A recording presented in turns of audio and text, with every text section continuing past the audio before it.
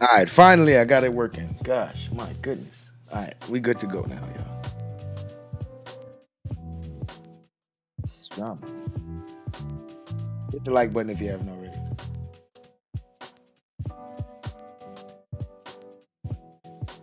So we good to go. We good to go.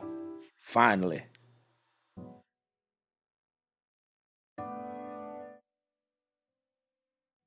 finally. Get started in a minute.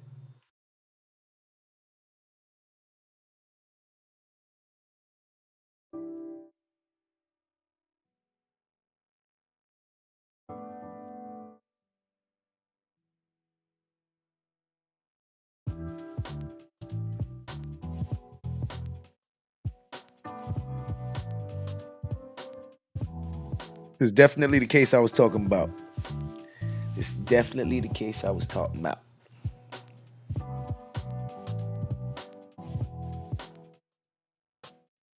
Yeah, Rabbit Bot in the chat so it can give everybody anything they need to know about the case.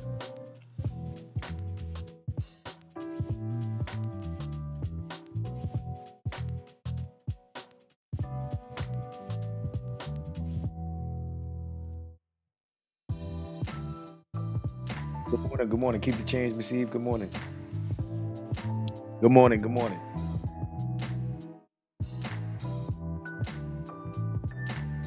She was trying to share the live this morning, but we good to go now.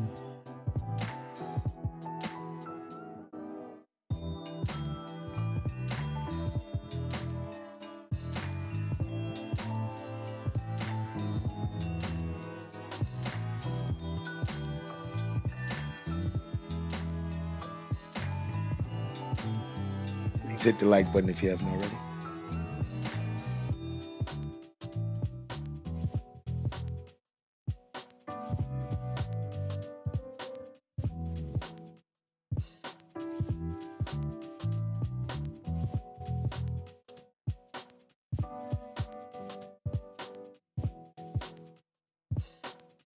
Shout out to the chat.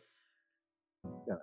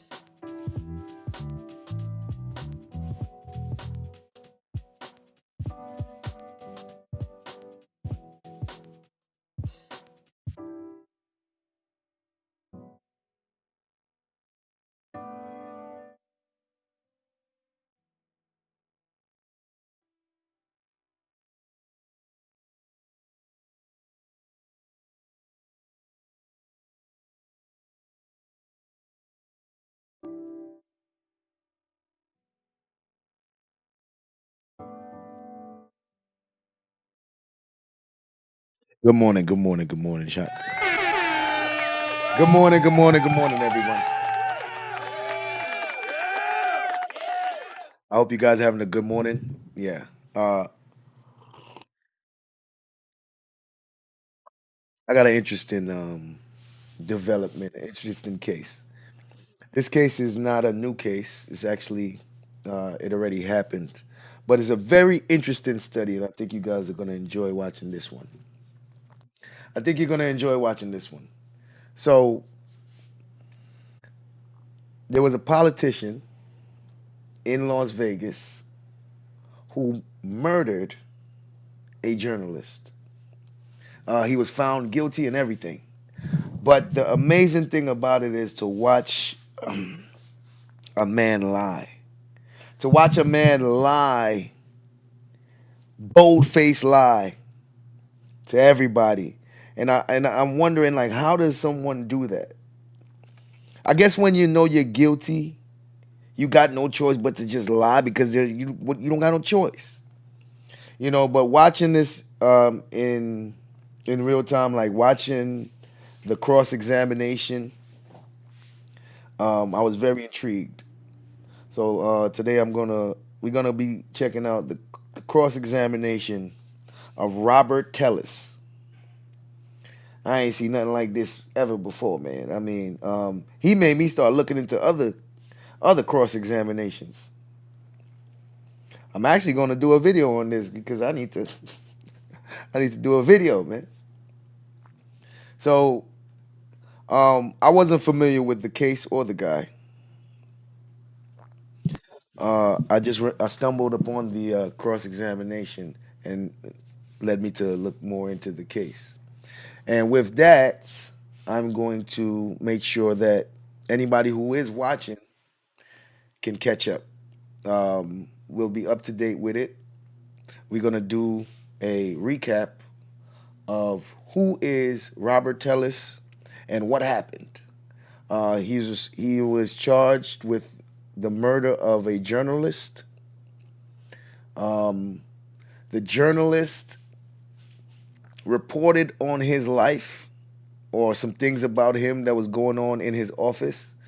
The journalist article was so damaging that it caused him to lose re-election.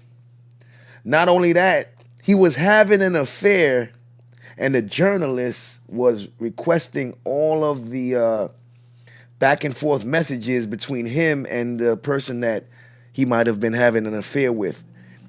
And once that order was made for the journalist to receive that information, he was killed. He murdered that man. Um, to this, he thinks he's smarter than everybody. He thinks he's the smartest man in the room. We're gonna watch today a narcissist in play, someone who feels they're smarter than everybody, someone who would look you right in your face and lie. You know, this type of behavior, I've seen it before, but not on this sophisticated level. I've seen petty criminals lie. So we're gonna get started. Let me get this. Let me get this ready. Okay. What we're gonna do is we're gonna start with what we need to start with, the beginning. Okay. We are going to start from the beginning. Shout out to the chat. Shout out to the chat. And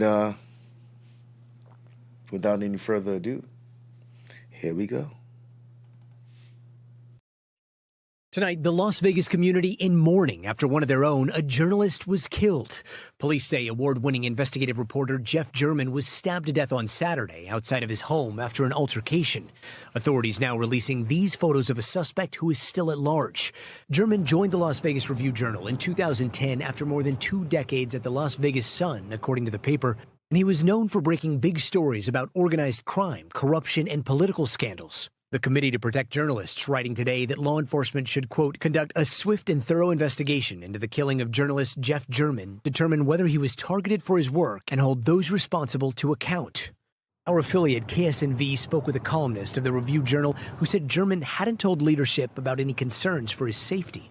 Jeff did not convey that he was in any danger as far as sources who might, or contacts who might want to do him harm. The photos of the suspect still leave much unanswered, showing someone wearing a bright orange jacket, large straw hat, and dark-colored pants carrying a blue duffel bag. In a press release, investigators say they think the suspect was possibly, quote, casing the area for other crimes before the deadly attack. Las Vegas police now asking residents to check their video cameras for any additional footage of the suspect on Friday. News of German's death sending shockwaves around the community. Nevada Governor Steve Sisolak tweeting in part, "This is a tragic loss for our community. Jeff German was tough but fair and a great mentor to young reporters." And Las Vegas's Mayor Carolyn Goodman writing in part, "This was a senseless act of violence." All right, Gotti Schwartz joins us now live from Los Angeles. Gotti, do we have any reason to believe at this point he was targeted for his work against the mob? Yeah, Tom, he was described as fearless in his reporting on corruption, on mob, on organized crime. So naturally, that's the first thought that a lot of people have when they learn about his killing. But at this point, police haven't said if it was related to any of his reporting. Tom?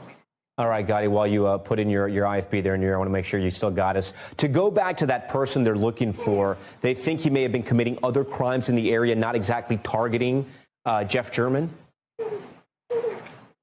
Yeah, that's right. At this point, Metro Police haven't released any specifics. But when they were asked, they did say that they have some leads, and that has led them to pursue a specific subject or a specific suspect. But at this point, they haven't released that person's identity or motive. And right now, that suspect is still on the loose. Thanks for watching our YouTube. Now, ladies and gentlemen, do you see the guy, the suspect? The suspect had like a beekeeper hat on with an orange vest. You couldn't see his face. Okay. And at this point, when the journalist died or got killed, they had no leads for real. So as the time went on, their investigation led them to Mr. Robert Tellis, a politician. And they did a search warrant. They executed a search warrant on his house. This before they arrested him. He's a person of interest, and they decided they're gonna execute a search warrant on his house. Shout out to Keep the Change in the building. Miss Eve, good morning. Highly favored. Mrs. Baker, Eva May. Shout out to y'all. Good morning. So at this point, we're gonna see, as the events unfold, the journalist dies. They have no clue who it is, and then leads start leading them to search Mr. Robert Tellis's residence, and he does a little interview. I believe it's an interview. Shout out to the chat. Shout out to the chat.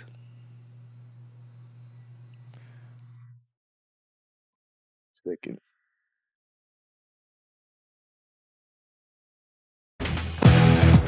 Breaking news right now. We continue to follow new developments in the murder case of Review-Journal investigative reporter Jeff German. Right now, Metro Police are searching the home of Clark County Public Administrator Rob Tellis in connection to that crime. 8 News Now's Vanessa Murphy live at the search at Charleston and Wallapai. Vanessa, still a very active scene there. That's right, Heather. And we just saw Clark County Sheriff Joe Lombardo leave the scene after speaking with investigators by the home that is being searched. I'll step out of the way so you can see this is an active investigation, as you mentioned. Sources tell me Robert Tellis is with investigators right now as they work to figure out if he's connected to the murder of longtime investigative journalist Jeff German. Here at the home of Tellis, again, an active scene. And a couple of things to note here. Jeff German had done several stories in the Review Journal on Public Administrator Robert Tellis and the problems within his office. Tellis then lost the Democratic primary. Yesterday, we showed you video of a vehicle police were looking for, the suspect vehicle, this GMC Yukon. Our photojournalist shot video of that vehicle, or a vehicle just like that one, here earlier at the home of Tellis. Metro Police also released video of the suspect, and you can see this person appears to be in disguise, wide brim hat and construction type clothing. Metro Police say the suspect had been casing the area prior to the crime. Gehrman was found stabbed to death outside his Northwest Valley home Saturday morning. Police say he was killed Friday morning. Now back here live, police tell me they will be here for at least another few hours. A lot of moving parts here. Again, Robert Tellis currently with investigators as they work to figure out if he is connected to this journalist's murder. And we just saw Clark County Sheriff Joe Lombardo here at the scene. Reporting live, Vanessa Murphy, 8 News Now. Yep. So at this point, they're investigating him. He hasn't been arrested yet, but he's a suspect, okay? And then finally, after the investigation has reached a certain point, the police decide that they have their man. They have their man, okay? Egon Breezeblock. All right, good morning, everyone. I'm obviously Sheriff Joseph Lombardo. I'm here to brief you on the latest details in the homicide of Review journalist, investigative reporter Jeff Gehrman. First and foremost, I want to offer my condolences to the Jeff's family, friends, and co-workers at the Review Journal. This has been an unusual case from the beginning.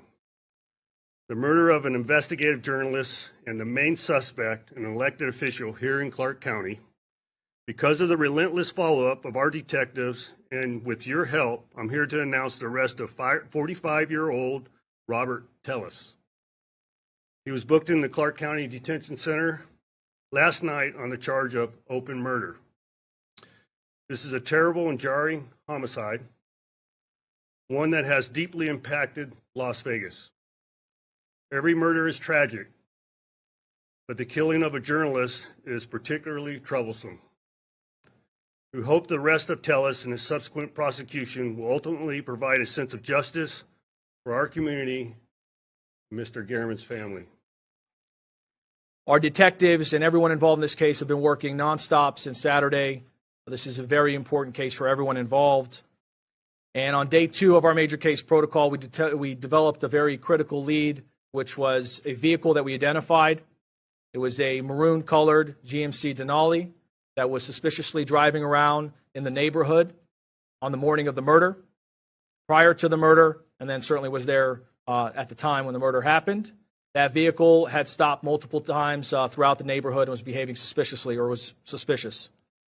The second key piece on day 2 was we determined that the suspect wearing the orange shirt had fled in that vehicle, which connected the vehicle to the suspect. Detectives continue to work very aggressively. As the sheriff pointed out, we've built a culture around here where we expect relentless follow-up on every case we're involved in. So they were relentless in their efforts. We worked as quickly as possible. And shortly after, we developed information that indicated Tellis was driving the GMC Denali the morning of the murder. We also, through the search warrant effort, we recovered a pair of shoes, as you'll see here on my screen here to the left, that matched the suspect's description. Also, as you can see, there's apparent blood on the shoes, and the shoes were cut, likely in a manner to try to destroy evidence. In addition to the shoes, we recovered a straw hat that was also cut in a manner that was likely to destroy the evidence. And that straw hat, as you can see, matches the one in the photo. Just something to point out, that black brim is actually the interior part of the hat, a sweatband, not the exterior part. But we analyzed the hat, analyzed the shoes, and then ultimately, one of the most important aspects of this investigation was waiting on the DNA results, and we received positive DNA results that showed Robert Tellis' DNA at the crime scene. At that time, we immediately initiated our arrest operation and planning. The goal was to take Tellis into custody as safely as possible. And thanks to the men and women of the Las Vegas Metropolitan Police Department and the leadership here, we were able to successfully execute that operation yesterday, and Tellis was taken into custody safely and arrested, as the sheriff talked about. Crazy work. Thanks for watching. Crazy work. I mean, talk about caught red-handed. They got the shoes. He done cut up the shoes in a million pieces. He done cut up the hat. I mean, talk about caught. All right, he's caught. All right, they found he got the same exact vehicle. He was driving the vehicle that day. They seen him. My man so caught that his lie is, yeah, they framed me. Yeah, that was in my house. Yeah, I didn't put it there. I don't know how it got there. I don't know who cut that shoe, those sneakers up. I don't know who cut up that hat. I don't know. The very guy who ruined my life is dead, and and everything looks like I did it. And I think I'm being framed. And man, ladies and gentlemen, you heard what the police got. I've come to the realization after watching these trials that when you're completely guilty, when all evidence is against you, take the stand, okay? Because the best bet you got is trying to convince the jury, because the evidence says that you are guilty, man. The evidence is going to show. So that's interesting. Shout out to the chat. So they made it clear. They laid their case out. They laid their case out. So it officially became official. He's arrested. Clark County official has been arrested in the murder of Review-Journal reporter Jeff Gehrman's death. Rob Tellis is expected to make his first court appearance this afternoon. It comes one day after police raided his home, left, then returned with the SWAT team. We watched live during our evening newscast as investigators returned, and then during the day, they towed away a maroon SUV that was parked in Tellis' driveway, a vehicle that matches the description of an SUV that detectives believe Gehrman's killer got away in. Then around 7 p.m. last night, Tellis was taken into custody, reportedly on a stretcher. Mercy. Obviously, still a lot of questions surrounding this case. We do expect more answers today. Metro Sheriff Joe Lombardo is holding a news conference at 10 o'clock this morning where he will provide an update on the case that is now making international headlines. We will, of course, air that news conference live right here on Fox 5 and our digital channels. Then at 1:30 this afternoon, Tellis is scheduled to face a judge for his first court appearance. So stay with us all day long for what is set to be another busy day surrounding this high-profile case. So what we saw was a little bit in reverse. The news that came out first, and then they had the press conference. Okay, now as we know, he had to go to court. He had to go to court, and after being locked up for a little while, what was happening is, because he's a politician, the show must go on. So the job still had to be done.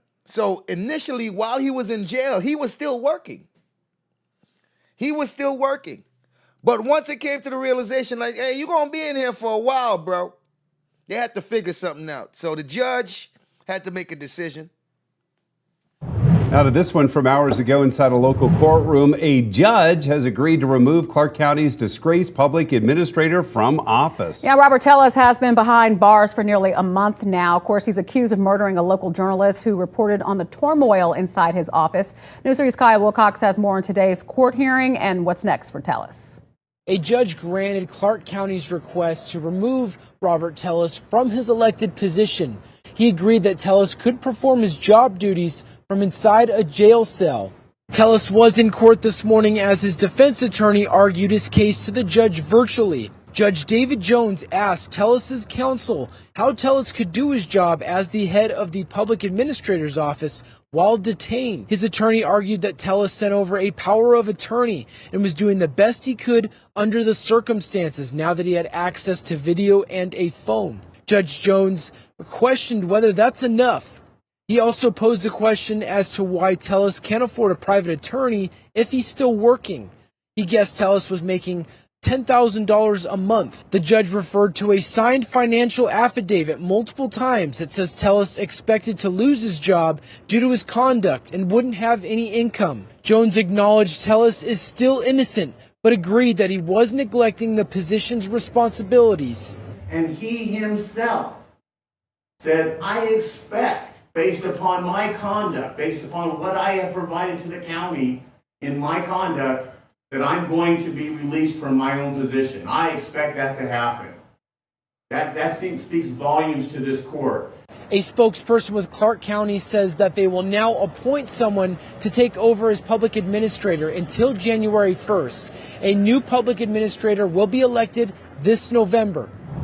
We're in the red. That's how one local cannabis dispensary described the impact of Now, so just, to answer you, Egon, why he cut up the hat and keep it? Well, he couldn't get rid of the evidence fast enough.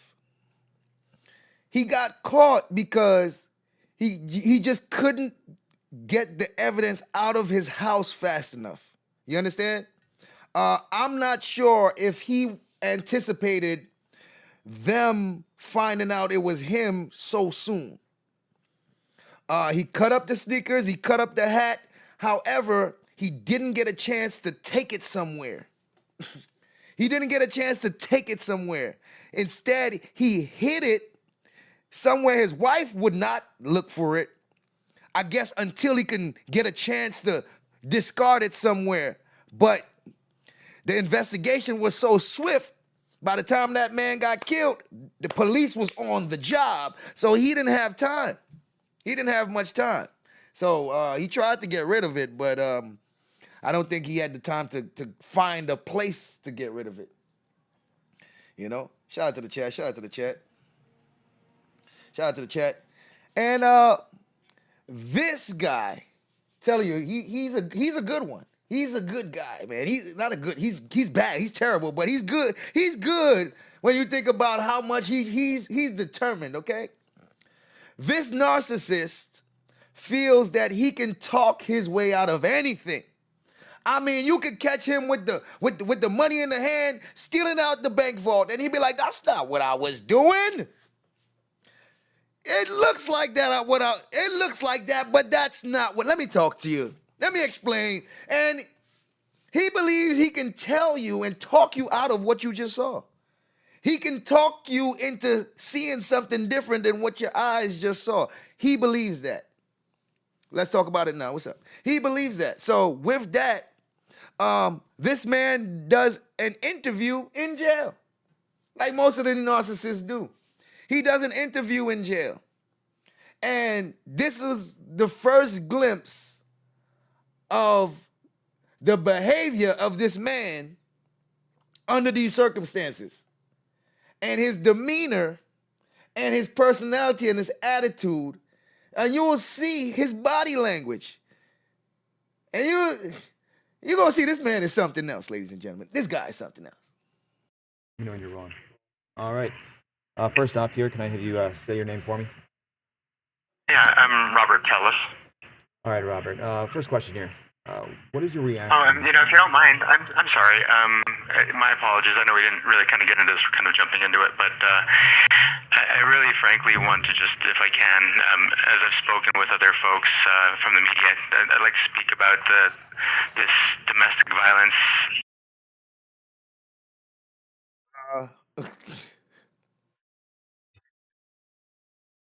Domestic, hold on, I'm trying to figure out, this might be the wrong interview.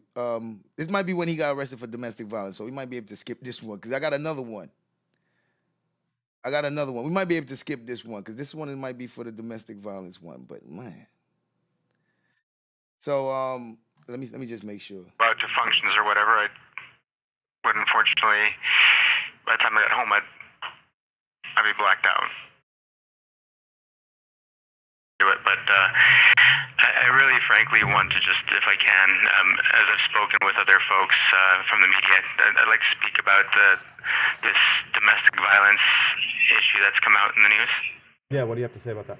Oh, okay. So this is while he's locked up for the murder, and he wants to speak about the domestic violence charges that they must have brought up while he was arrested. You know, in the news, they bring out, you know, the media do you dirty.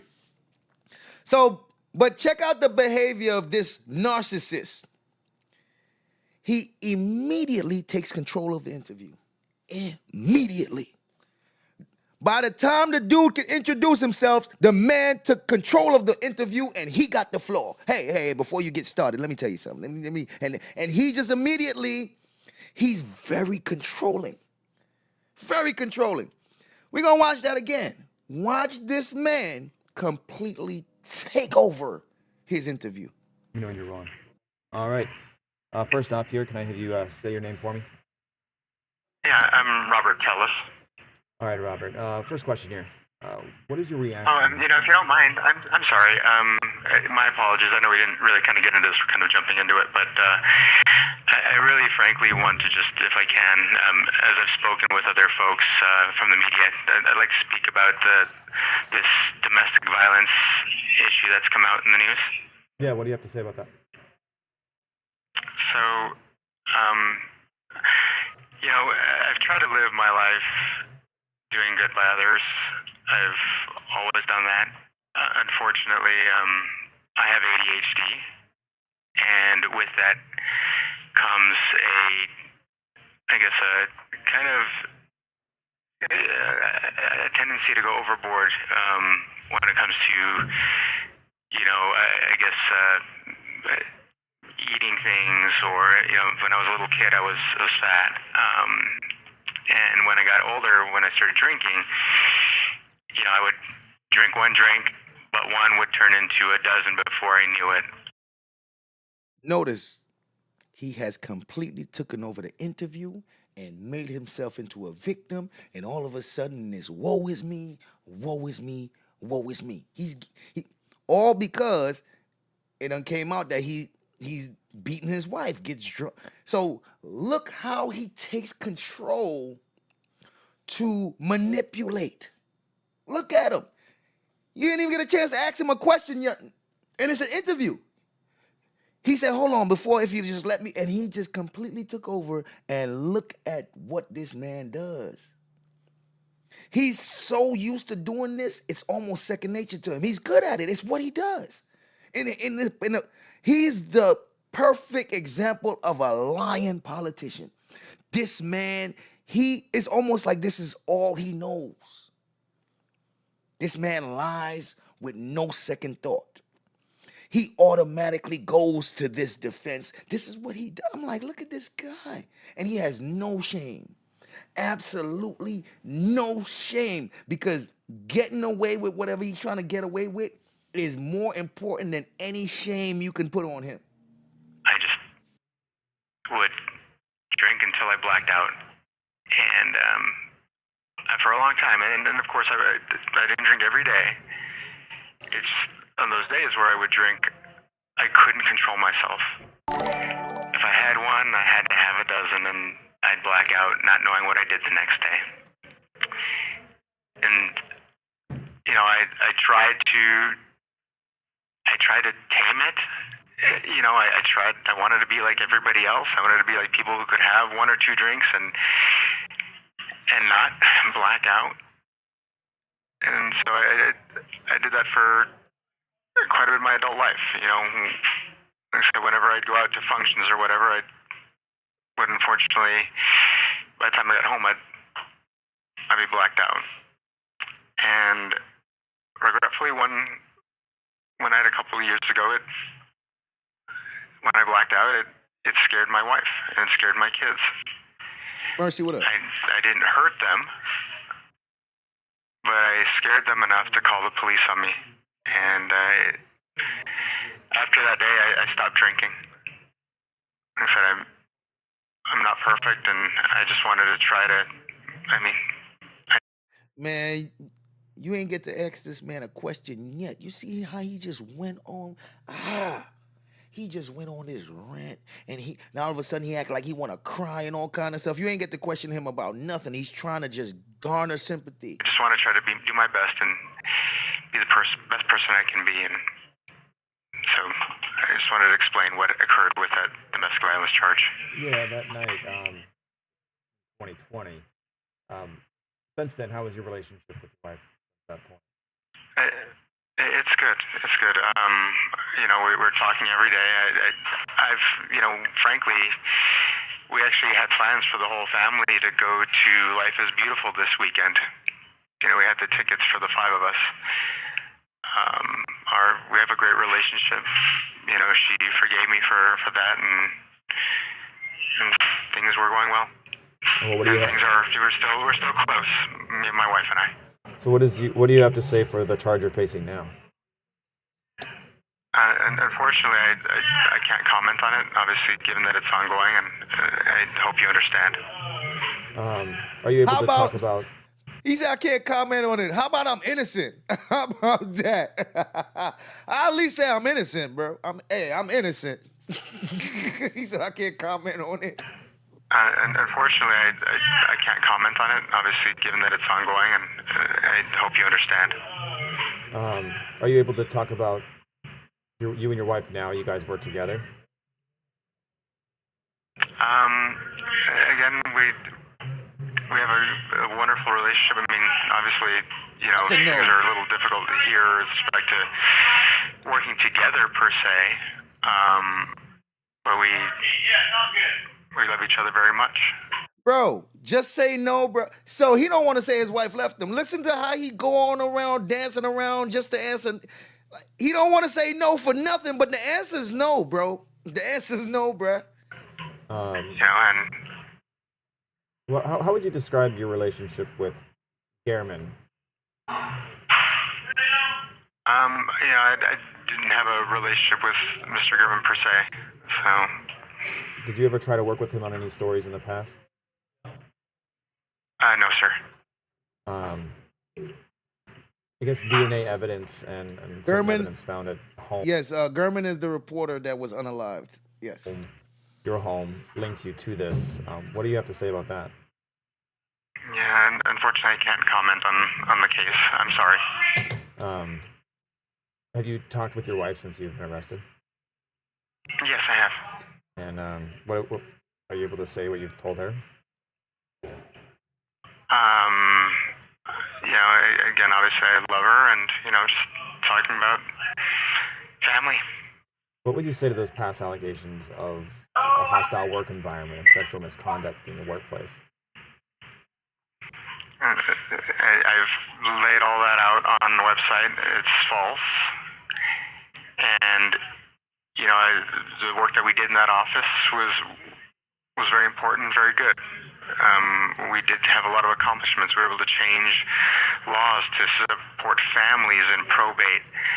The office was running very, very well, and unfortunately, there were some folks who just weren't happy with the changes because it affected their pocketbooks, and it's unfortunate the way that things went down. Did you murder Jeff Gehrman? Damn. Again, sir, I cannot comment on the case. How the hell? What in the world? I ain't never heard no stuff like that, boy. That man said he can't comment when they ask him if he killed the man. It's going to always be no. That man said, well, again, I can't comment on whether or not I killed him. As you can see, I'm behind bars right now. I don't think I should say whether or not I killed him, We're on an interview, What the hell? Bro, if you pled not guilty, then every time they ask you that, it should be no. That man said, I can't speak on that, right? What? It's almost like he got annoyed for a second. Like, why would you ask me if I killed that? It's unfortunate the way that things went down. Did you murder Jeff Gehrman? Look at his face. Again, sir, I cannot comment on the case in It's like he had to think about that. any respect whatsoever, sir. What was your role at the county? What was your day-to-day job? I was a probate administrator for probates where families are not stepping in, either because they haven't been found or because they'd like for us to handle those cases for them. Are you aware that Rita Reed did an interview with ABC? I've heard, but again, I wouldn't have any comment on it. So no reaction to Rita Reid talking to ABC about this whole situation? No. Is there anything you want people to know about you? It's just really, again, that I am someone who is human. I've all my life tried to do great work for people. I used to volunteer, donate, and just generally try to help anybody who needed my help. And so that's who I am. If anyone wants to believe otherwise, that's their choice, but I'm just somebody who's trying to do his best to be a good person. What is your reaction to this whole thing? I mean, you being arrested, these allegations you're now facing. What is your reaction to this and Gehrman's murder, and just in general? Again, I really can't comment on it. I'm sorry. Can you talk about if you plan to plead guilty or not guilty? No, I'm sorry. Damn, he ain't even put in a plea yet? I thought he done plead not guilty, so he ain't even put in a plea yet. He's still thinking about it. He's like, man, I don't know what to plead. Hey, they want to know if I'm guilty or not? Your Honor, give me some time to think about this, man. Mr. Tellers, what do you plead? Your Honor, can I get a few more minutes to think about it? Your Honor, if I could get some more time, maybe a couple more days, maybe about a week. Can I get about a week to decide whether or not I'm guilty or not, Your Honor? What is happening? And why they zoom in on his mouth like that? What kind of weird stuff they doing, bro? And I really can't comment on it. I'm sorry. Can you talk about if you plan to plead guilty or not guilty? No, I'm sorry. Do you have any message today for your family? They know that I love them very much, and my friends as well. That's pretty much what the message is. That I do love them so very much. What was your initial reaction to hearing about Jeff Gehrman being murdered? Again, I unfortunately can't comment on it. You can't mention anything about Gehrman whatsoever? Right. Have you worked with him at all in the past? And on any stories in general?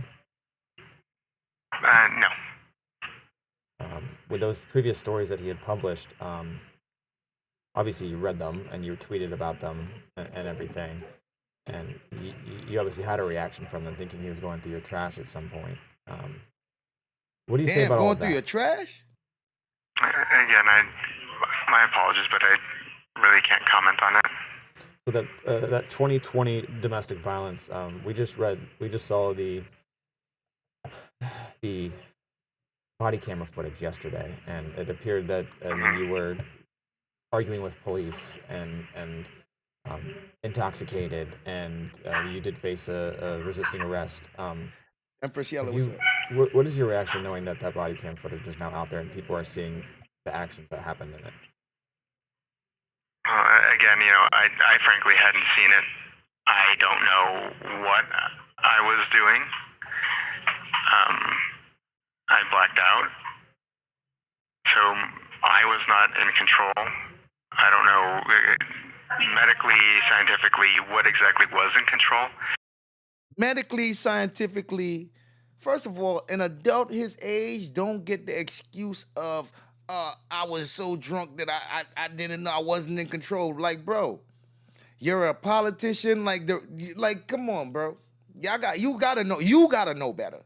So this man is like a child that just gets to blame everything else for why he did what he did, why he made poor judgment, poor decision making that led to where he at. He's blaming everything else. The alcohol that he chose to drink. Yeah, that's why this happens. How about you chose to drink?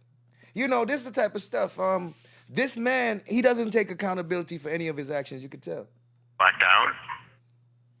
So I was not in control. I don't know medically, scientifically, what exactly was in control, but I was not conscious. Wow. And I think people who have drinking problems understand what I'm talking about. I don't know that someone like yourself has ever experienced it, but frankly, honestly, the first that I've heard about my actions with the police was here today with an earlier news station. Wow. So I had no idea the extent of what had happened, and again, that is obviously one of the reasons that I quit drinking. Yeah, talk about that. You said you quit drinking. Have you not drank since then, or do you drink a little bit, or what's that? What's your relationship like with alcohol now? I don't have one. My wife and I had a flute of champagne for our anniversary, but I don't drink anymore. Again, the costs were just, and the risks were too high. Do you know what happens with your position now at the county? I do not. Have you been in talks with the county at all about what's next? I have not. So at the county, is someone else overseeing your job, or do you know anything about that, or has that kind of been pushed to the side? The work is ongoing. Absolutely. Are you able to do any of the work from there, or is it all no longer working on it?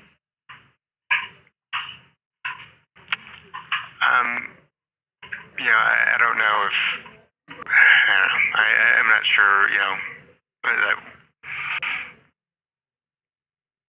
That anyone's interested in any of that. Frankly, I'm sorry. I just, for the record, I mean, so you basically don't want to comment at all on the charge you're facing now and why you're in jail.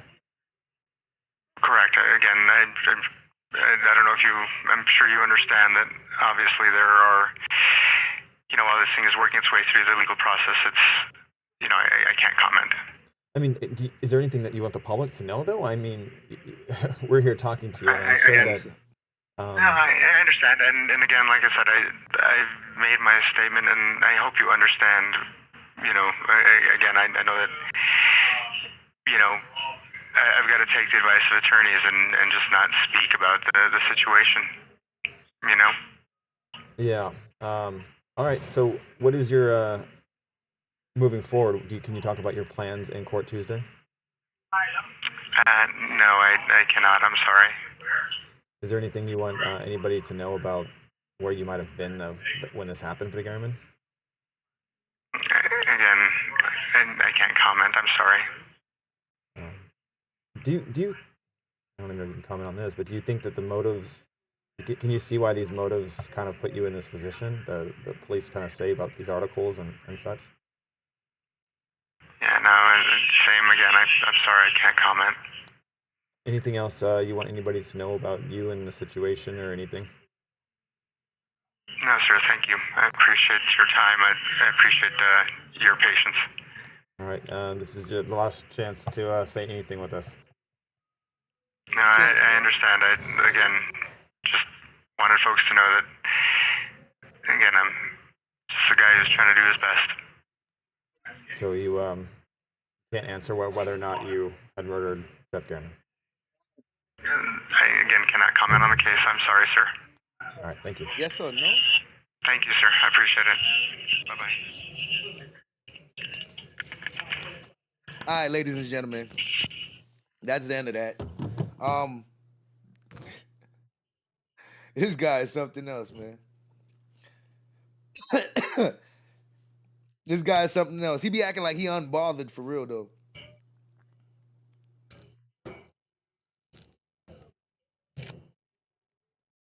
Man be acting unbothered. Now, we could go straight into the cross-examination. I mean, to the trial.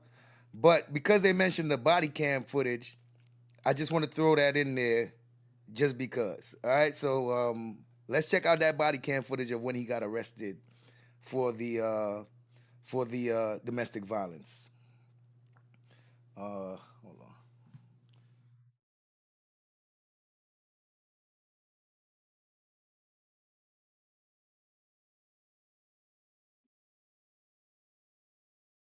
When he got arrested for the I believe the domestic violence. I believe that's what this is.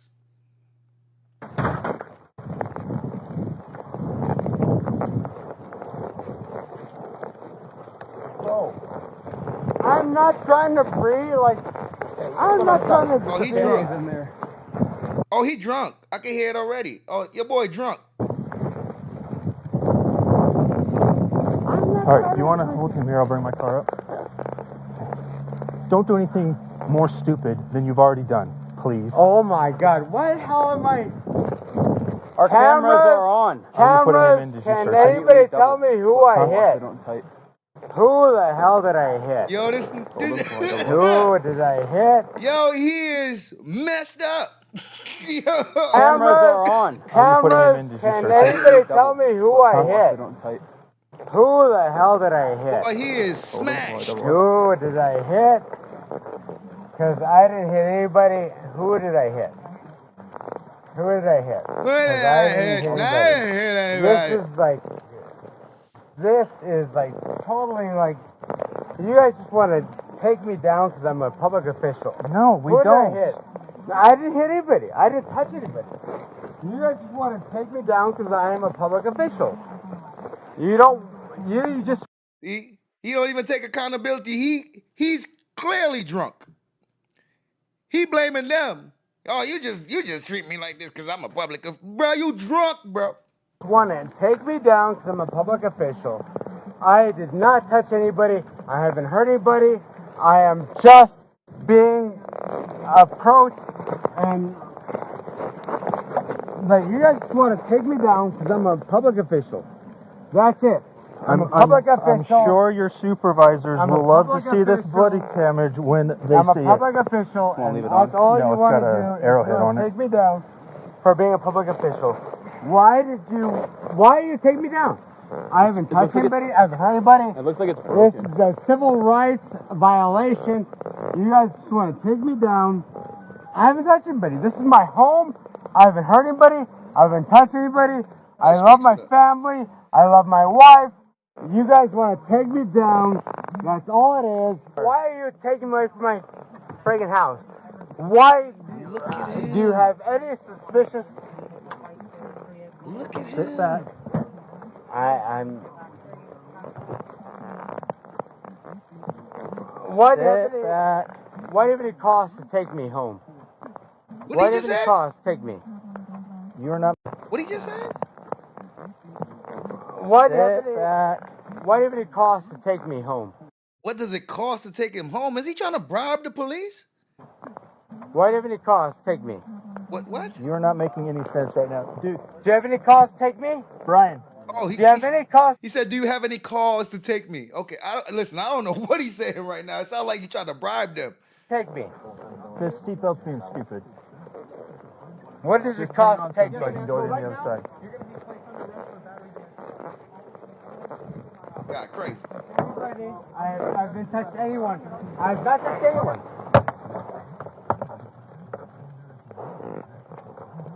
I've not touched anyone.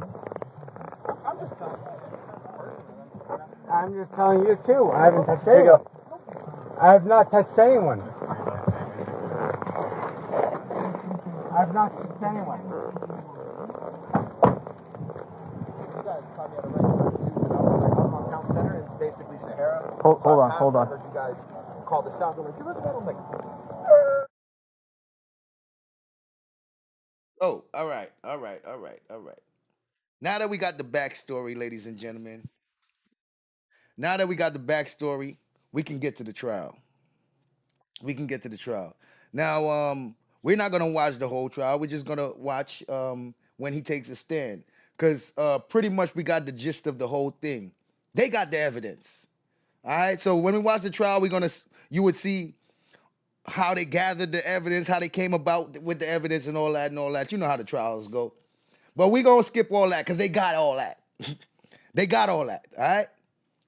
So right now we skipping to him taking the stand after all the witnesses and everybody done came up and all the evidence and everything. And we're going to watch this man take the stand. Now, I have to say, before we do that, I want to show him on the stand in his own defense. Now, ladies and gentlemen, I've never seen this before, but this man has lawyers representing him. And when it was time for him to take the stand, they allowed him to narrate his defense. I said, what? Therefore, his lawyer asked him no questions. That man sat on the stand and just ran his mouth. And he was able to introduce his own evidence and say, hey, can you show exhibit such and such? And I said, wow, they let him do that and he got lawyers? So this is the first time I've seen something like that. So we're gonna play a few minutes of that first before we get into the cross-examination. I just want to let you guys see how he was able to take the stand and narrate his defense. And of course, he ain't even talk about the case. That man spoke about his life and himself and his accomplishments. And I was like, what the hell is this? Never seen nothing like this before, but I now understand that they're allowed to do stuff like this. Okay? So that's what we're going to see first. We're also going to see the closing arguments. We're also going to see the verdict, and we're going to see the sentencing. Okay? So we're going to be here for a little while, but not forever. Just want to make sure that we get this in its entirety. Okay? Shout out to the chat. Shout out to the chat. Shout out to the chat.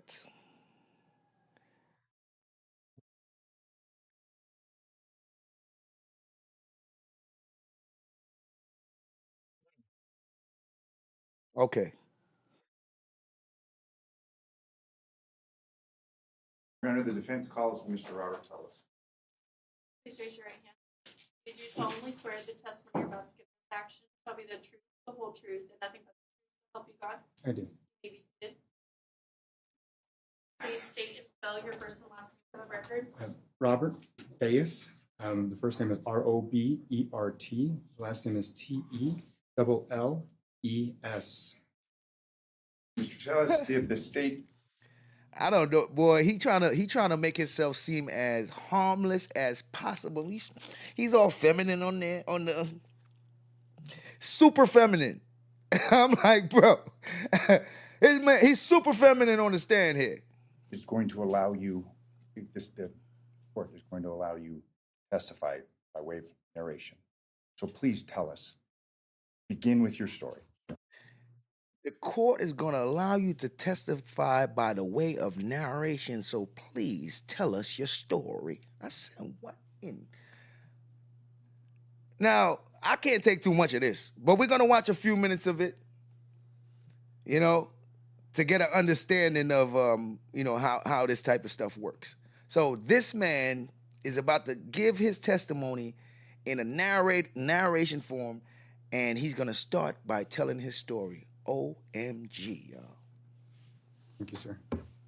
So, first of all, and excuse me, I'm obviously a little nervous. This is it's a day I've been waiting for nearly 2 years. This thing's been kind of a nightmare, frankly. Again, I want to thank you for being here. And right now, I want to say unequivocally, I'm innocent. I didn't kill Mr. Gurman. And I've got a lot to share with you all. There's been a lot of testimony, and my concern is making sure that you hear what I think about all these things, and you know what would the concerns that I have with some of these things that have been brought up. So during my testimony, I'm going to be sharing opinions. I know that folks like Zach Schilling and Mr. Mogg shared their opinions with you. And these opinions were, almost, I guess you could say, argumentative in a sense, right? Basically, Zach Schilling said, well, I'm an expert on shoes, and, I think that those shoes that the killer was wearing are the same ones that I've seen Shay is wearing all the time, right? So he's arguing that he's an expert and you should believe him. And I think the same goes for Mr. Mogg, right? So I think that when I share an opinion with you, someone might say it's argumentative. And when I say something, I guess I specifically mean the state.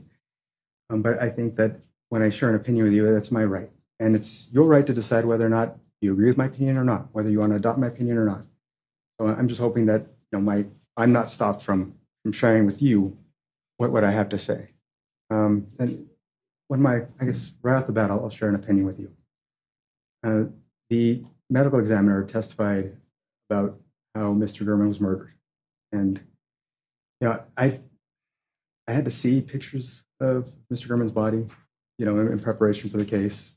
And obviously it's ugly. But when the medical examiner testified, that's the first time I'd learned how Mr. Gurman was murdered. Now, I think it's the way that he was murdered speaks to, I think, something or someone who knows what they're doing.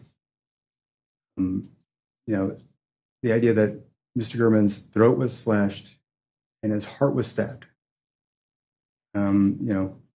I think that's, I don't know if anybody could just do that. Listen to this narcissist. He feels so confident in his crime that he's saying that only somebody with skills could have did something like that. Look how much he's boosting up himself. Only someone. Yeah, seems like somebody with skills had to do that. So basically, knowing that it's him, he's saying, yeah, it's only somebody who real good. It's like boosting his own ego. Right, without some kind of training, without some kind of expertise. So, and I'm personally not combat trained. I've, none of that. So it seems to me that when I heard that, I thought, my God. So that's, I guess, one example of the type of opinion I'll be sharing with you. And I want to also provide relevant facts, the truth, and things that I think are going to tend to disprove a lot of what has been said. And also when it comes to some of the witnesses, some of the documents that I'm going to try to get in are going to kind of go to, whether or not they're being truthful. So again, I'm hoping that I'll be able to get those documents into. I guess we'll see how that goes as well. First, I want to kind of go into my background a little bit.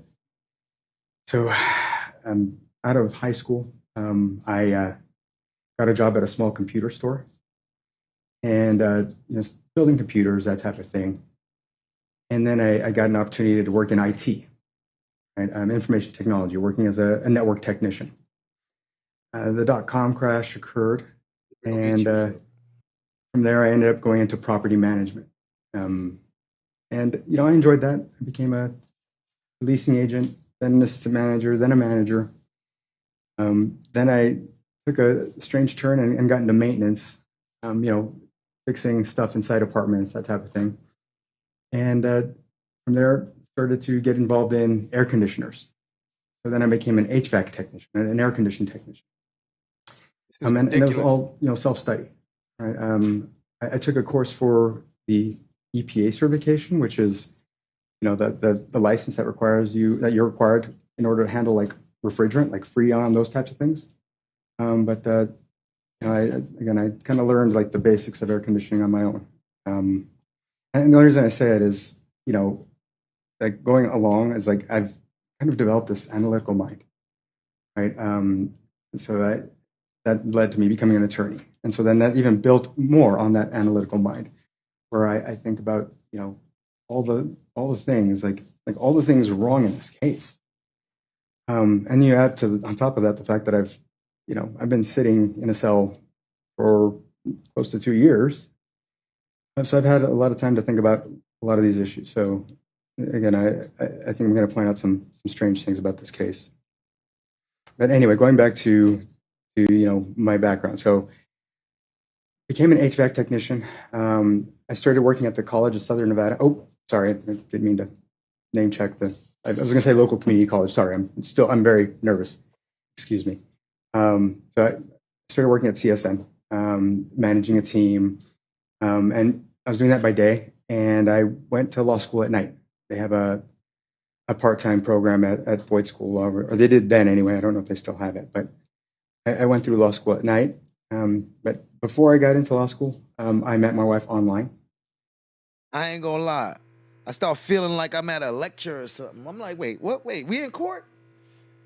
I start forgetting where I'm at. Feel like I'm in school or something. Like we in the auditorium and we got a guest speaker or something. Like, what's happening? We started dating. I got into law school. We got married. We had our daughter together. So by this point, I had a stepson, I had my daughter from a previous marriage, and then my wife and I had our daughter together. When I got out of law school, I opened my own probate firm, or my own law firm, and I focused on probate law. Now, you heard this term earlier from Detective Jappy, probate, and also, of course, a couple of other witnesses. And, I do have a correction for, I guess, the way that Detective Jappy characterized probate law, but I'll get into that as we discuss further Compass Realty. So I want to go from here, from my probate work, into how I became the public administrator. I was, again, a probate attorney, working cases for families, and John Cahill, the public administrator at the time, he saw me in court, and saw that I was, kind of a new face, and so he started giving me a couple of cases here and there. He worked with various attorneys throughout town. So I started doing some work for him, and I can't remember exactly how long I've been working for him. At least a few months, maybe 6 months. But I was part of this volunteer group. And we had these weekly meetings where we would bring people in to speak, right? And the group was very interested in learning about things happening in Vegas. Right? So I thought, well, gosh, getting the Clark County Public Administrator in to speak would be really great, because nobody knows what this guy does. When you hear the title Clark County Public Administrator, a lot of people think that we're talking about the guy who runs the whole county or something, right? I mean, that's oftentimes when I was in the office, I had these emails from people telling me to fix this on that side of town, or this, that, whatever issue, right? So it's the public administrator, is the probate administrator for the county. And again, it's basically the office that safeguards property until family can step in. Because, again, when the coroner got there, the coroner couldn't find the family. So it's our job to do the safeguarding. And if for some reason the family can't or does not want to do the administration, our office takes over and does that administration. So, I got in there, hit the ground running. We're working. I find out at a certain point, as I'm going to court, that there's a situation with some of these private administrators. Now, a private administrator is, when we talk about them, is anybody who is handling administrations, or really, I'd say private corporate administrators, because any family member could be a private administrator. Right? The probate commissioner, who is basically an appointee of the probate judges, he had these concerns with some of these folks. And I was in a hearing one day where he asked me to take a look at a case. And, the attorney for one of these guys, or one of these firms, was there, and, we were talking. And, he told me that, that his client had been doing these things for so much time, and that the prior public administrator didn't have a concern with it. And I asked him, well, where are the, this is the first I'm hearing about this. He said, well, we've been mailing your office notices every time that we come to court. And so, just FYI, the fact that these folks were required to send me notices was ordered by the probate commissioner, because he was very troubled by what he saw going on with this firm. And so I told him, no, I've been at this for maybe 7-8 months, and this is the first time hearing of it. He said, oh, no, I promise we're sending you every notice. So I get to the office, and I find out that, at the direction of the prior public administrator, the office had been throwing away all of those documents, and they just basically continued on with that process of just throwing the documents away. And I told my staff, we're not doing that anymore. I need to look at these. I need to see why the probate commissioner was so concerned. So I did an analysis, and I found that there were some troubling concerns. I created a spreadsheet, and I guess at this point I want to see if I could share X2. This part got me. I said, he get to put up exhibits and all that? I said, the lawyer don't step in and say, I want to show. He said, at this point, I want to put up exhibit X2. Like, wait. I ain't never seen nothing like this. But they do this type of stuff.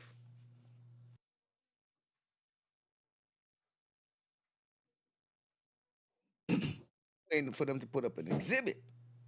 Or if you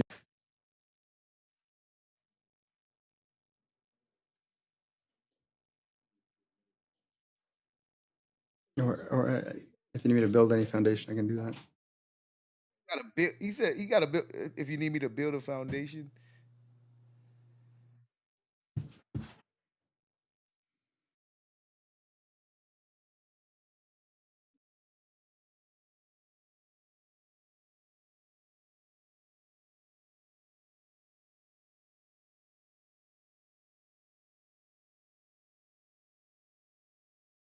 Or,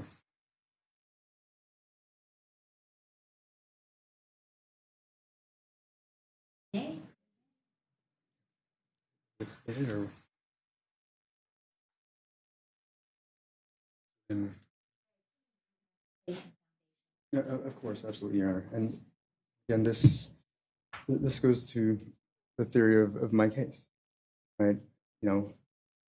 Somebody framed me for this, and I believe that it's compass realty, and I believe that it's for the work that I've done against them.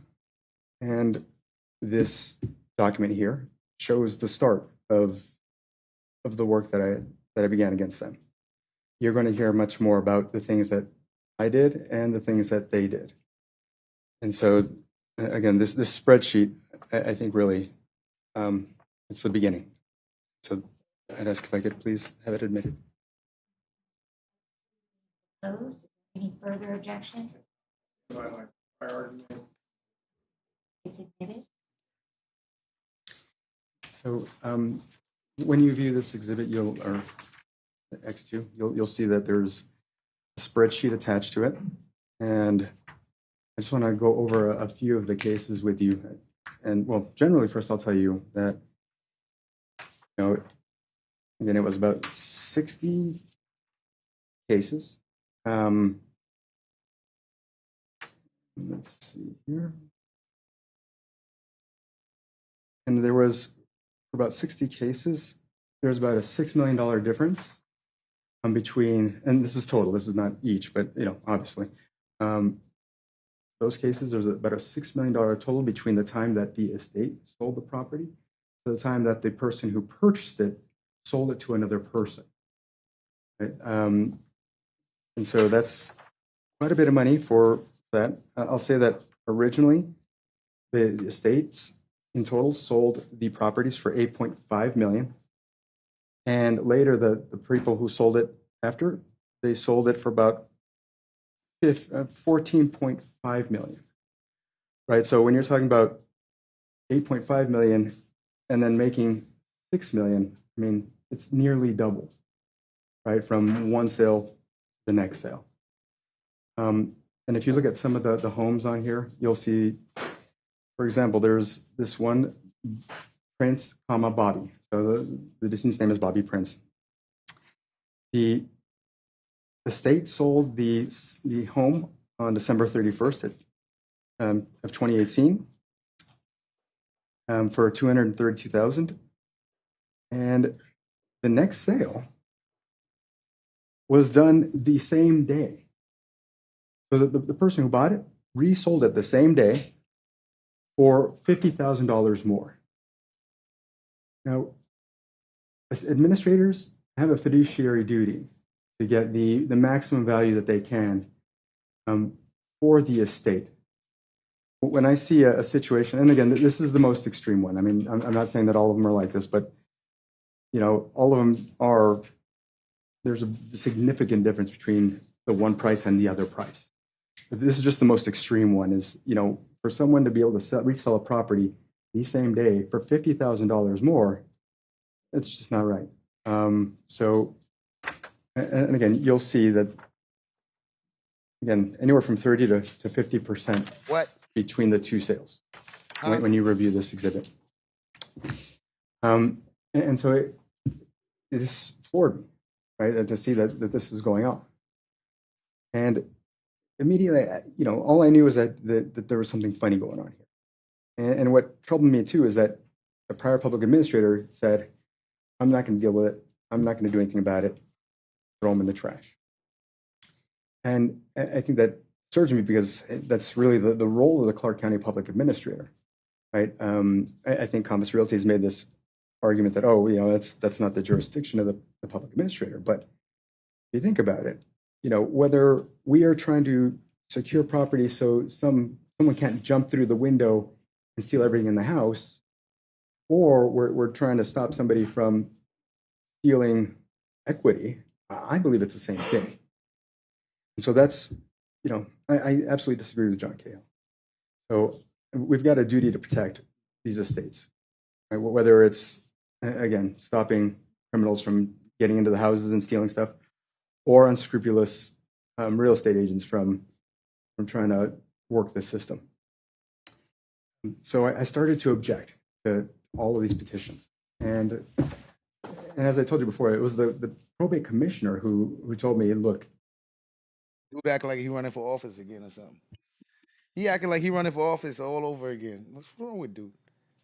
and he just started looking at this. Doesn't seem right.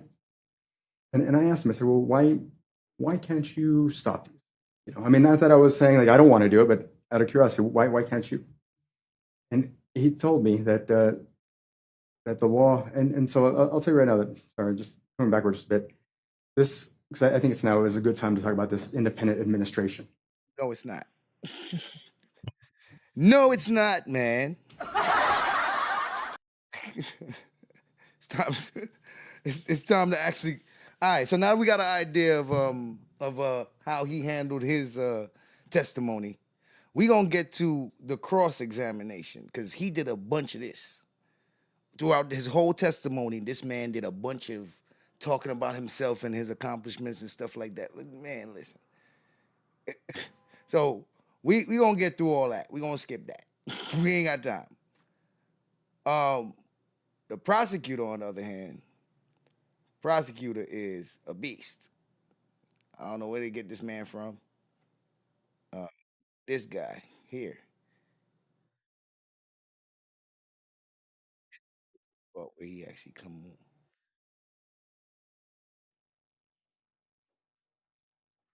on.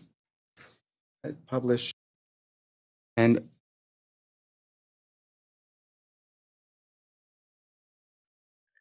here we go. Here we go.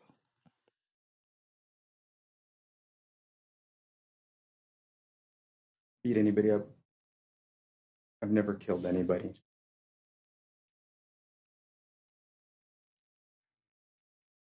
I didn't kill Mr. Gurman. That's my testimony. That's his testimony, ladies and gentlemen. That's his testimony. All right, now this prosecutor, I don't know where they got him from, but man, he's cool. He's cool. So let's check this out. All right, cross-examination. They heard all that nonsense for 2 days, and now it's time for cross. All right, where questions actually get to be asked, and he don't just get to run his mouth for hours and hours. Thank you. Good afternoon, sir. And it's Mr. Tejas, is that correct? Yes, sir. Okay. I want to start first with see if we can agree on a couple of things. Okay. I was listening to your testimony. I'm going to publish States 311. I heard you correctly. Many times during your direct or during your direct, you stated that this is the killer of Mr. Correct? I didn't necessarily, but I'm sure it is. I mean, if I heard you correctly, you kept saying, looking at the killer, this guy. I know you're not saying that's me, but you don't doubt that whoever that is killed Mr. Gehrman. That would be fair, right? Yes. Okay.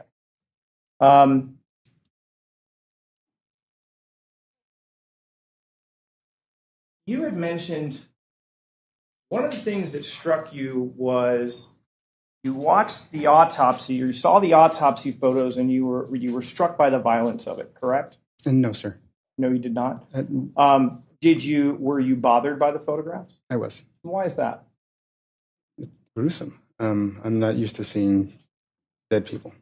Okay. I think you said it was ugly. Is that correct? I may have. Right.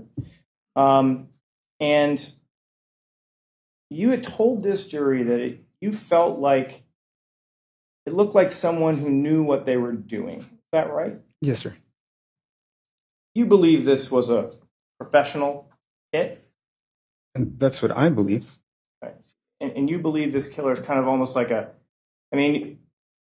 someone hired to do this job, like an assassin, essentially, right? That is what I believe, yes, sir. All right. Now I want to take a look at this picture for a second.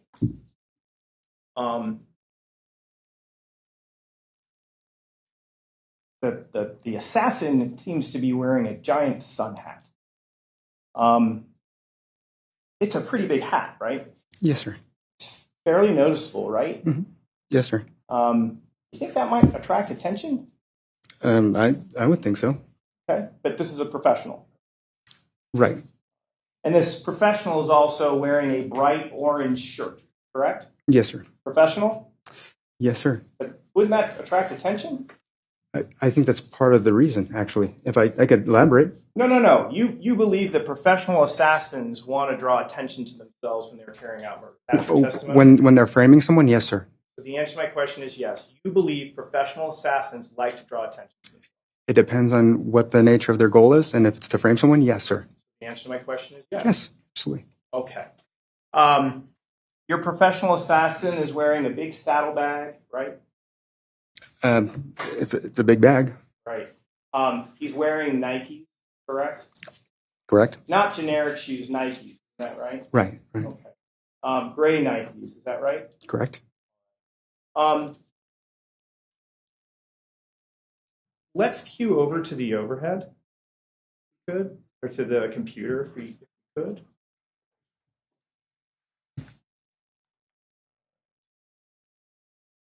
Playing the PIO video from Exhibit 338.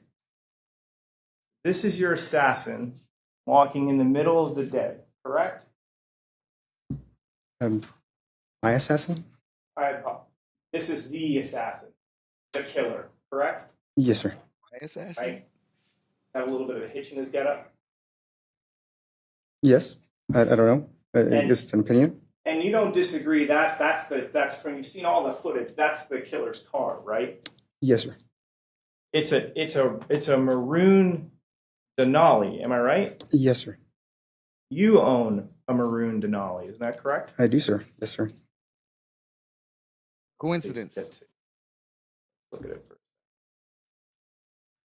There's no doubt that the killer took a maroon Yukon Denali to Gehrman's house to perform, as you have explained to us, to be some sort of professional. Right? Yes, sir. Okay. So I'd like to publish the PowerPoint. Good.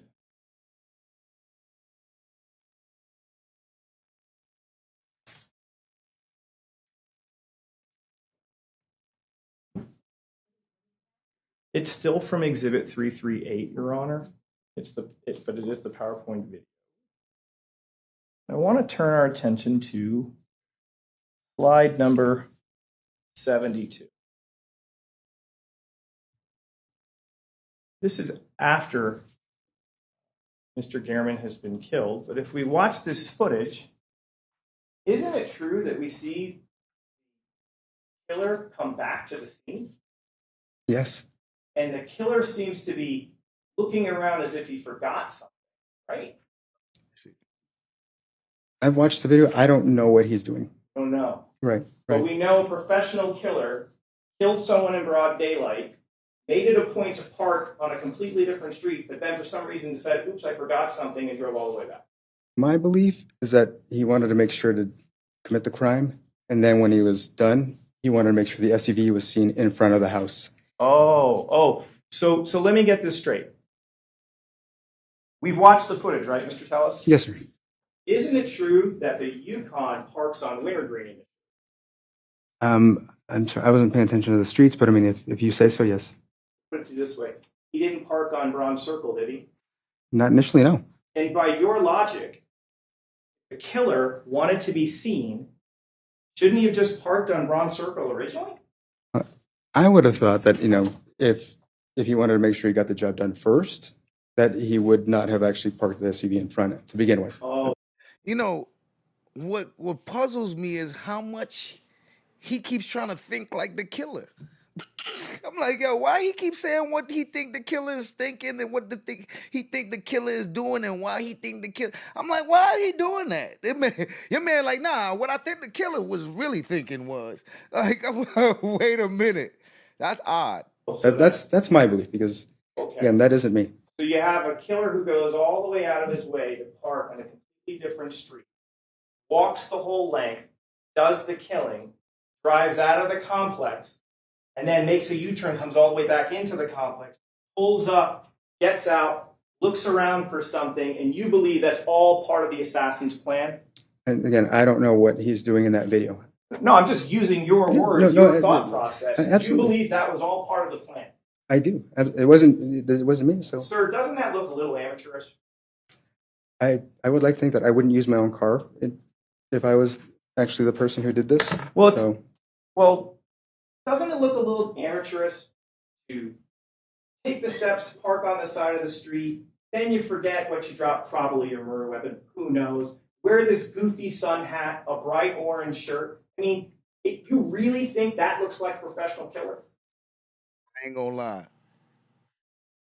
That prosecutor is vicious. Cause he think he's so good at the crime. And the prosecutor like, you see this amateur right here? Like, you think this is a professional? And he over here like, it's almost like he disrespecting his work. Like, you think this was good? Like, you forget what you dropped, probably your murder weapon, who knows, wear this goofy sun hat, a bright orange shirt. I mean, you really think that looks like a professional killer? I do. Again, It wasn't me, so yes. All right, sir. And when you looked at the car, you thought, gosh, that looks just like my vehicle, right? Except for the rims, yes, sir. Sure, we'll get to the rims in a second. In fact, let's talk about that right now. Yes, sir.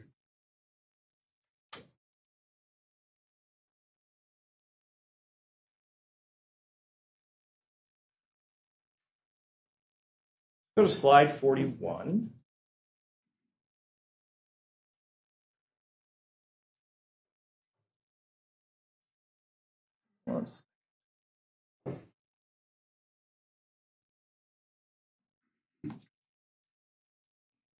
Slide 4.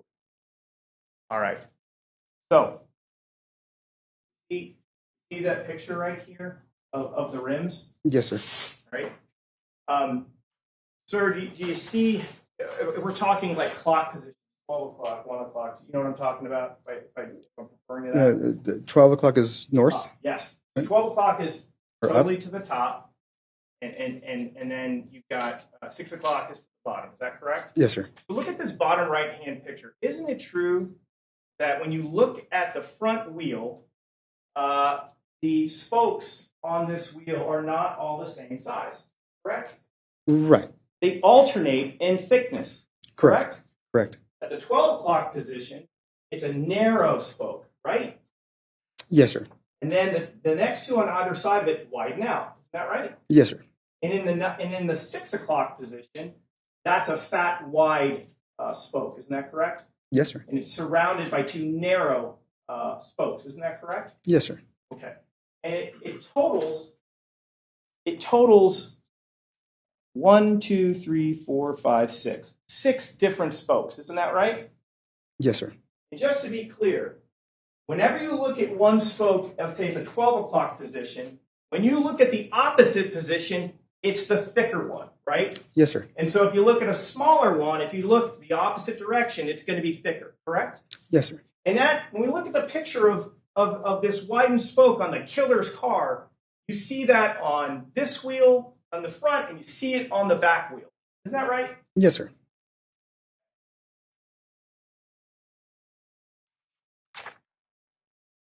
Publishing 320. Over. That's your car, isn't it? Yes, sir. No doubt about it, is it? No, I don't believe so. That is the car that you don't normally drive. Isn't that right? Because you drive a BMW. Right. I drive it occasionally to make sure that the battery doesn't die. Right. Let's look at your wheels. Your testimony was, my rims are different. Let's look. No, sir, a question pending. Let's look at the front tire. See the front tire? Yes, sir. The one closest to the 12 o'clock position is thick. Am I correct? Yes, sir. The one directly opposite that, closest to the 6 o'clock position, is narrow. Isn't that right? Yes, sir. Just like the car in the video. Isn't that correct? It has the same type of rims, yes. Does. That's not what you just told that jury on direct examination. You said you looked at a tweet from General Bob Custer and you felt, oh gosh, my rims are different. Remember you told them that? Yes, You because relied on some person in the Twitterverse named General Bob Custer to give you peace of mind about whether or not your car matches the killer's car. yes, So now looking at your rims, because let's look at them. There are 1, 2, 3, 4, 5, 6 spokes on that wheel, correct? yes, sir. Just like the killer's car. Similar Right. to the killer's car, yes, Not sir. similar, exactly like it, correct? But they're not the same rims. Yes. Sir, then let's take it this way. The 12 o'clock position is a fat, wide spoke, correct? Yes, sir. The 6 o'clock position is arrow, correct? Yes, When we looked at the photograph of the killer's car, it had that same pattern, isn't that right? yes, sir. And when we look at the other rims, let's say we're looking at a rim here in about the 1 o'clock position, it's narrow, correct? Yes, sir. And when we look at the opposite, it thickens, correct? Yes, sir. Just like the killer's car in the video, right? Again, similar to the killer's car. Right. And it's the same way on all of your wheels, isn't that right? Right. Okay. Now, if we could cue back over to the PowerPoint presentation. Let's look at these windows. Bottom right-hand corner, sir. The front windows are not tinted, are they? No, sir. Back ones are, aren't they? Yes, sir. Okay. Let's cue over to your car. Your front windows are not tinted, correct? That is correct, sir. And your back ones are, correct? That is correct, sir. Okay. Coincidence? I don't think so. I think the killer got a car like mine. You know, I mean, that part with the tints, I mean, that's standard. You know what I'm saying? So I'm like, that's how they come. You know what I mean? Okay. So you would agree your car looks exactly like the killer's car? No, sir. No, it doesn't? There's a difference with that paint on the lower left-hand side that Mr. Maga testified about. Okay. Let's talk about other similarities. We've seen footage from the video with the visor down, right? Yes, sir. I mean, I could pull up the slide, but we don't need to because you remember seeing it on the survey, on the videos, right, from the PowerPoint? Absolutely, sir. Okay, publishing 317. And look at that. Your visor's down, correct? Yes, sir. Okay. You're suggesting that your professional hitman in the funny hat knew about your visor as well? I'm saying that Mr. Mogg pulled my visor down. Ah, but you didn't see that, did you, sir? I didn't see him do it, but Right. You didn't see it with your own 2 eyes, correct? that is correct. Your job. Wow. So his visor is down, just like the. Oh yeah, but I ain't do it. The police did it. Okay. Just telling it out of whole cloth, correct? You're speculating. Is that right? I'm speculating just to the extent of who exactly did it, but sure. Right. You don't even know who it was, correct? It could have been another officer, yes. Okay. So now it's not just Officer Mogg that's part of this conspiracy. There's other officers too. How many officers were part of this conspiracy? I don't know. Well, please tell me. How many do you think are involved? I couldn't tell you, sir. So you have no idea, but you think it might be Mogg and another officer, but you just can't come up with a number, Well, correct? Mr. Mogg actually made some false representations about what happened. So yes, Okay. I mean, so Sir, I don't know what his motivation would be otherwise. Sir, isn't it possible that in your rush to drive back home, you just didn't even realize that the down visor might even be something of significance? Isn't that possible? No, sir. No. So you believe that it must have been the police, but you never witnessed anything like that happen. I just Correct? know that I did not commit the murder, so that could not have been my car I or my understand you're vice. not taking responsibility, sir, but just to get back to my question, you never saw anyone manipulate your car, correct? I never saw anyone firsthand, no. Thank you. But the visor is down, just like the killer. Anyone could have removed it at any point in time, sir. The answer to my question is yes. The visor is down, just like the killer's Yukon, correct? Anyone could have moved it at any point. So the answer to my question is yes. At The what- visor is down, just like the killer's car. You're talking about, obviously, at this point in time. Your visor is down in your Yukon, just like the killer's Yukon. Correct? Again, without knowing who did it, yes. Thank you. Womp womp. You were here yesterday and you talked for approximately 2 hours. Remember that? Yes, sir. And then you came here this morning and you talked for another hour or so. Correct? Yes, sir. There's one thing I didn't hear you mention. The DNA. I'd like to talk about that with you. You're not disputing your DNA is underneath Mr. Gehrman's fingernails, are you? Yes, I am. Okay. But you've heard the testimony. It's there, correct? I don't know if it was there or at what point it might have gotten there, sir. Okay. I'm not asking you how it got there.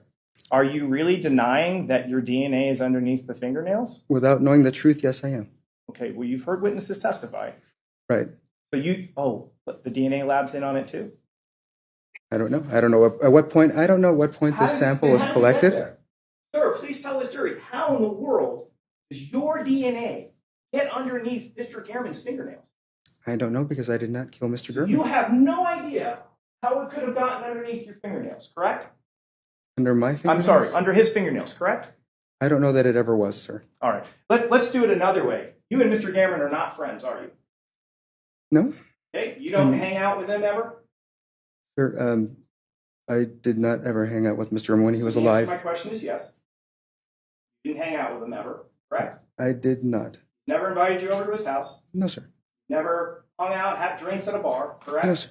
There would be really no opportunity for him ever to put his hands on you in any sort of social situation, correct? Correct, sir. And yet, these two people who are not friends, your DNA just happens to be underneath his fingernail. Correct? No, sir. No, sir. Okay. You just don't think it was legitimately placed there, correct? Or are you just ignoring the testimony of all of the witnesses that talked about how your DNA was underneath the fingernail? Again, at some point or another, I believe it was planted because I did not kill Mr. Gurman. So, and by that logic, you believe it was planted, you were at least admitting, yes, my DNA is underneath this fingernail, correct? Can you at least agree with me on that? Whether it came from a sample of the fingernails or a different sample altogether, I don't know. I couldn't tell you, But sir. the answer to my question is yes. At least acknowledging my No, sir. physical DNA is underneath the fingernail. He talking to him with his eyes closed, but the answer to my question is he talking to him with his eyes closed. Whether it came from a sample of the fingernails or a different sample altogether, I don't know. I couldn't tell you, But sir. the answer to my question is yes. At least acknowledging my No, sir. physical DNA is underneath the fingernail. No, sir. Okay, great. So you're just going to disregard what all the other DNA witnesses said about this, correct? You know, Okay, that's fair. That's fine. Totally fine. God damn. Let's I still want to touch on this. You would agree that if I came up to you and I scratched your face or scratched your chest, there's a possibility I could get skin cells underneath my, right? Yes, sir. You would agree that if someone was trying to fight for their life and were scratching at the killer, they could potentially get DNA from the killer underneath their fingernails. That's a possibility, right? Is that speculation or is that? No, I'm just asking you if it's a possibility. I would imagine so. Okay.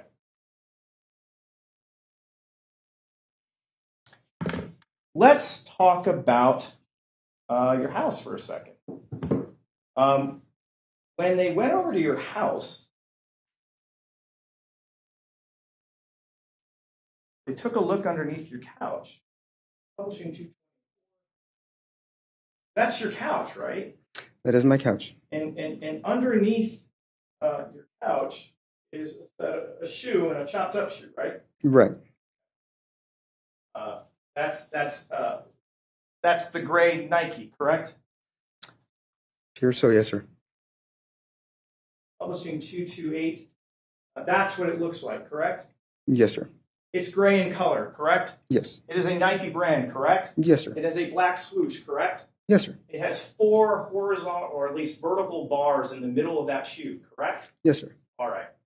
You would agree with me. That's the shoe that the killer was wearing, correct? I don't know that that's the case. You don't know? Well, it sure looks a heck of a lot like it, right? Yes, it could be the same model, but it could be a different size. Sure. That's a lot of coincidences. That's a hell of a lot of coincidences. I mean, look at it. Mm-hmm. I don't disagree that it's the same model. Right. It's the exact same type of shoe, right? Right. Okay. So we're not in dispute about that. We can agree on that, right? Right. Yes, sir. And your DNA is in those shoes that are found in your house, correct? I don't know that to be the case. Okay, but that's the whole thing of it's a setup, and I think the DNA people are something along those lines, right? Whether it's them or someone else? You've sure. heard the results. The results say that your DNA is in that shoe. I mean, we did hear that, correct? That is what we heard. Okay. And you just think it's just another part of the conspiracy to somehow get your DNA into those shoes. So I believe that there are officers who, when they think that a fellow officer needs help plugging holes in the case, that they're willing to do what they have to. Okay. All right. You characterize this case as a case that has holes? I think that Detective Jappy decided he wanted me for this, and everybody decided as system because they thought... Jappy's a part of it now, too. Oh, he's always So been. We've got the DNA lab, we've got Jappy, we've got Mog. We haven't even touched Compass yet. We will. We'll get there because they're part of it, too, correct? So they paid Detective Jappy, yes. Okay, great. Well, we're going to get to all that in a second. Of course, absolutely, sir. So here's the thing. Are the shoes underneath the sofa of your house, are those actually your shoes? That I don't know for sure. I do have similar ones, but again, I have not, Oh, you similar. Publishing. You don't know your shoes, bro? 360. You don't know your shoes, brother? It's the same shoe, isn't it? It is potentially the same shoe as the one, yes. Oh, sir, you're not doubting that this is a photograph of shoes that belong to you, correct? Right. Okay. This is me. So this wasn't planted evidence, right? The picture of the shoe, no. Okay, great. And you were claiming ownership over that shoe, right? Right. So it's gray in color, right? Mm-hmm. It's got the black Nike swoosh, correct? Right. It's got the 4 black horizontal bars in it, right? And you would agree with me, when you wore those shoes, you probably left your DNA behind there in those shoes, right? Yes, sir. And you're saying now that it's just a pure coincidence that the exact same type of shoe sitting underneath your couch in your house with your DNA on it, that's not the shoe? Remember that I was under surveillance by Detective Jappy, and this was on a day that I was under surveillance. Let's get back to my question, sir. Yeah. You're trying to tell me that the shoe that you see in that photograph, that you claim ownership on, that you say you put your DNA in, that looks identical to the shoe that's underneath your sofa, underneath the recliner. You're saying those two are not the same shoes? I don't know that they are. Okay. This guy is something else. I mean, even when the evidence right in front of his face, like, bro, you forgot that you got a picture of the shoes, bro. You must have forgot you got a picture of the shoes, bro. Because now you done messed up, bro. You got a picture of the shoes, bro. You can't say you ain't got those shoes. You got those shoes. It's just another crazy coincidence, right? When somebody chops up a shoe and puts it under the couch, that's a little strange. Right. And here's the interesting thing. Look at the date on this. This is August 19th, right? Yes, sir. So and we're again, talking, surveillance started at 8:16. right. No. But this image is in your phone, right? This particular image, I'm sure I've likely texted it to my wife to say, "Hey, I'm rock climbing indoors." So here's the thing. So you're saying, so you believe because you were under surveillance, that they knew the type of shoes you were wearing? Yes, sir. Okay. You've seen the photos from the surveillance. I have seen some of the photos from some of them. Not everything was produced to me. You're not wearing the Nike. Not everything was produced to me, sir. Okay. Of what was produced to you, which was everything, It was not. you're not wearing the Nikes on the days that you're surveilled. Isn't that right? This 819 was I need during. you to focus on my question. Isn't it true on the days that you are surveilled, you're not wearing the Nikes, correct? That is not true. Okay. So we'll pull them and we'll take a walk down that lane, because every single day, isn't it true you are not wearing the Nikes? That is not true, sir. Okay, you're wearing your little moccasins, gray ones, the topsiders. Remember those? You own those, right? Whatever. Topsiders, right? What are topsiders? I don't know. I'm dating myself, I guess. But they're like a boat shoe. They're kind of like it's like almost like a grayish felt, but they're not Nikes. You were wearing those when you were surveilled, correct? If you want to put the photos, I can confirm The whatever. answer to my question is no, you don't know the answer to what shoes you're wearing on the days. I have like a tan shoe that I probably wore during some surveillance. Don't worry. We'll get the photos and we'll go through it. Absolutely. Okay. So here's the thing. If Compass Realty framed you, how in the world would they know about these shoes? Again, I said that I was under surveillance by Metro on this date, 8/19, and obviously they took photos and they provided those to Detective Jappy. Okay. So what? And then Jappy did what with them? Passed them to whomever he needed to. Again, I didn't commit the murder, so. Okay. So, sir, there's no way Compass Realty could know you had shoes. They're not without being informed. Okay. And this phone and this data about your phone isn't produced until after you're arrested, correct? I don't know when it was produced. You had your phone with you on the day that you're arrested, right? Yes, sir. Like, you didn't give it to Jappy in early September, did you? No, sir. No, you had it with you the whole time until you get arrested, right? That I know, yes, sir. And that was on September 7th, correct? Yes, sir. Therefore, the only way anyone could learn about information inside your phone would have to be after the murder was committed, correct? No, sir. Okay. Bruh, are you serious?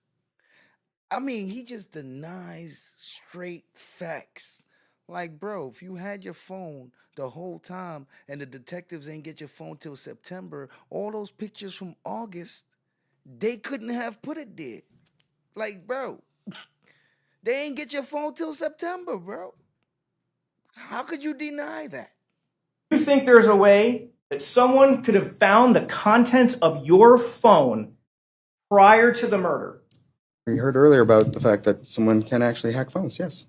And whether it was that they found it that way or by surveillance? We heard about the hack. It was just a question asked by your attorney. No witness ever testified that your phone was hacked, correct? But you asked if there was only one means, and no, there's more than one means, sir. Okay. Sir, let's just be clear about one thing. You have had possession of your phone through the entire month of August of 2022, correct? It wasn't in my sight 24/7. Sure, but you weren't loaning to anyone, correct? No, sir. You didn't give it to Compass Realty, correct? That would be weird. Yeah, it would be. You didn't give it to Derek Jappy, correct? No, sir. You didn't give it to Cliff Mogg, correct? No, sir. Because you didn't even know who Cliff Mogg was at that point, correct? No, sir. You didn't give your phone to anybody from Metro, correct? That's correct, sir. All right, so now let's get to some of the other interesting things that are in your phone. Oh, by the way, and you also have DNA on the scissors, right? Or are we denying that? Or is that one you're at least acknowledging because of the cooking thing? No, my blood was on those scissors. Okay, so Metro got that one right. Yes. That wasn't a frame job. No, well, I do think that they used some of the DNA from that, but Not even. But before we move on, I gotta ask. So, so like if Metro's really, so you think Metro's framing you for this? as I said before, I think that we've got some officers who are overzealous and who've decided to help Jappy plug holes in his case, not knowing what his relationship was with Compass Realty. Here's a, I object, sir. If you'd be glad to answer. okay. Next question. Sir, I got a question. The Las Vegas Metropolitan Police Department wanted to frame you. Why didn't they put the murder weapon? I think that maybe, I don't know. I mean, it's a good question. I mean, Great question, because if the murder weapon that had Gehrman's DNA in it was inside your house, wouldn't that be an even better case? yeah, but at the same time, I think But it's not there, is it? no. No, it's not. Even though, according to you, they control everything, they don't put the murder weapon on you? Mhm. Does that make any sense? I think it does. Okay. How about this? If Compass Realty wants to kill you, why don't they encourage Metro like, we'd really like you to put the murder weapon in there? Why didn't they do something like that? I don't know. That seems really odd that the most significant thing is not in your house, correct? I think what's odd is that 5 days after the murder, that supposedly there was a shoe So the answer and to my also a question- hat in my house. So the answer to my question, the most significant piece of evidence, the murder weapon, is not in your house despite your theory you've been framed. That's correct, sir. Let's talk about this. We've seen the picture of the killer. What's the most notable thing, by far the most notable thing on the killer's person? It's either the hat or the shirt. It's the shirt, right? Mhm. And that shirt is not in your house, is it? No. If Metro or Compass or Rita or Cliff all wanted to frame you, why didn't they put the bright orange coat in your house? I couldn't speak to that. All I can tell Doesn't you is, that sound not very professional if they're trying to set you up? I don't know, maybe for plausibility's sake, they put half the Oh, stuff they in want to there. I'm dial not it sure. back. I don't know. Okay. Here's another thing. Why don't they cover your car in Gehrman's DNA? Why did they do that? Because they didn't have access to the car until the day that Mr. Mogg took photos. They control everything. So their CSI garage, they rub it full of DNA. Why is there no DNA of Gehrman in your car? And if they want to frame you, why isn't it there? Do you have an answer for that? Sir, I don't know. Okay. But one of the things that we do know is that prior to your arrest, you do in fact wash that car, correct? The exterior only. Still wash it, correct?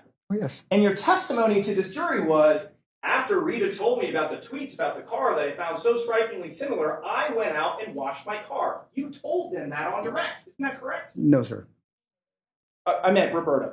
After Roberta told you, gosh, that looks just like your car, and you read John R. Custer's tweet, you went out and that prompted you to start washing the Yukon.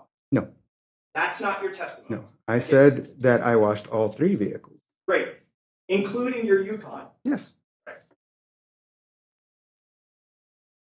Because you'd agree if you only wash one of them, that might look a little suspicious, right? I don't know that I was planning things to be suspicious or not suspicious, sir. Okay. But let's just be clear. You would agree with me, washing things can make evidence go away. Isn't that right? I would think DNA evidence would be inside of a vehicle, not on the outside, sir. Or you'd be surprised. Okay. But that's well, not the I guess point. I guess I would be Washing surprised then. My question is this. Washing things can make evidence go away, correct? Could it possibly? Yes. Thank you. Let's continue down the path of what's in your phone.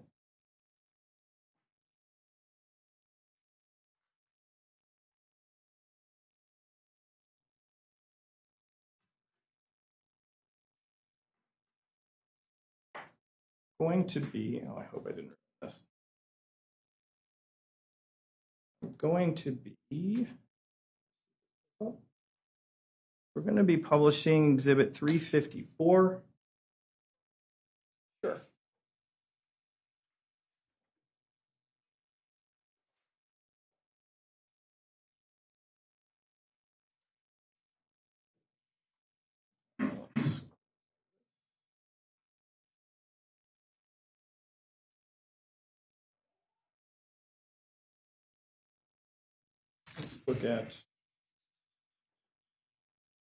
Let's look at this. Well, let's do it. We'll do it this way.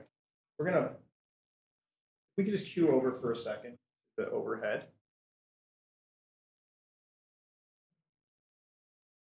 This is this extraction report that has a lot of images regarding Google Maps in your phone. Do you remember hearing testimony about this?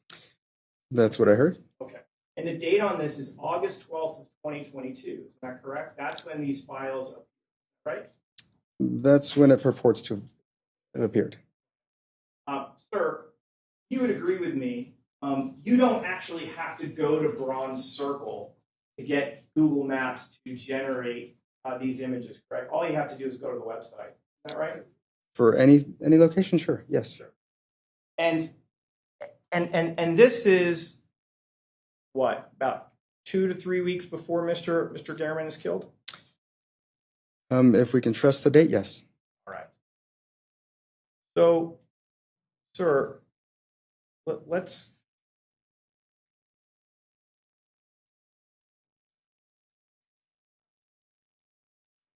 I'm opening the folder that says Bronze Circle. If we could cue over, please.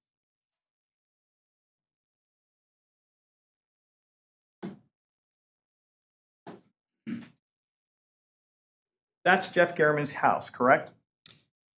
I have come to learn that it is his house.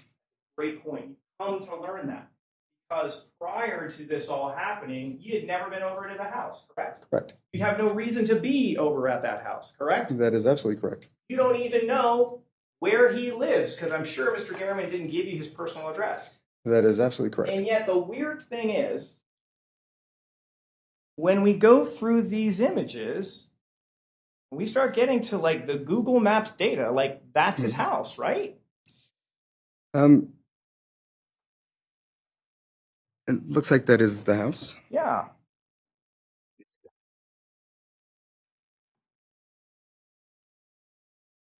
Same thing, that's his house, right? It appears to be.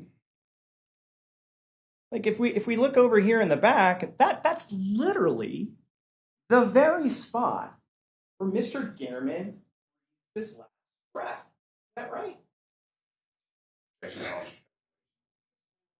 That's the very last spot that we see Mr. Gehrman from that body cam, right? He's lying right over there.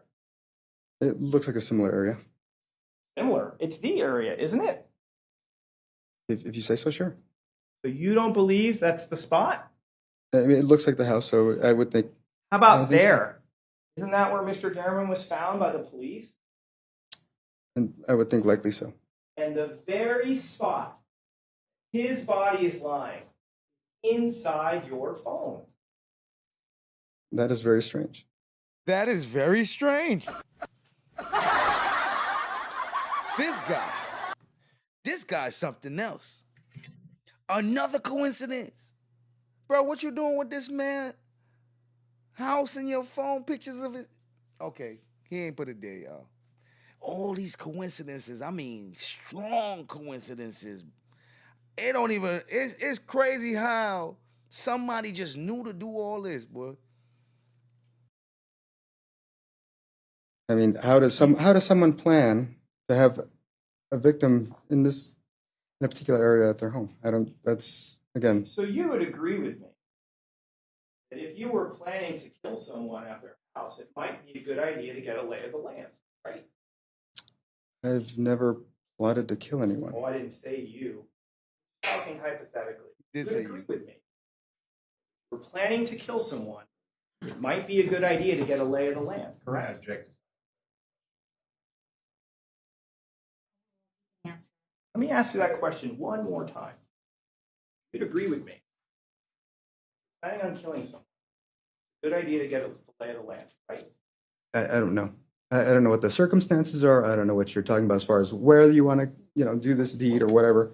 Mr. Tellis, if you wanted, let's do it. Let's do it. You don't want to answer the question. We'll do it another way. Again, I object. Mr. Tellis, if you're planning on doing something, you want to prepare for it, correct? It depends on what you're planning to do. Okay. How about your work? As a public administrator, did you prepare every day to go to work to be competent at what you're doing? Yes. Did you do that because it's important to do the job correctly? Yes, sir. And if the stakes are really big, you want to make sure you're super prepared? Yes, sir. Okay. There's over 100 images of Bronze Circle neighborhood in your house, correct? In your phone. Isn't that right? I don't know that they are, sir. Okay. Well, then let's start clicking. Bruh, 100? Plus two, again, I wouldn't use my card. It's not my question. My question is, this is contained in your phone, right, sir? I don't believe so. Okay, you don't believe so? If it is in there, I didn't put it there, sir. Okay. So the answer is it's there, but you didn't put it there, correct? Again, I do not know that it's there, and I certainly did not put it there. Okay, so we're just... Okay, sir. You did. You're asking me to testify something that I can't tell you is true. Right. But you did hear the testimony of someone coming and said, I looked in his phone and that stuff is there, correct? That's what they've said. It's the same phone that your expert looked at, correct? Extract Celebrite data from, right? It's the exact same phone, correct? Sure. Did you ever hear Mr. Aguero ever say that your phone was compromised in any way? Did you ever hear that from him? We never asked him that question. Okay, but he didn't say it, did he? The question was never asked. Right. He looked at your data, he prepared a report, and alerted no one to any problems with your phone, correct? I don't know. I object to. Do not call upon to celebrate extraction. I object to this line.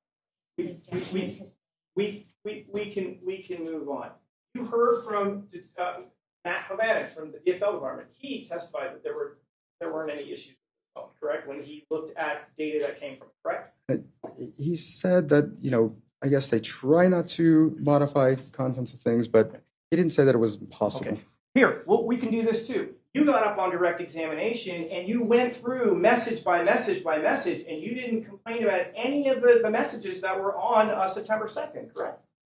I dispute. Sure.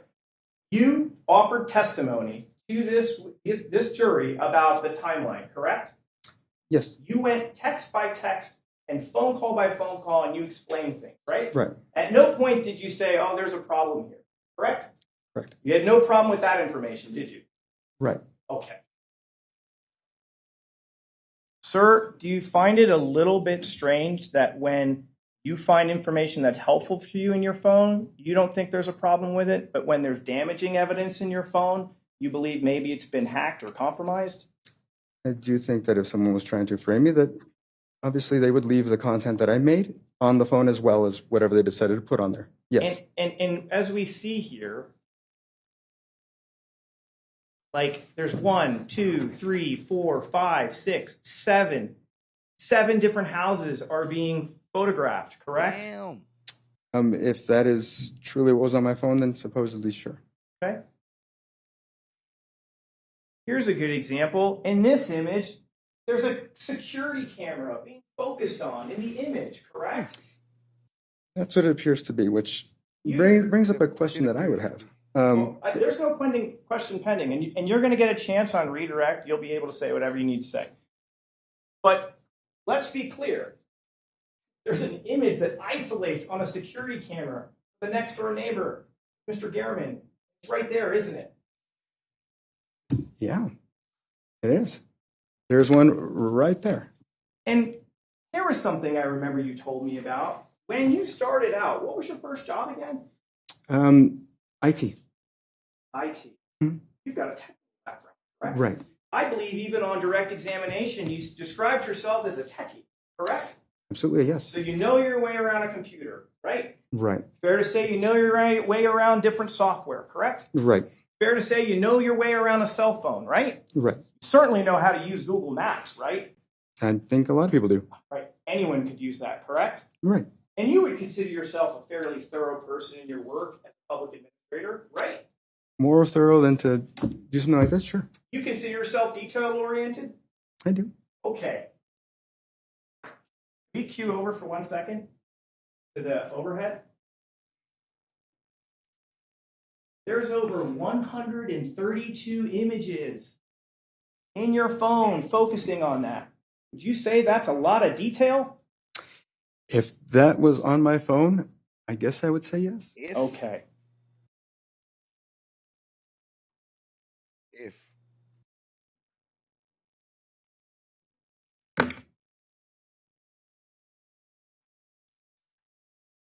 And then let's talk about the Popeyes thing. Publishing 3. Do you remember these images? Yes. Okay.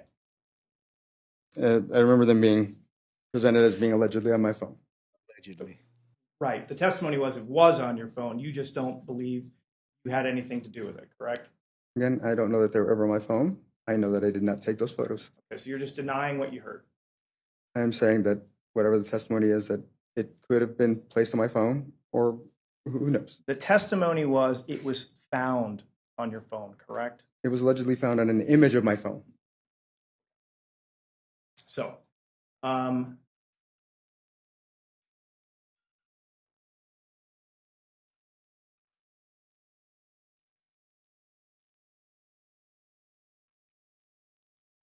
we could cue over to the the computer. Talked about being detailed oriented. You would agree this is numerous images from the same spot, correct? It appears so. And if we kind of look, and I just can't see because of the monitor. I mean, we're looking at that's a sedan, correct? Yes. Sedan, correct? Well, it's like a minivan, but it's gray It's in like color, a crossover. right? And that's gray in color, right? Sure. And that's a truck. That's kind of a whitish gray, right? Mm-hmm. Another gray car, correct? Sure. Another gray sedan, correct? Mm-hmm. This one's a Honda, right? Sure. Or maybe that's not a Honda. I don't want to misspeak. That might be a Kia. It looks like a Honda. Is it? Okay, it's a Honda. I think, or unless it's a Hyundai. Or a Hyundai. I'm not sure. It kind of looks like an H. We've got an SUV here, but there's a lot of images here, correct? Yes. Okay. And according to this report, if we could cue over.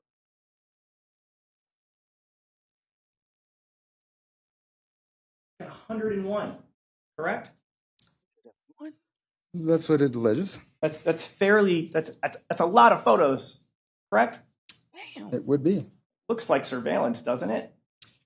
It looks like a stupid way to do surveillance. Right. Looks kind of amateurish, doesn't it? Right. Not professional. Right. I wouldn't see how that makes sense. And then, sir, another thing located in your phone were these. Did we cue over to the overhead? Sir, what are we looking at here?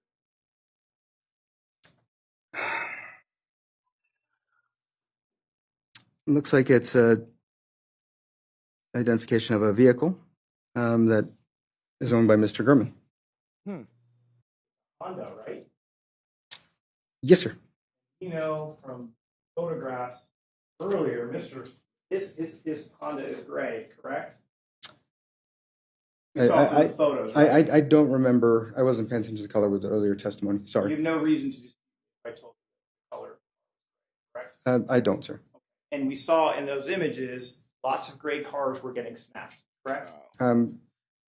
Yeah, I saw a black one and a white one, but yes. And you know what that program that's pulling up that information is, don't you? That I do, yes. That's IDI Core, correct? Right. That is proprietary software that is in fact used by the Public Administration's Office, correct? Yes, sir, it is. It gives the person at the Public Administration's Office the ability to look up personally identifying information about people, correct? What another coincidence. Boy, they framing him at every step of the way. Yes. Okay. And we can see here that Jeffrey Guerin is being looked up on IDI Core, correct? What I remember correctly looking at this was it was looked up by address. Well, that's just one report, sir. Let's look at this result. We can see What's he's connected. the search term? There's no question. Okay. Take a look at registrant. What's the registrant? Again, it's Jeffrey M. Gurman. Right. And if we look down, what's the first address associated with this? P.O. Box. Okay. And then we go to the next entry. What's the address associated with this? 7216. The second one related to Mr. Gurman. There's a first one related to Mr. Gurman. That's the P.O. Box, which is current. The second one is 7216 Bronze Circle, Las Vegas, Nevada, 89. I can't read this. Mr. Tellis, that's where Mr. Gehrman lived, correct? Yes, sir. That's where he was murdered, correct? Yes, sir. And this image, his personal information, his home address, located inside your phone. Again, I don't know that it is. So we're just, again, we don't have to do the dance, but you're just not accepting the testimony that it was located on. That is correct. All right. But you'd agree with me that from just that bottom there, that looks like a desktop monitor, a Dell desktop monitor, correct? Correct. And again, this has more information about Mr. Gehrman's cars, correct? Yes, sir. This is IDI Core, correct? Right. Software that is in your office, correct? The office that Mr. Jappy visited, yes. Okay. This is more. This is more IDI Core images, correct? Appears so, yes, sir. Let me just come out and ask you. This is your desk, isn't it? It probably is.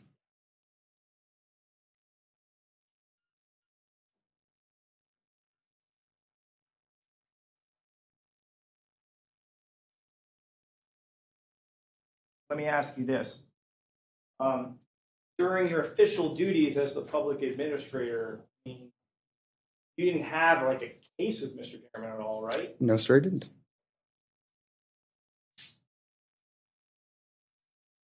And what was the search term to find that? Well, one of the search terms was 7216 Bronze Circle, correct? Can you show that to me? Sure.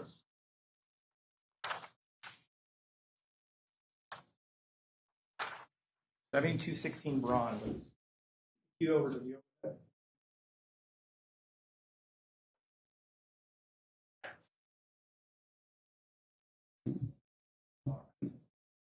Everybody see that? So you can see that, right? Yes, sir, I can. And the date created time is 8/23/2022 at 6:05 p.m. Correct? Yes, that's what it reports to be. And that was a weekday, wasn't it? I'm sure it was because, you know. And there's one more thing. This wasn't converted into UTC time. So if we subtract 7 hours, that's at 11:05 a.m. in the morning on 8/23, correct? Again, I don't know if this document's been modified by a PDF viewer or not, but Do it purports to be of that day. Do you recall the testimony? Well, no. You recall the testimony of Matt Havanich, which said this was not converted, and when you convert it, this search was conducted at 11 o'clock in the morning, correct? You recall him saying, I'm not asking if you agree with it, you recall it being said. I know that I didn't do the search, so I couldn't tell you definitively. So I'd like you to focus on my question. You recall Mr. Havanich saying that here? That's what he said. Okay. And just to be clear, publishing 351. There it is. That's a weekday. That's a Tuesday, correct? Yes, sir. Did you typically have random people coming into your office using your desktop software? Again, that could have been modified in a number of ways. A number of ways, sir. That's not my question. My question is, as the public administrator, did you allow people to go into your office in the middle of the day and manipulate and use your computer? I didn't allow it, but that's not to say that it didn't happen, sir. So the answer is you had an edict that said you're not allowed to do this, correct? If I wasn't around or whatever, I don't know. I mean, you would hope as the head of the department, they would have at least not used your computer, right? I would have hoped, but you'd be surprised what happened in that office. Okay. Right, because of the conspiracy? Right. Sarcasm. The conspiracy. Right. He's something else. Isn't it true? I think we've heard from both your expert and Detective Jappy that there was no outgoing messages from your phone between 8:48 a.m. and 2:05 p.m. Correct? Right. Okay.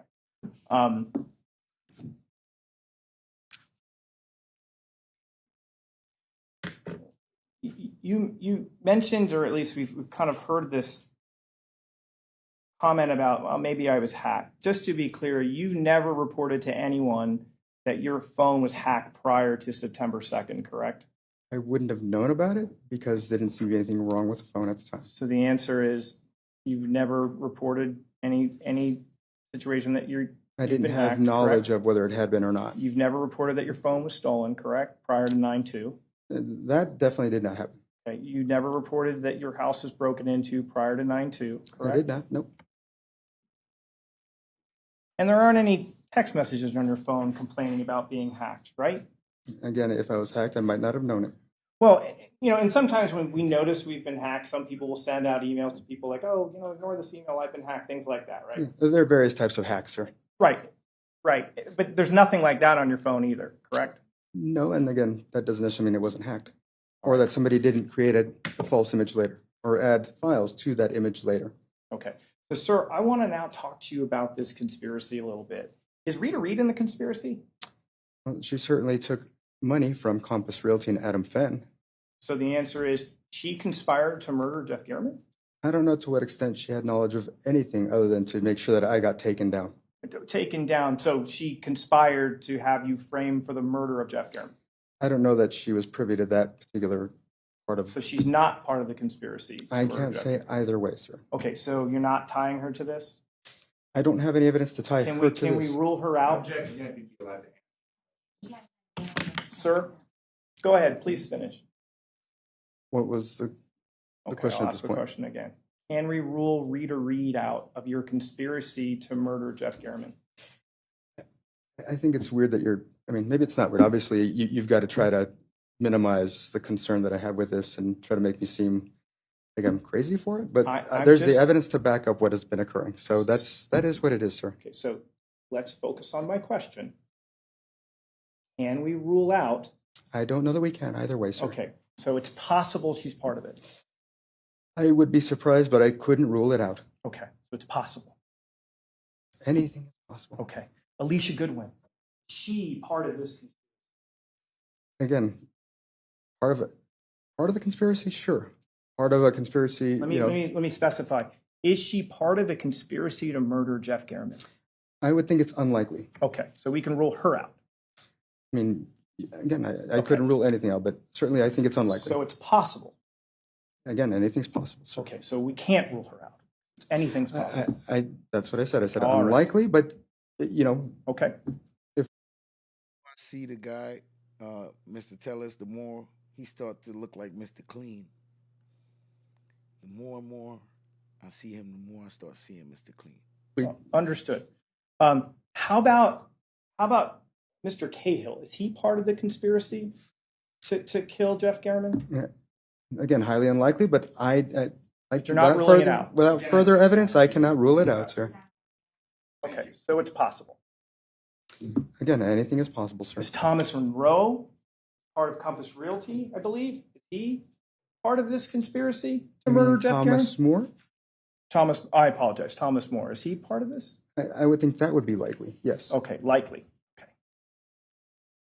And Compass Realty as a business as a whole is part of this as well, to kill Mr. Gehrman, correct? Again, if you recall that the best way to take me down would be to frame me for Mr. Gehrman's murder. And so, yes, I do believe that. And I want to write that down. You said the best way to take me out is to frame you for killing Gehrman, right? Yes, sir. I'm paraphrasing, but essentially that's it. Absolutely. Okay. You would agree, and I think you told very extensively on direct examination what a thorn you were in the side of Compass Realty, correct? I was, yes. You fought them at every turn, correct? Absolutely. You thought what they were doing was improper, correct? I think I proved that. Okay, you thought that so much of their wrongdoing that you actually went to the police about it, correct? Yes, sir. And you were, so the moment that you were stopped working in that office, you fought against Compass Realty, correct? I believe when that order was entered on August 30th, that shows that. Absolutely. And the issue for Compass Realty is because you were the public administrator, correct? Right. You stood in their way from doing the things that they wanted to do in terms of independent administrators, is that right? Yes, sir. And in fact, again, that order was going to allow me to dig into them and actually prove without a doubt that Detective Jaffe was just ignoring criminal conduct, sir. Yes. So here's the thing, though. You said that they did something else. They also donated to somebody. Who did they donate to? That's read. How much money did they donate? $10,000. So they thought, and let me get this straight. This is, in your opinion, the things that they were doing cost in the millions. Is that right? Absolutely. This is $1 million scheme that they're running, correct? Mm-hmm. And all they could muster to fund an opponent was $10,000. No, campaign laws prohibit anything over $10,000.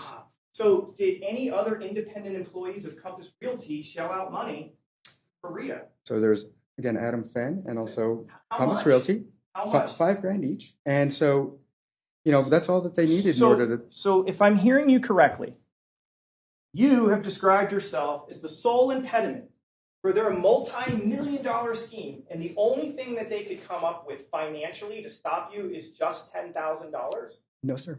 Okay. That's your C&Es that you submitted. That's all we have, right? It's like $10,000.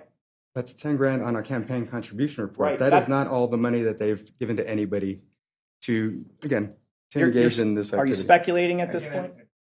Allowed to answer the Okay, question. please finish the question. Again, without being able to firsthand investigate, because Mr. Gurman was murdered and I had been arrested and been sitting in jail for 2 years, perhaps I'm speculating, but if I'd had that authority like I had intended, I would have uncovered the various different ways that they actually tried to, thwart me. All the attorney's fees that they paid in order to pay these attorneys who would, again, this was an escalating situation that Right. started basically. Go on. I mean, we're a little far afield of my question at this point. I don't know that was as responsive to my question. So let me direct you back to it. You would agree, like $10,000 is really not that much. In the world of countywide races, $10,000 is not that much, correct? In the world of county races, it's the maximum contributions for these two guys or these two entities. For But those two guys. But listen, if we're talking about, like, you know how politics work. If there are businesses or special interests, they pool their money together behind a candidate, right? You don't know that, but you were. it depends on running the for it political depends on the office and you don't know situation. that? It depends on the situation. Sir, are you going to sit here and tell this jury you've run for political office twice and you don't know that businesses or special interests pool their money together to back a candidate they really want? Are you really telling them that? And again, I don't have firsthand knowledge of that because I've never had that happen for me. Right. Now, if you're talking about political action committees, I don't know, what do you, PACs? Look, the bottom line is all they donated was $10,000, correct? I think that's a mischaracterization of Fine. everything they've done. Let's move on. And then here's the crazy part. They won, right? And I still kept fighting them, yes. No, sir. You were a lame duck as of September 2nd, 2022. Isn't that right? I still continue to fight Compass Realty. That's not my question. You're out of a job in that you're not an impediment as of January 1st. Isn't that right? As of January 1st, but I was right then. So you're trying to tell us that Compass Realty was so upset with you that they backed a candidate who wins, but then they just can't wait any longer, so they murder a reporter? They can't wait the 3 months? I would recommend that the jury watch the video and again see the time at which the order was filed. And I think you might agree that yes, that is absolutely the case, sir. So the answer to my question is yes. That Compass Realty, even though they successfully backed a candidate that defeated you in a primary, They couldn't wait another 3 months for you to leave office, correct? Because I've got the authority to really crack things open So right then. So They won. You're not even a threat. Only thing that seems to make sense here is that you upset that you lost, because they won. Actually, these are fairly complex questions, require complex answers. Sir, are you finished? Yeah, no, sir. Okay. So then my next question is this. If they hated you so much, I don't think they know me to hate me, but sure. well, I mean, they're willing to kill people over you, right? I guess they would have hated me, yeah. Right. If they hated you so much, why didn't they just kill you? That's a really good question. That's and a I would really like good to answer it. My belief as to why they did. Please tell me why they didn't So- just bother killing you. Because if they'd killed me, would that have stopped Nevada State Division from investigating them? No. If they killed me, would anybody have felt the duty to continue my work because I was actually doing this? I think so. So murdering me would have not discredited me. It would not have put me in a position where all the work that I was doing just got left by the wayside. It would make no sense to kill me.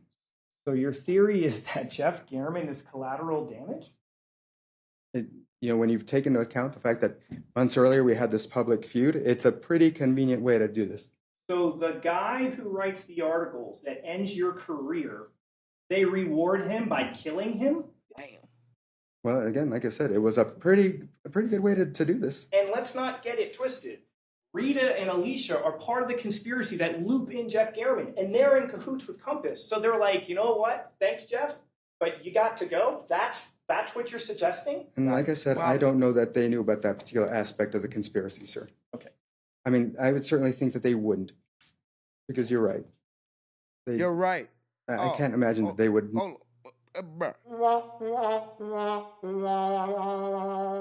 This guy can't be real. That they knew about that particular aspect of the conspiracy, sir. Okay. I mean, I would certainly think that they wouldn't, because you're right.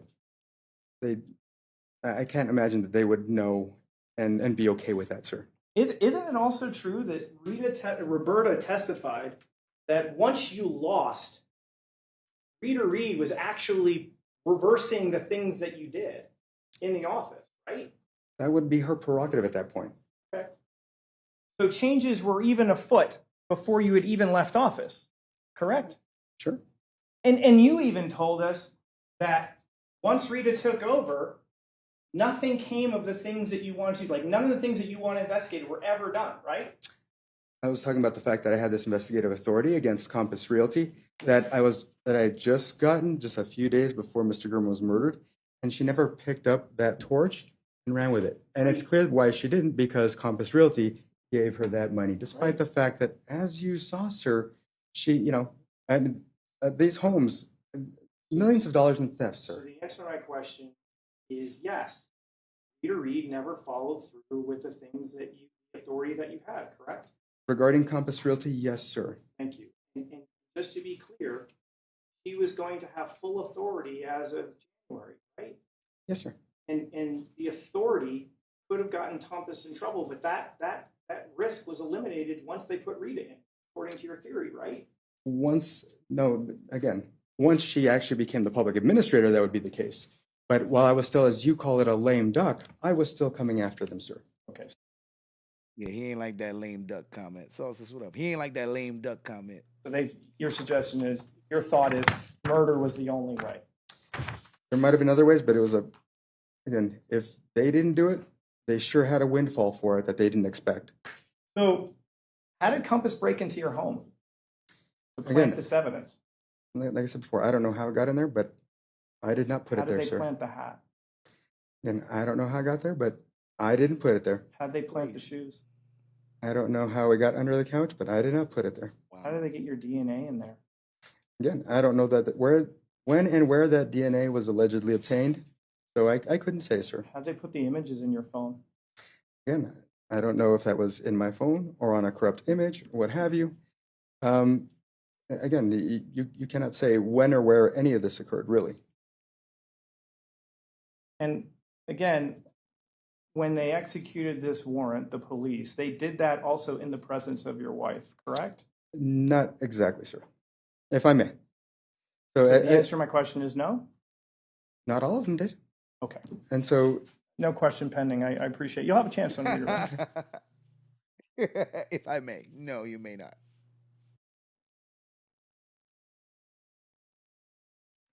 So let's start focusing on May of 2012, or May of 2022. Sorry about that.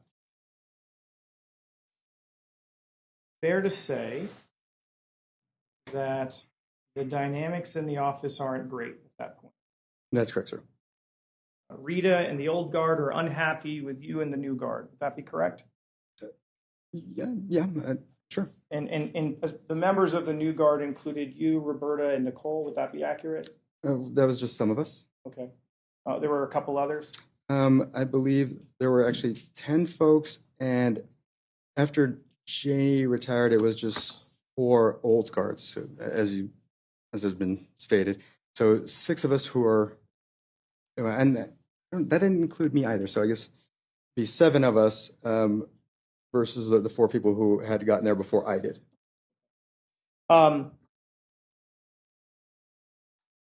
So you agreed to do a sit-down interview on May 11th of 2022, Jeff Garrett, correct? Yes, sir. Why did you agree to do this interview? Because I wanted to dispel the notion that there was any concern. You were being accused of a series of things, including creating emotional stress on your employees, correct? Right. Bullying? Right. And engaging in an inappropriate relationship, correct? Right. When you sat down to do this interview, did you want to get the truth out? To a certain extent, yes, but when it came to the office issues, yes, sir. Okay. When you sat down, when you spoke with him, were you truthful in your interview? Not entirely, no. Okay. What were you untruthful about? About the extent of the relationship with me and Roberta Lee Kennett. Okay. What was different? What did you say versus the truth? I said that, she and I had no affair, but, regrettably, we did have, and I say regrettably, I think we both regret the mistake, but we had a romantic affair with each other. Okay. Like he don't even want to. He said affair. Like he ain't want to say affair. Regrettably, we. What did you say versus the truth? I said that she and I had no affair, but regrettably, we did have.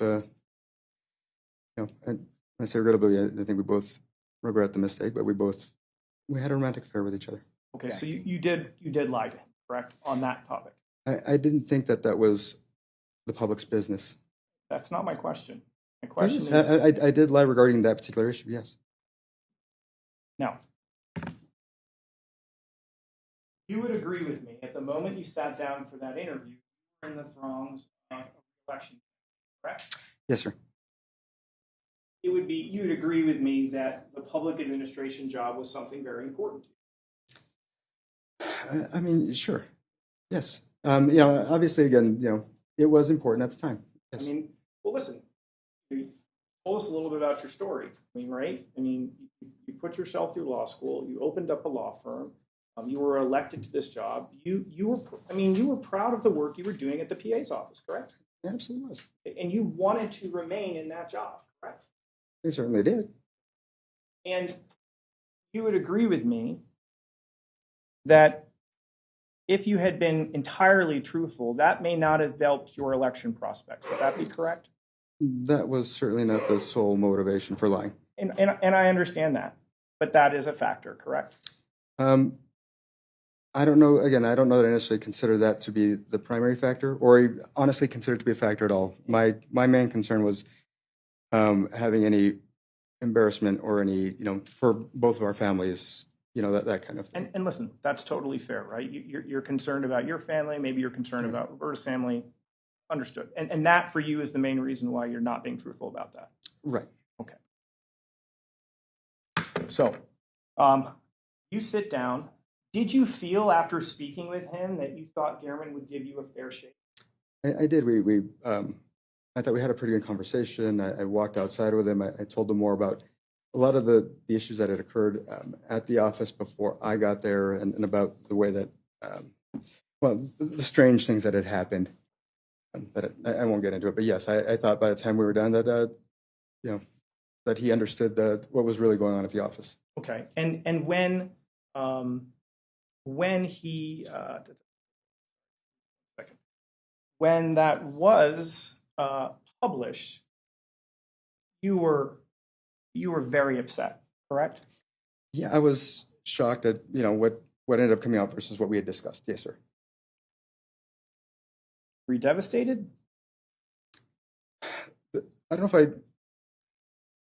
I'm not sure, that I ever, consider myself devastated on anything. I was certainly upset. I was, hurt for, that this came out, but that was that day. That was that day. Sure. And on that day, and let's just be clear, because not only does it potentially jeopardize your work, but it jeopardizes potentially the family stability. Fair? Life. In a sense, yes. My wife did forgive me, but it certainly it wasn't good optically for obviously my children and have them teased by other kids or what have you. So from that respect, it was a little hard on them. And here's the thing. He didn't have to write it the way he did, but he chose to do so, correct? Certainly, yes. And you talked to him about how upset you were when you saw, I'm assuming, an advanced copy of it, or at least before. No, I believe it was actually after it was released. I think people have been misstating the date of the article because I think my text was after. I don't know if it got republished and the date changed or what have you. Yeah, so, and like if we publish 355, 53A. Showing you had motive. Okay. But you agree sometimes what happens is like the RJ will throw up an article online at night, and so maybe it's the night before and then maybe in a publication for the next day. Right. Okay. So because your text messages with Mr. Garman reacting to this actually happened on the 15th, isn't that right? Right, sir. Okay. Right. So I want to talk about that if we could. We could cue over. Now on direct, you said it was a bummer, right? Or was that the election loss? I can't remember. I don't. Which was the bummer? I think and maybe I can't remember what was a bummer per se. The articles certainly were not. I wasn't happy about them. Yeah. Well, let's turn to this message. It's on page 4. Mm-hmm. And you state, I don't know what to say. I told you about how much this has all impacted me. You heard from employees who are being harassed by these people. Provided you proof, I'm assuming that's proof, correct? It says prove is a typo. It might have auto-corrected and yeah. Understood. Yeah. Provided you proof that I was doing my best to actually smooth things over after I had to make hard decisions. Still, you wrote an article that makes me sound like I'm the guilty one. That was not fair or balanced, correct? Yes, sir, I wrote that. You were very, very upset when you wrote that. Yeah, and I guess it says I'm very distraught right now. Clearly, there are typos in my message. And you held him responsible because he was the one who chose to write the words, correct? Again, at the time, I was upset. So the answer to my question is yes. You held Mr. Garman responsible because he chose to write this article in this particular way. If I had to hold anyone responsible in any sense, I guess the context that you're saying, I mean, certainly not enough to murder him. That wasn't my question. Okay, I guess I'm trying to get a sense of what the wordplay is here. Well, not wordplay. You held him responsible. He chose to write it that particular way, right? On that day, I felt that, again, he would totally misconstrue things. So I was upset with him, and I told him I was upset with him. Okay. So that's how you were feeling on May 15th, correct? Mm-hmm. And you even say, I've done so much for that office. I told you I've been followed and that I caught Rita following me. You decided to take it on her word that she wasn't, however clearly she was. It seems to me you valued sensationalism or the value of a potential takedown and actually telling the truth. Thank you for helping him drop more pressure on my life. Yeah, and I think that was a typo with the him. It was probably a them instead. Understood. Yeah. So, I mean, you described this probably as a hit piece. Would that be correct? Honestly, yes. Character assassination, correct? Yes. And he's the one who chose it to write it that way, correct? Correct.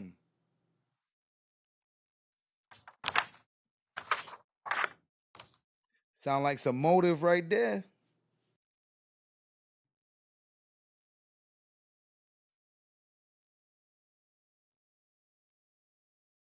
And then what happens is about 9 days go by, and he reaches out to you again, correct? Yes, sir.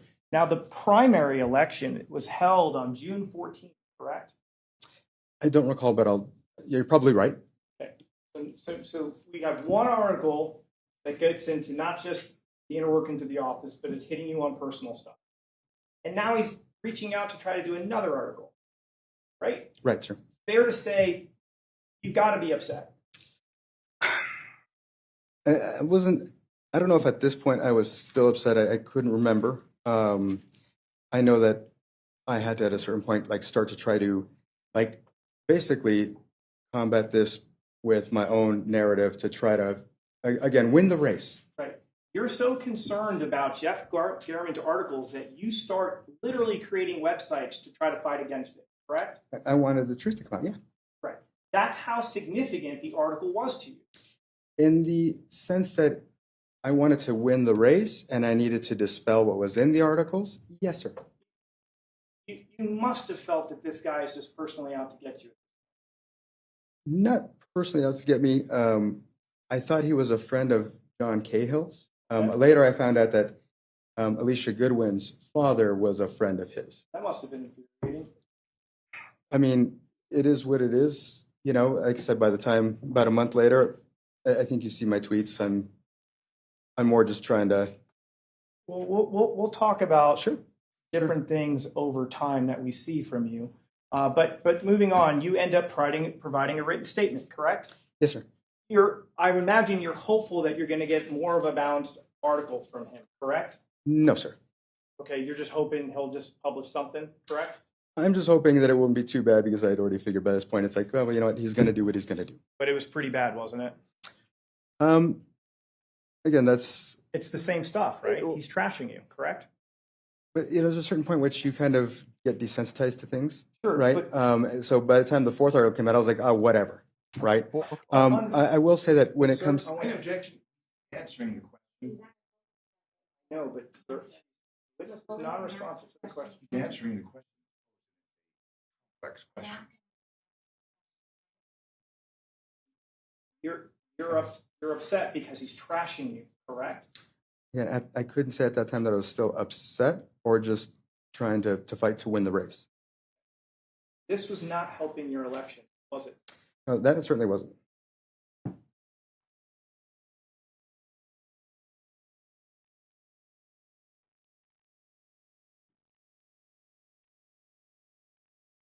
So then we have something back out. And Hold on a second. I'd like to now turn to some items that pop up in your phone kind of around this time. So there is this image from May 20th. I'm going to publish that. This was found in your phone, correct? yes, it was, sir. You're not denying that this was something actually in your phone. No, and I can tell you why I did. I'm not asking you that question, but the title of this is How to Push Down Negative Search Results, correct?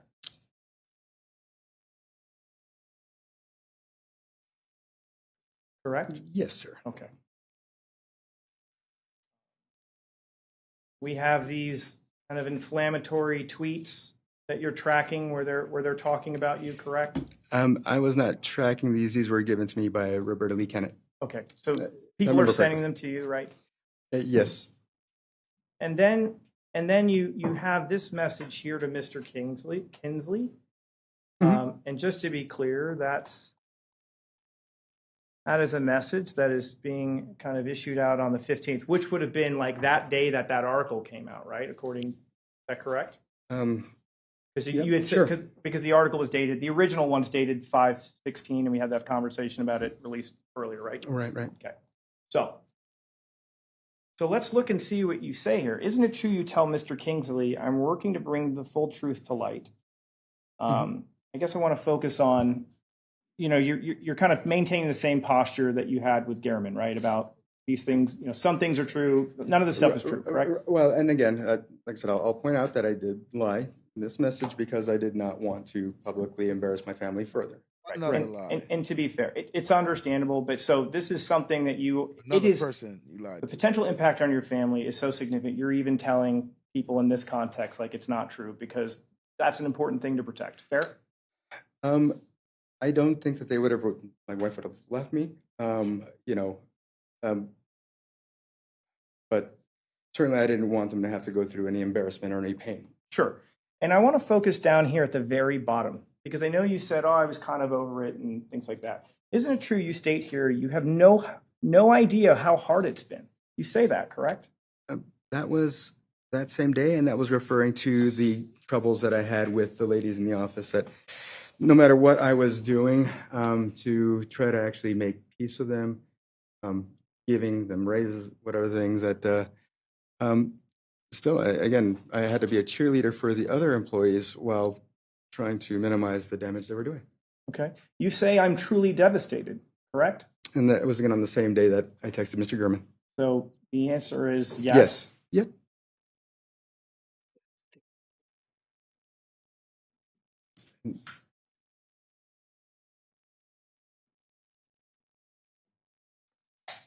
Isn't it true you also try to reach out to county officials to see if there's anything that they can do to help rein in Rita Reed's behavior? That I don't recall. I mean, if you got something to show that, as long as, Okay. I don't know. All right. So, I did talk to HR about how to best handle disciplinary issues, and got their advice and did things appropriately. Okay. If that's what you're referring to. I'm just asking. And so now that brings us to the primary. It's June 14th of 2022. You would agree with me when that day began, you were hopeful that you were going to win, correct? You're always hopeful when you're running for an election. You had gone out, you had canvassed neighborhoods, correct? Yes, sir. And you were expressing to your friends and family that, yeah, I think we're going to pull this out, correct? Obviously, you always want to have an optimistic face no matter what, but I wasn't 100% sure that I was going to win or not. But ultimately, you lose. Is that correct? That is correct. And you don't place second. You end up placing third. Is that right? Right. All three of us were pretty tight, though, but yes. Right. And I'm going to approach with what's been marked as case proposed 377. Does that appear to be kind of the accurate outcome of the election? Yes, sir. Okay. And that's a fair and accurate depiction of those results? I think so. Like I said, it was pretty close. This time we're asking case 77. Sorry about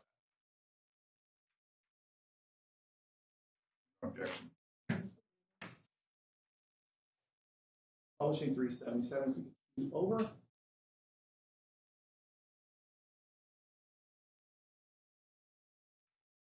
So when we look at this, you don't lose by much, do you? No. A little more than 2,000 votes, correct? Right. Jeff Gehrman didn't write any articles about Carolyn Escobar in a negative fashion, did he? I wouldn't think so. I mean, leading up to his election, he didn't do that, correct? Correct. Didn't do that about Rita. No. Fair to say, in your opinion, Jeff Gehrman hadn't written these articles, you probably end up winning that primary. Damn. Probably yes. Damn. Motive. This is a clear establishment of motive to want to unalive this man. All that remains. It had to be crushing, correct? No, it was disappointing, but again, I knew that my chances were 50-50, so I was prepared for a loss. And I think my conciliation post on Facebook was pretty clear that, hey, you know what? We tried really hard. We gave it our go. But, I'm going to go serve families as a probate attorney again. I'm ready to go back to work. And, and I got a lot of support when I made that post. Okay. But everything that you work for is gone because of a couple of articles that say things that you don't think are really true, correct? Especially about the work stuff, right? It wasn't the articles per se. It was obviously Rita and Alicia. Who got Jeff Gehrman into the fold to publicly tear you down. They did, yes. And he agreed to do it. Yeah. So now I want to focus on just 2 days later. 2 days later. Oh, can we cue over? Sorry. 2 days later, Jeff Gehrman writes to you, correct? Mm-hmm. At this point, you are kind of right on teetering on the verge of like conceding, correct? I think it took a long time for the count to occur. It was like almost a week. So we were, and this is a while back, so if I remember correctly, we were still waiting for the final outcome. And yeah, so this was. So you're down as of May 16th. You're losing in the race, correct? It was kind of like similar to what you saw on that report in the sense that things kept going up and down, but it was I think if I'm not mistaken, it was somewhere in those 1,000, 2,000 between the three of us, but Rita would go up, then Caroline would go up, and so it was more of a tug of war between them and that was pretty much in third place at all times. So it's very close, right? It was really close. You don't know how this, at this point, as of June 16th, you still don't officially know how this one's going to shake out, correct? Based on the fact that I never came out of third place during the whole thing, I was pretty sure that it was done. Okay. But nevertheless, Jeff Gehrman comes calling again, correct? Mm-hmm. Could you imagine the reporter that did all that stuff to you, talking about he want another interview? I'd be like, bro, get out my face. Get out my goddamn face. And it's about that truth website that I created. Right. And you just say, it's fine at this point. They won. Do what you like. Mm-hmm. Fair to say you felt resigned at this point? Yeah. Like, just, what's it going to do at this point? Whatever, Well, he wrote another one, correct? Mm-hmm. Damn.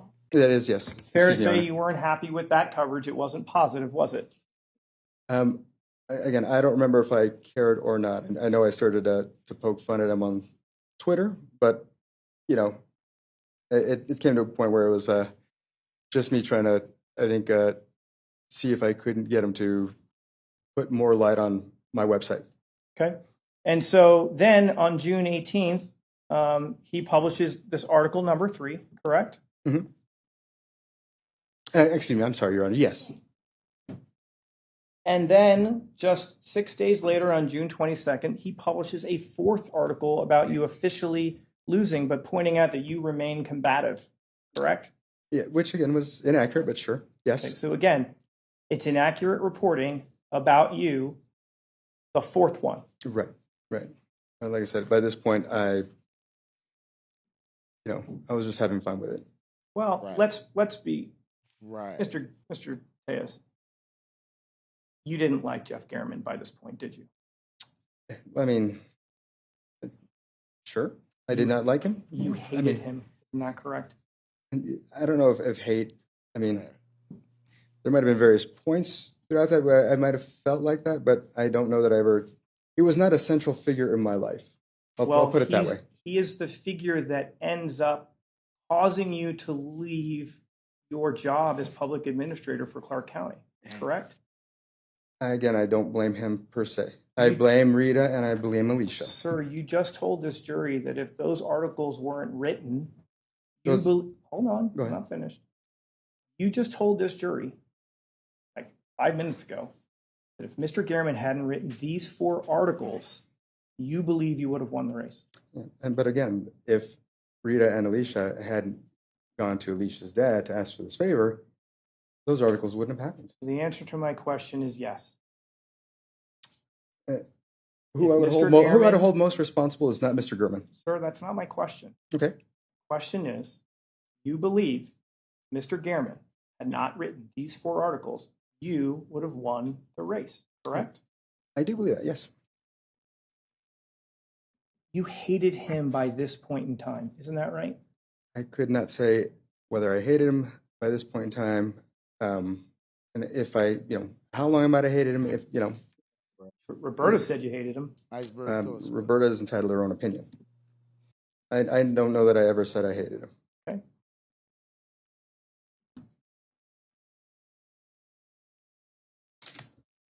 So now we're in July. Fair to say working in that office had to have been hard in July.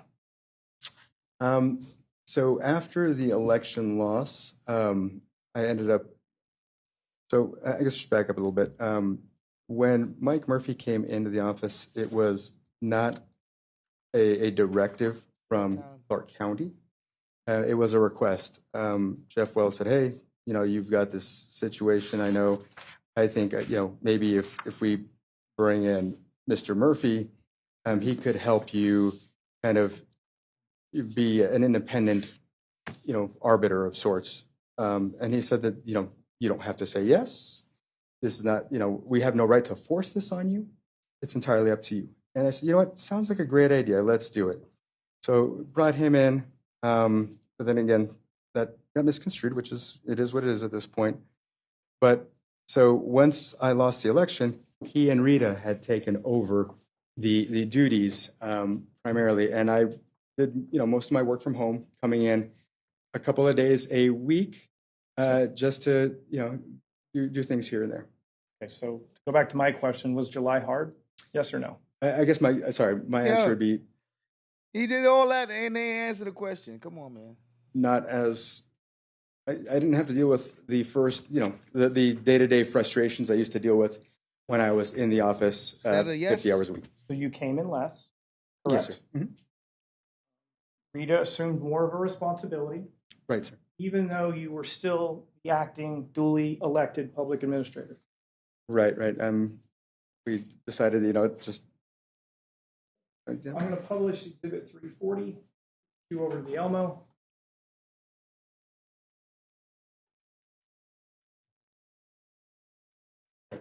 His chin On June 13th, I mean, I don't know if you were aware of this back in the day, but an email is sent out.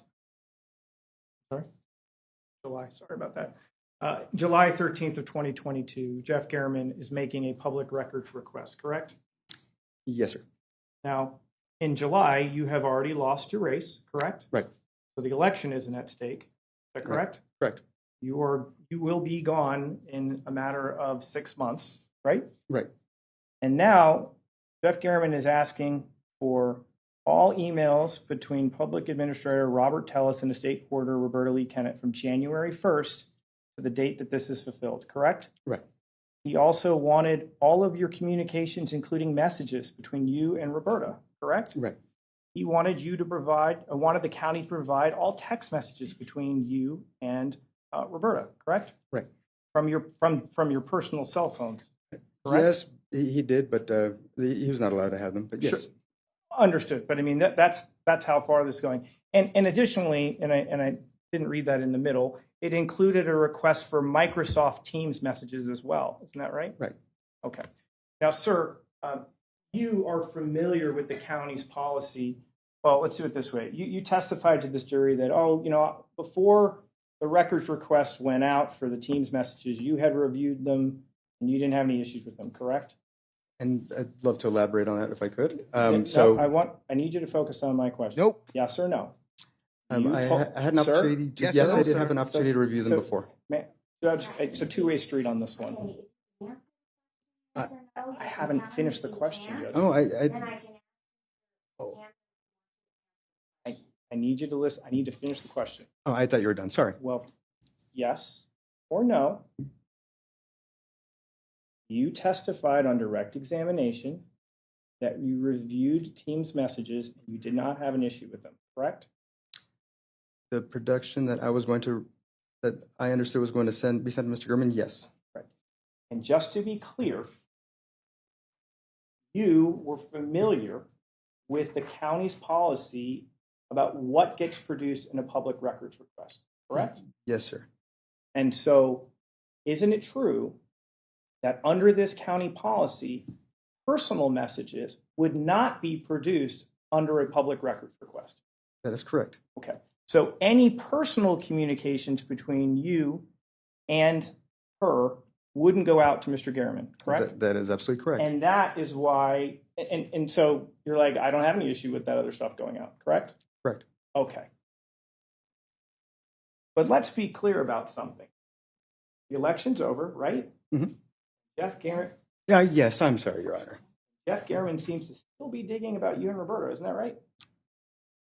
Yes, but there's nothing to dig. Provided, obviously, that if he was going to receive what I saw, then How is there nothing to dig and you having a whole affair with the woman? You about to get exposed, man. there was nothing for him to dig. I mean, you would agree. I mean, reporters typically don't ask for records requests unless they're planning on doing a story, correct? Sometimes I think they're just fishing to see if there is a story. And according to this records request, he's fishing about one thing. It's you and Roberta, right? Right. Which you told us back in May when you sat down with your interview with Jeff Garriman, the number one priority was to, protect your family and not really dig into that, correct? Or at least disclose that, correct? I'm sorry. You told us when you met with Garriman on May 11th, you had said, I was truthful about some things, but I wasn't truthful about everything. The one thing I didn't want to talk about was the indiscretions. And you said that the reason for that was I was really concerned about my family, correct? Right. Okay. The election's over. You're on your way out. And now this guy is wanting to ask more questions about you and Roberta, right? Yeah. It's not about you and Rita, right? There's a I know that there was a later request for those other emails that got appended to this, but I don't know if you remember that with Mike Murphy and Rita. Just in this specific request, he's not asking for communications between you and Rita, right? Correct. He's not asking for communications between you and Alicia, right? Correct. It's just about you and Roberta. Right. He's not leaving it alone, is he? I think he's still fishing. That had to have been frustrating, Mr. Tellis. No, it was not, because I knew he wasn't going to have anything. Come on, man. You can't be serious. Based on what I reviewed from the production. Yeah, you knew he was about to put out all your affair, all your business with that woman. He's in denial. Okay. So it's your testimony that the possibility of a fifth article didn't concern you at all when the potential source of the request is just about your communications between you and Roberta.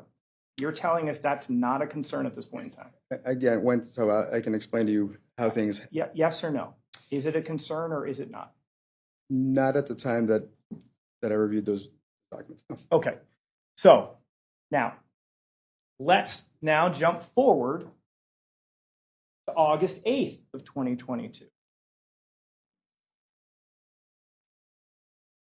On that day, Dan Coolin emails you, starts to tell you about the production request, that it's going to start to happen, correct? Yes, sir. Okay. That's on August 8th, right? Yes, sir.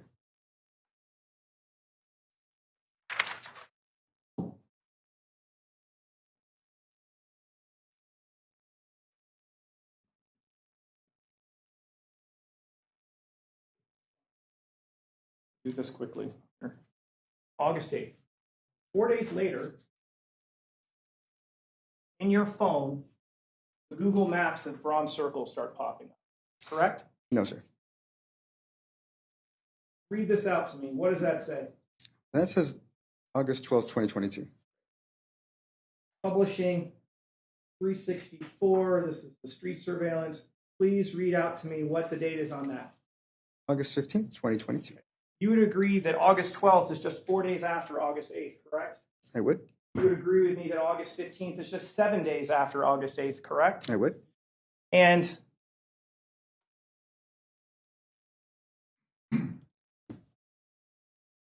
we go back to the overhead 354.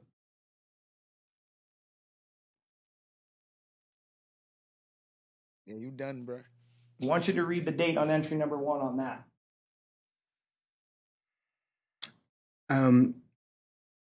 The modified date? Yeah. 8/23. Okay. 2022. Wish I could do the math on that one. I feel like that's like about 2 weeks after August 8th, correct? Somewhere on there. So after August 8th, all this stuff just start popping up on your phone. What a coincidence.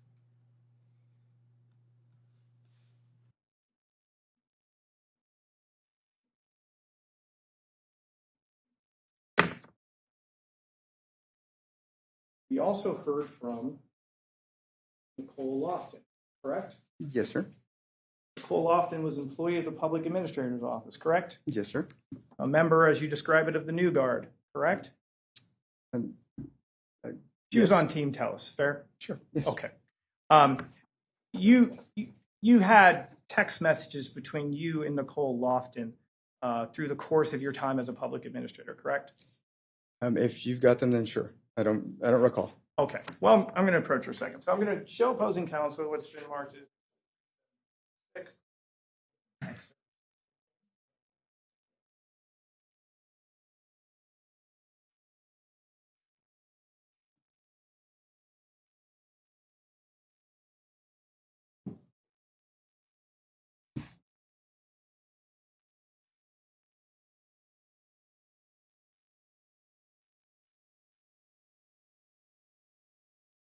Let me show you the marked coming article. It's not the full thing. I just wanted to kind of narrow down. I'm going to approach in a minute, but I need to get an understanding. By August, beginning of August 8th, by August 8th, how are you feeling about Jeff Gehrman's next upcoming article? I don't recall. Are you concerned at all? I don't recall. Okay. Well, let me show you. Marked as Exhibit 376, proposed Exhibit 376. Why don't you just take a minute and flip through those and let me know, recognize essentially what you're looking at there.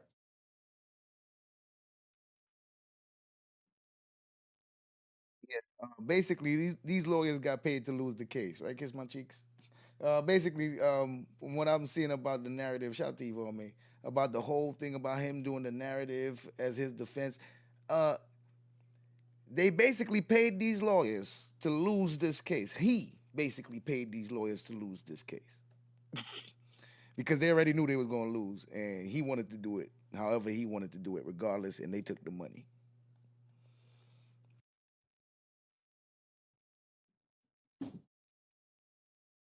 They probably was telling him to take a guilty plea, and he ain't want to take it because he's a narcissist.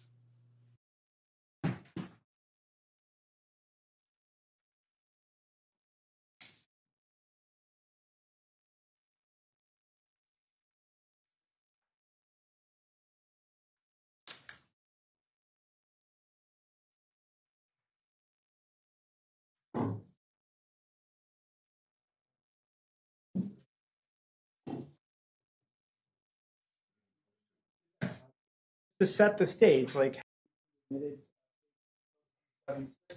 Objection. So again, just to set the stage, like how are you feeling in early August about Jeff Gehrman and his articles?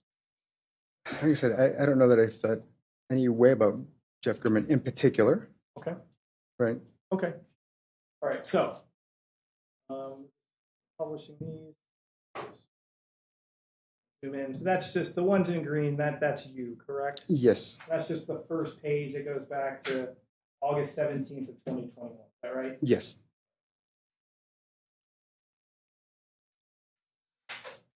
So this message is from June 15th. That's the day of the primary, or at least the day after the primary, correct? Yes, sir. I think you state, isn't it true, you state to her, good morning, full results aren't in yet. It's about a 3-way tie with me, last by around 2,000 votes. Counting out aren't in yet. Nicole says, praying, right? Mm-hmm. You say, me too. Yes.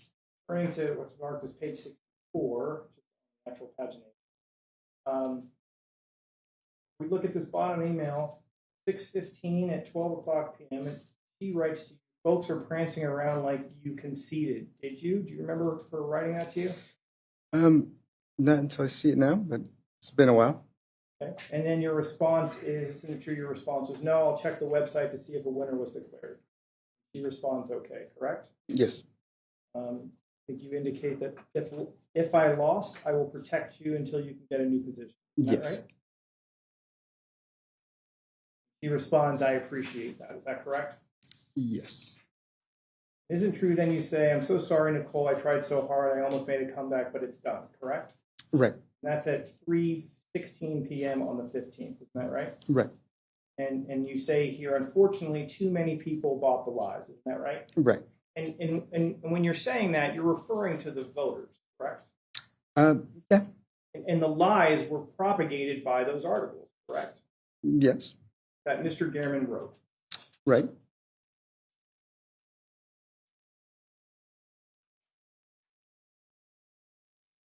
We look down here at the end, she says, I'm so sorry, will you work until the end of the year or resign? Isn't that right? Yes, sir. She says, thank you for believing in me. Is that right? Yes. Fair to say she cared for you and how you treated her in the office, correct? Right. And you told her, in fact, I very much believe in you. You have been my best employee. I'm so sorry that I couldn't pull it off. Is that correct? Right. Lets you know that you fought hard. Is that right? Right.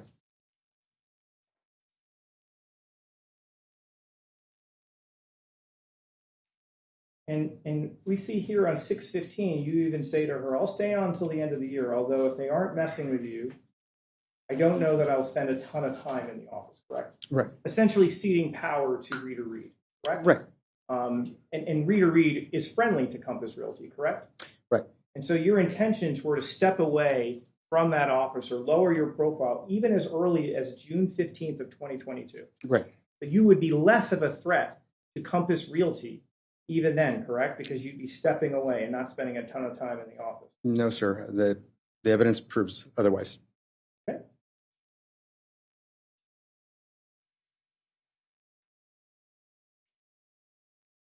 And then we look here at text on June 21st. Nicole says, now Alicia is in the other cubicle counting the files that were left in there. These people are so sick. They spend half the day trying to get you instead of working. The you she's referring to is yourself, correct? I don't know if it was that or, generally saying you in that sense, because I don't have files in a cubicle. Okay. So it might have been, that perception that, I don't know how to explain that. I think you get it. Contextually, she's talking about the old guard, correct? She is talking about them, but as far as whether she's talking about herself or me, I don't know. Understood. But she believes these people are sick. Is that right?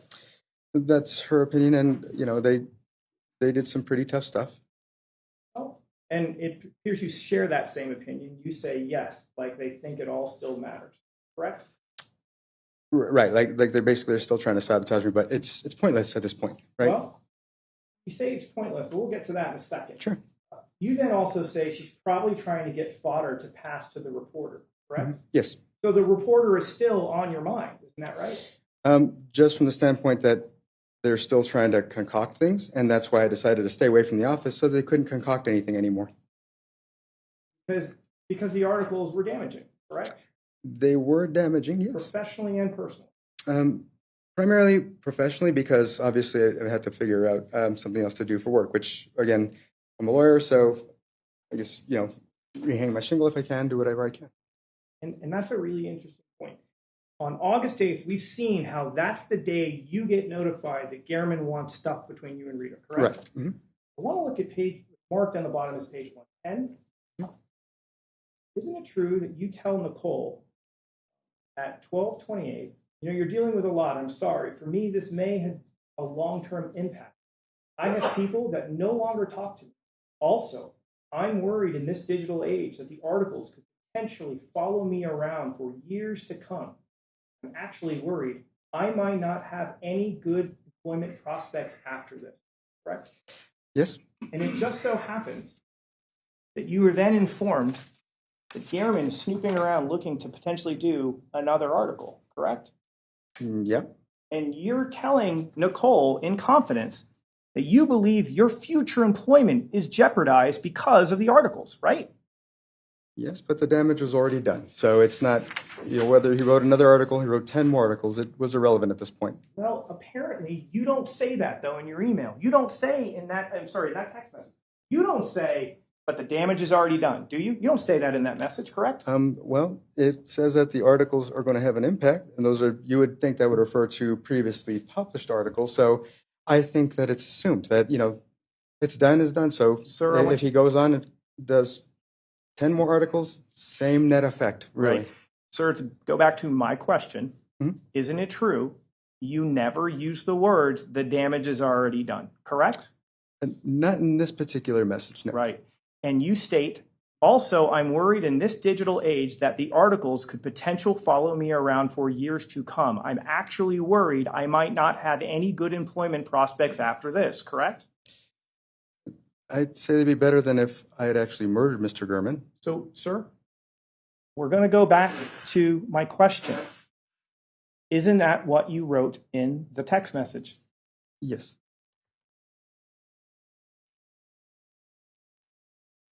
Four days later, Google Maps images start popping up in your phone, correct? No. 7 days later, on the 15th, surveillance is being conducted on a street, correct? Not by me. And on the 23rd, multiple images of Garriman's information about what car he drives and where he lives is literally being screenshotted of your desktop computer, correct? Not by me. Because if it was you, that would be a big problem, wouldn't it? Conclusion, it's argumentative. It is argumentative. If We'll you move want on. to rephrase it. No, we can move on.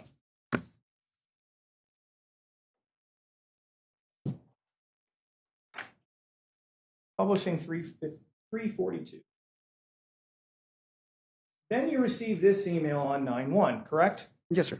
You receive it at 5:45 p.m. Yes, correct? sir. Mm-hmm. And we heard from Roberta, who talked about this, right? Right. She had indicated that the release of the information to Garriman was just around the corner, correct? Right. Let me find this. And I knew in advance that it'd be only... Sir, there's no question pending. 5:45 on September 1st, you get the information. You get notified. Jeff Garriman soon to receive personal records requests related to messaging and communications with you and Roberta, correct? No, it was not personal. I didn't mean that. I meant, I apologize. Communications between you and Roberta, correct? Business related, yes. And then at 11:20 in the morning, 2 hours later, Garriman's dead. Yes.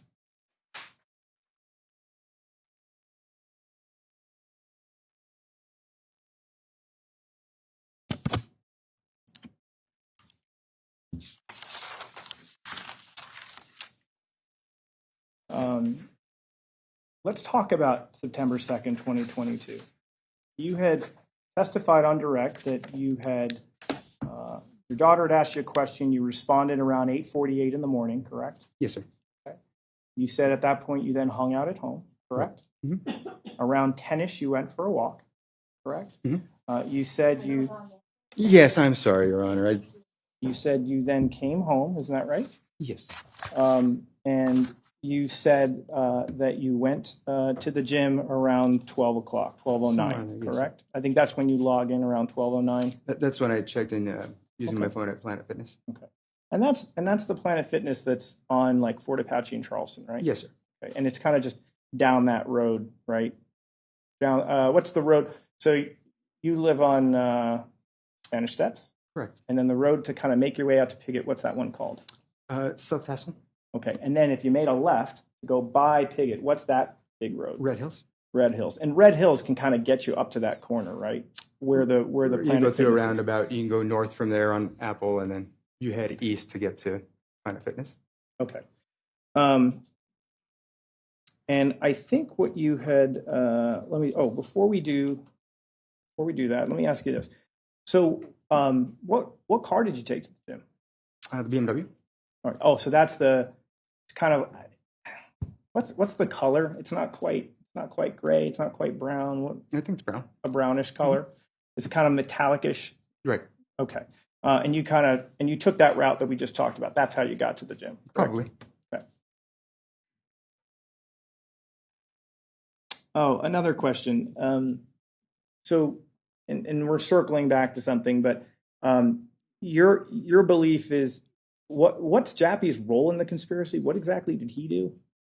I'm not certain to what extent, but obviously he's the one who initiated the surveillance that was done on me that went from, I believe it was August 16th all the way through September 7th. So despite his testimony also that they only do surveillance every other day, if you look at Cynthia Sauerland, the surveillance pages from that, you see that they're done back from, one day to the next. And, when I requested that these surveillance logs be provided to me the first time, I received only 3. Okay. Then when I pointed out the fact that there was a surveillance log on September 6th that mentioned September 1, then lo and behold, now there was 4.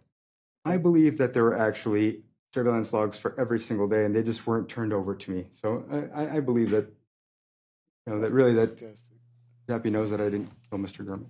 Okay. So do you think it's a little strange that if Jappy wanted to frame you for murder, he would clear you of all wrongdoings with the allegations of taking bribes? I'm already here on this charge, so I don't think he needs to worry about another charge. And so if the job's done, why waste his time with Compass Realty? In what sense? Well, he testified that after you got arrested, he spent another 4 or 5 months investigating Compass Realty and then brought charges to the DA's office. Yo, if guilty was a person, I mean, how much evidence, bro? He just be denying evidence. Man, no, I don't believe that. I don't know. I mean, why do that? So, and this is an interesting point, because if you look, well, I guess you can't look, but the file into me was over 100 gigabytes in information.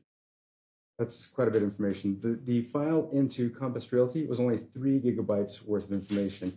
It appears it was just a token investigation because, again, he didn't do the stakeouts that we discussed. He very clearly said that he believed that this personal property was leaving the homes.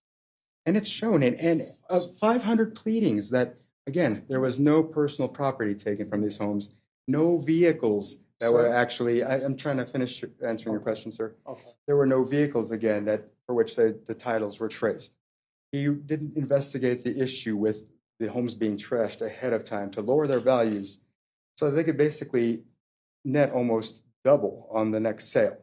So, again, that's, as far as I'm concerned, when he refuses to do a legitimate investigation on me, again, I'm doing just 3 gigabytes worth of data. I think it was just a sham investigation. He didn't do any of those other things he promised he would do. Sir, isn't it true you told us on direct examination, you bemoaned the Attorney General's office for looking at your case for like a matter of a month and then just not doing anything with it? You did say that, right? Nope. You never complained about the Attorney General not taking your Compass Realty allegation seriously? I did not bemoan and I did not complain. Okay. Did you say they didn't take it seriously? I didn't say they didn't take it Did seriously. you say that they only looked at it for like a month or 2? They only looked at it for a month. Just a month? Yeah. And Jappy looked at it for 11. But again, he didn't do the things he promised. Yes he or would. no? He looked at it for 11 months. Yes, but it was a sham investigation.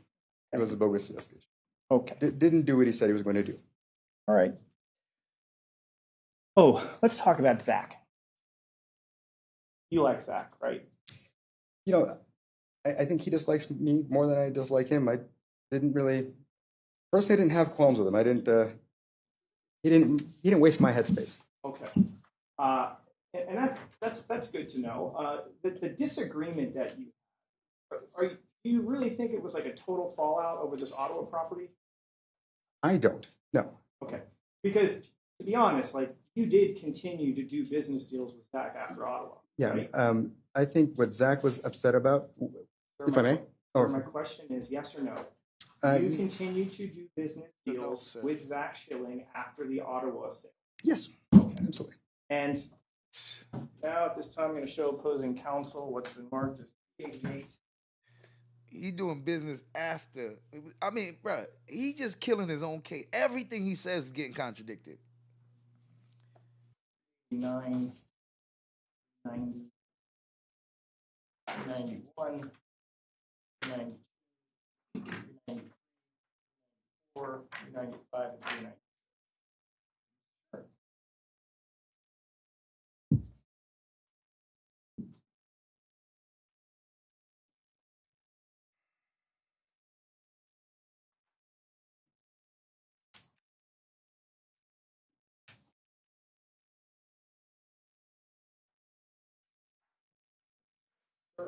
Show you first 390, 389, 388. Do these look familiar to you? Hold on just a few moments, because I want to look at where he actually changed realtors, because when I do my redirect, this is all going to become relevant. Okay.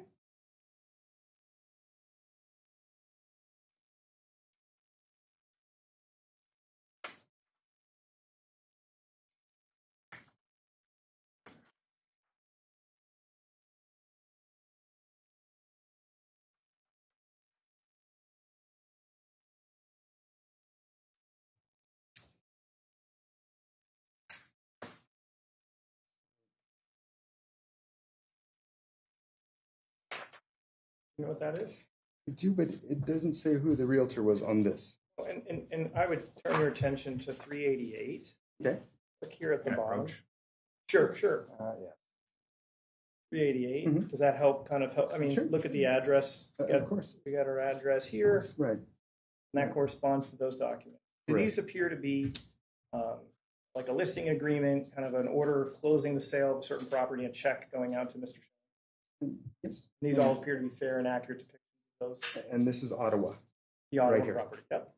And just let me write a note, if I may.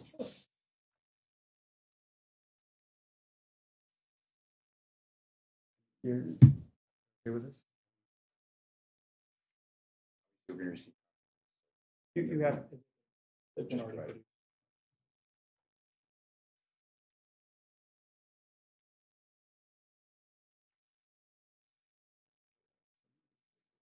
Go to the back page. Very last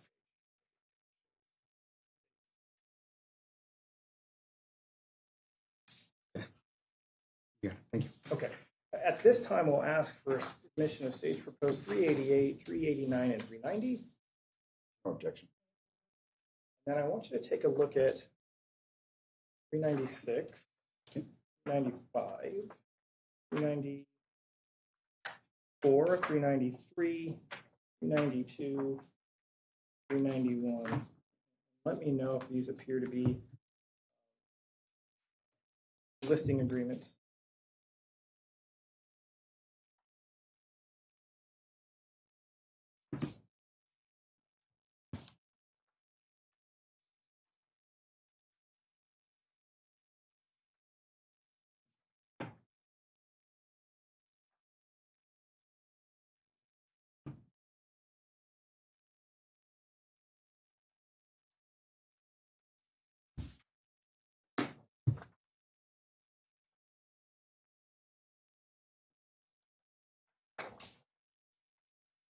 Yes, they are, sir. Okay, those are fair and accurate.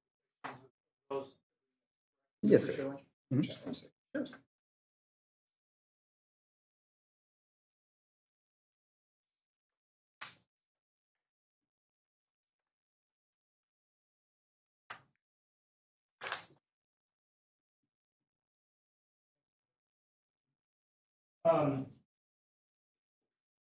So Ottawa was the property where you guys had some sort of disagreement about a valuation, right? Yes, it was more a little bit of sour grapes on his end, but yeah, no, it wasn't, as far as I was concerned, a big deal. Right. So, but when we heard kind of cross questions and testimony from Zach about there being this disagreement, Ottawa is the one that we're talking about, correct? Ottawa was the one where he felt like he was cheated, but that wasn't the case. Understood. And just publishing 388, this was kind of the licensing agreement to bring Zach Schilling, correct? Right. And if we look here, showing up there, Zach Schilling there. Sorry, this one was cut off. 389 is a court order that establishes that the sale was approved for the Ottawa property, correct? Yes, well, basically, it's just this is the deed after The docs have been finalized, everything's done. And publishing 390, we'll do it backwards, but that's like a check that got cut to Zach. Correct? And the date on this is 3/22 of 2021. Yes, sir. Okay. So despite this disagreement, isn't it true that the public administrator's office continued to use Mr. Schilling for properties that you needed to have sold that came through the PA's office? Yes, I never disputed that. Okay. Well, I mean, we heard some testimony about like, oh, Zach didn't get a lot of business. I think Nicole may have said things like that, correct? Right, and it's true that he actually had his business reduced, but I'll go into that. Oh, okay. So, but publishing 391. Oh, sorry. We're requesting the 391 through 396. So we've got here at 391 on June 8th of 2021. This is a deal with Zach. Right. We've got another one here, 92, 612, another deal with Zach. Right. 94, 716, another deal with Zach. Yes, sir. 93, 611, 2021 deal with Zach. Right. Publishing 395, 814, 2021, a deal with Zach. Right. Publishing 396, 10, 621, another deal. Right. All post-dating the big disagreement, correct? It, again, was not a big disagreement, and as far as I was concerned, and the issue that he truly has with me will come later, and I can discuss that. Okay. The bottom line is money continued to flow from the public administrator's office, Zach Schilling, with the work on these houses, on these deals, correct? Not nearly as much at a certain point, but yes. My But question is yes. All right.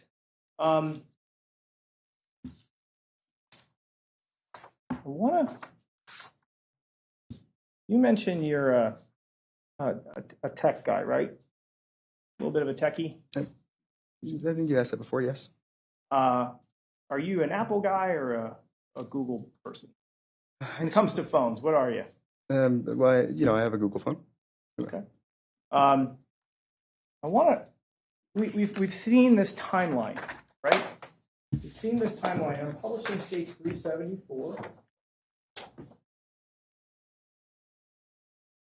want to turn your attention to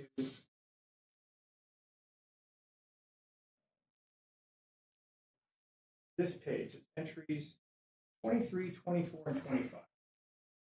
You covered these messages and calls from your wife on direct examination. Do you recall doing that? Yes, sir. I believe you had said that you were out walking around, you received this message, and then your wife called, and you just didn't want to get back to her, and that was kind of what happened. Is that correct? Right. I was really close to home. I was going to walk in the door, so why? Or walk through the garage, I should say. And so why? Right. I think you said, "Honey, I'm home." Something along those lines. Because May was home. Right.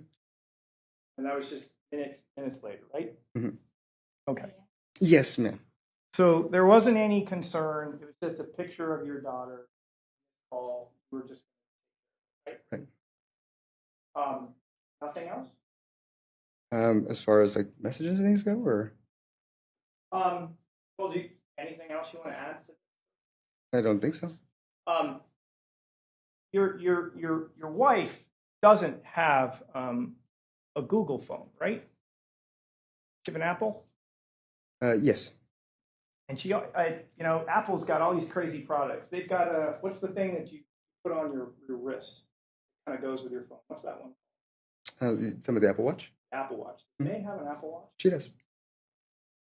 Did you ever watch Steve Jobs' presentations when he would get up and say, just one more thing? You ever see him do that? And he drops like a new product or anything? No. Never seen that before? Mm-hmm. Okay. Well, let's take a look. I'm publishing what's been,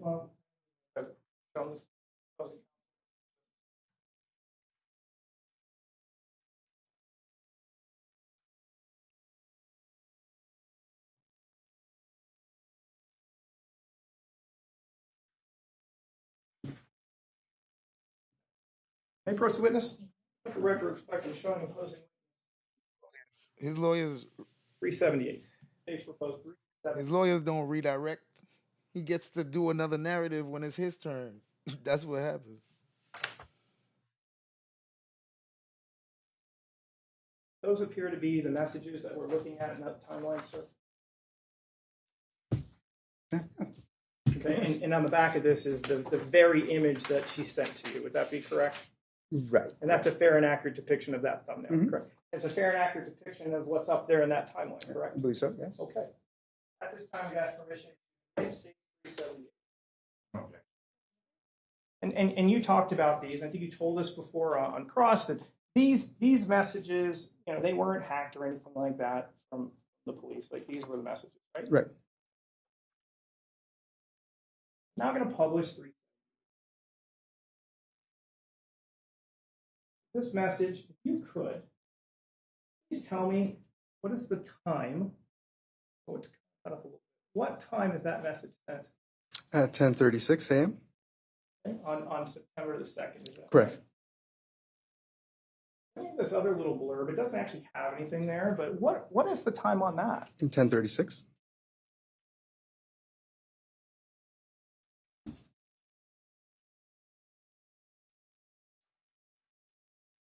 Then we have on this following page another message is that correct? Mm-hmm.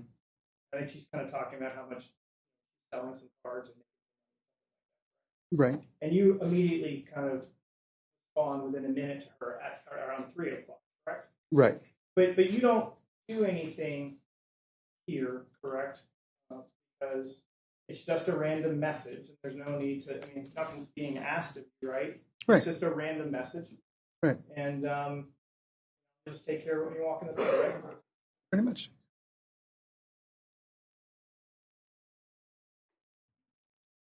Showing opposing counsel what's been marked as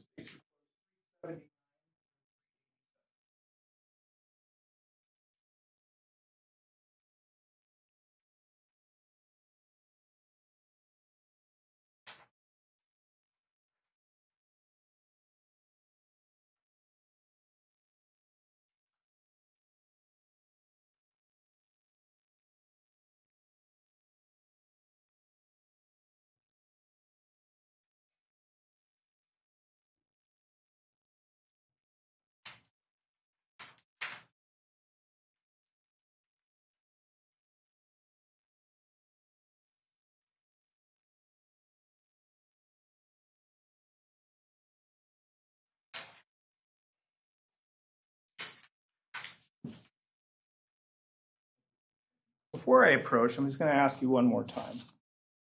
You didn't delete anything off your phone on September 2nd of 2022, did you, sir? Not that I recall.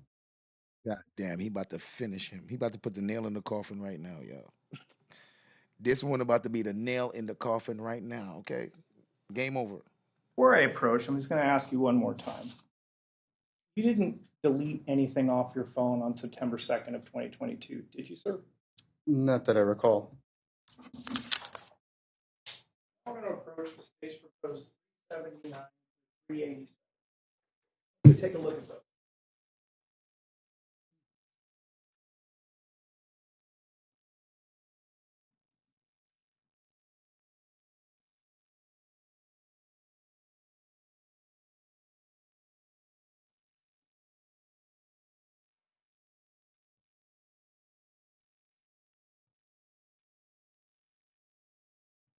Okay.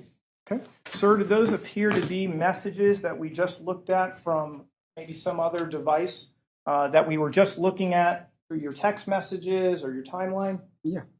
Do those appear to be fair and accurate depictions of those messages? Except there's an additional message. Right, there's an additional message.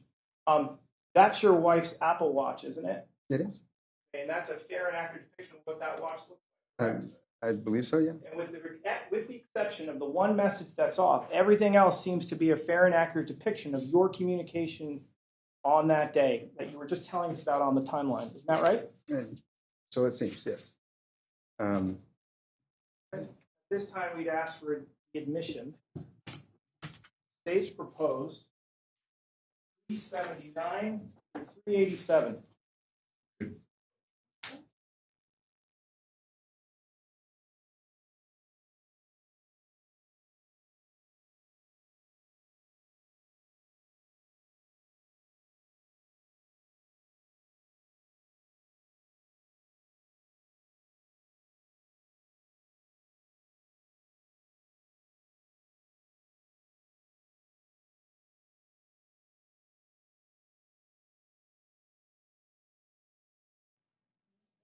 the indictments?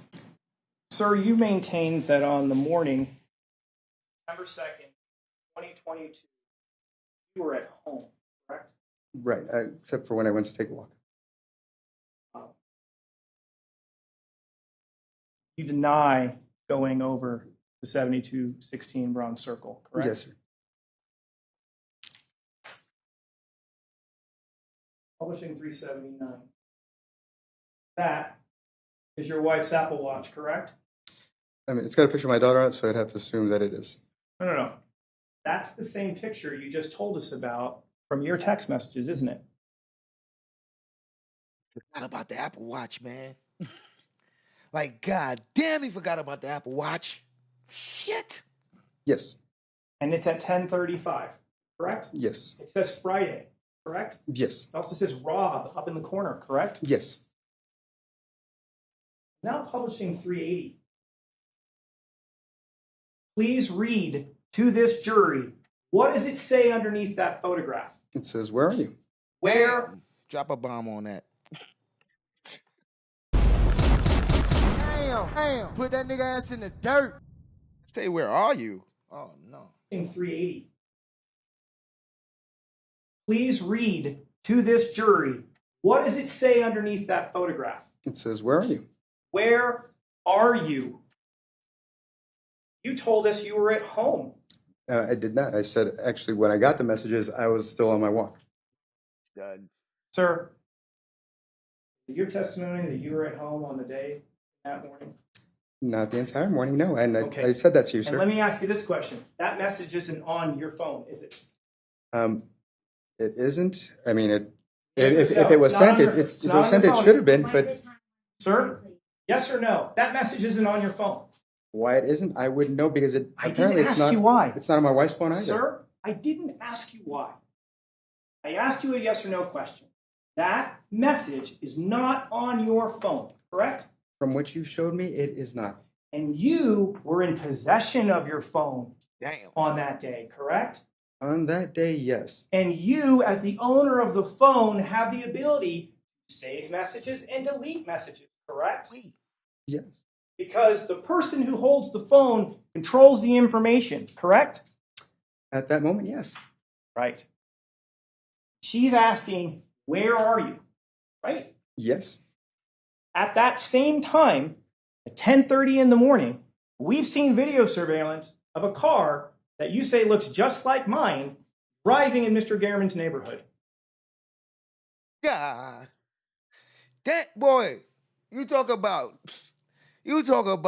caught. Bro, come on, my man, it's over, bro. If I was him, I'd just be like, you know what, you got me, man. Correct? That is correct.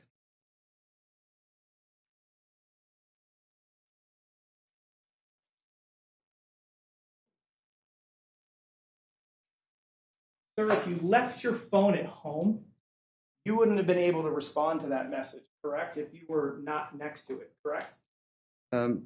That's speculative, but If you left your house and left your phone at home on the morning of September 2nd, and your wife's texting you, where are you? You wouldn't have been able to respond to that, correct? But I did not. I didn't ask you that. If you were not in your house on September 2nd in the morning, your wife sent you a message with a phone you had left at home, it would have been impossible for you to answer that question, correct?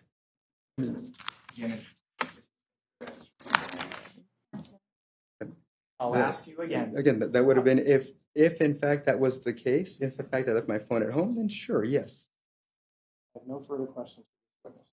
You do solemnly swear the testimony you're about to give in this action shall be the truth, the whole truth, and nothing but the truth, so help you God? I do. You may be seated. Please state Robert Tejas. First name is Robert, Robert. Last name Telles, also pronounced Tellus. So, good morning. I want to go over some of the items that were discussed during my cross-examination by Mr. Hamner. So I'll start. I'm just going to go, point by point. So it sounds like I'm jumping around. I'm just hitting various things. So I want to talk about Zach Schilling first and why he was mad at me. But in order to do that, I've got. We're not doing this right here because I'm not. I'm sorry. You guilty, bro. You ain't gonna lie to me. All right, listen. We here to watch the cross examination. The cross finish you. So after the cross dropped the bomb, so it's over for him, right? This is the thing. This man deleted the message out of his phone, and he deleted it out of his wife's phone. But he didn't think about the goddamn iPhone, which is synced to the phone, which got the same messages. So her iPhone had all the messages that his phone's supposed to have. And he done. The boy was not at home. He missed a bunch of phone calls, even from his wife. Done. Finished him. He ain't see it coming. The cross was like, did you look at all the discovery? Because you should have seen this there. You should have known this was going to end you. The cross was like, bro, you ain't see this? All right, so what we going to do is we're going to watch the prosecutor's closing arguments, the argument that actually, seals his deal. And then we're going to watch the verdict and the sentencing. So yeah, we don't want to hear nothing from his people. They already know he lost. Look at that face. He gonna put on the sad face. Hey. Literally. Hey, what's wrong with you? Come on, bruh. Fix your face, man. He like, damn, I'm done.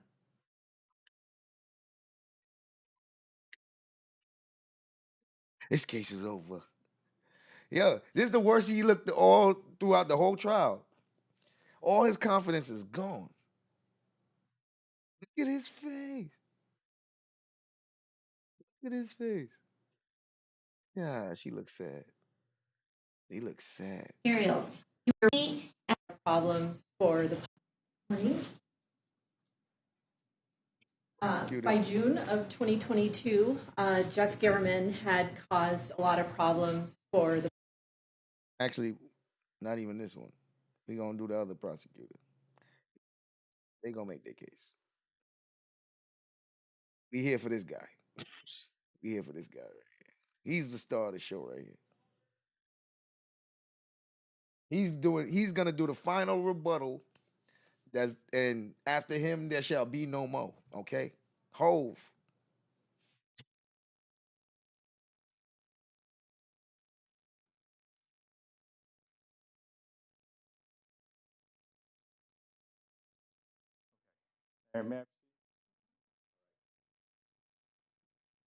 Well, it's been 2 weeks. You guys have heard a lot of evidence. Thank you for your patience. I'll try to be as brief as I can. But as you've seen, witness after witness after witness, the evidence is absolutely clear. The defendant murdered Jeff German. He murdered him because Jeff's writing destroyed his career, it destroyed his reputation, it threatened probably his marriage, exposed things that even he admitted he did not want the public to know. And he did it because Jeff wasn't done writing. He was informed on August 8th. A records request was being made by Mr. German long after he had lost the race, well into his lame duck remaining administration as a PA. He learns that Jeff wants to write more. And when he learns about the subject of it, it's not about him and Alicia, it's not about him and Rita, it's not about anybody except him and Roberta. And what you see unfolds over the course of a month. We learn from his phone expert that he shut off all location data, even though that phone, as we learn from his expert, 13 years of location data magically disappears for the month of August? Why? consistently 13 years worth of consistent data, except for in the month when he's planning the murder. Like, bro, you ain't think of that? Because of the August 8th email. He's over it. He's building a reconnaissance case. He starts to go on to Google Maps. He starts doing surveillance at Popeyes. He's using the power of his office and their computer software to find private details about Jeff so it can culminate in murdering him. And that's what he does. But as I've told many, many juries, especially in the last few years, it is really, really hard to plan the perfect murder in the digital age because you leave too many breadcrumbs behind. And he's no dummy. He's actually quite smart. He is thoughtful. But you will see during this rebuttal, there are mistakes that he makes. And there are things that he simply cannot account for that when a police starts to look into an investigation and deploys the tools that the police have at their disposal, it uncovers the inconsistency. It uncovers his mistakes. But I got to start with what he got up and told us about, the alleged conspiracy.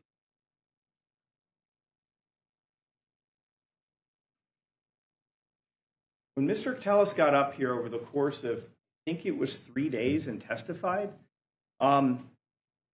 it was remarkable what he had to say, and not in a good way. His testimony was incredible, and not in a good way. This guy's good. He explained, or at least attempted to explain. Look at his face. He said incredible, but not in a good way. My man tell us over there like this bastard. He's like, you bastard. This guy's good. Incredible, not in a good way. His testimony was incredible, and not in a good way. He explained, or at least attempted to explain this conspiracy. What we learned over the course of the 3 days, and actually the course of this trial over 3 weeks, is the conspiracy grew, and it grew, and it grew. Who's exactly in it? It starts with Compass, nebulously Compass Realty. We learned that Adam Fenn can't be ruled out, right? Because he makes donations to Rita Reid. Cindy Sauerland gets mentioned at one point. Some of those briefings, you'll see her name is mentioned. She's a source of consternation for the defendant. It expands to the old guard, as they coin that phrase. Rita Reid, Alicia Goodwin are all part of this, right? The conspiracy, and let's remember, it's a conspiracy to murder Jeff Gehrman. We then learn it expands to Derek Jappy. He's in on it as well. When he testified, he's not really able to link up why Derek Jappy would want to help Rita Reid or Alicia Goodwin or Compass or Adam Fenn or Cindy Sauerland. That testimony is lacking. A lot of times when I pressed him, and I pressed him, and I'm going to explain to you one of the reasons why I cross-examined him so hard. When you stand on the stand under oath and you make allegations about businesses in our community, government service workers, and the police department, we deserve answers. I genuinely wanted to know, how is all this connecting? Explain it to me.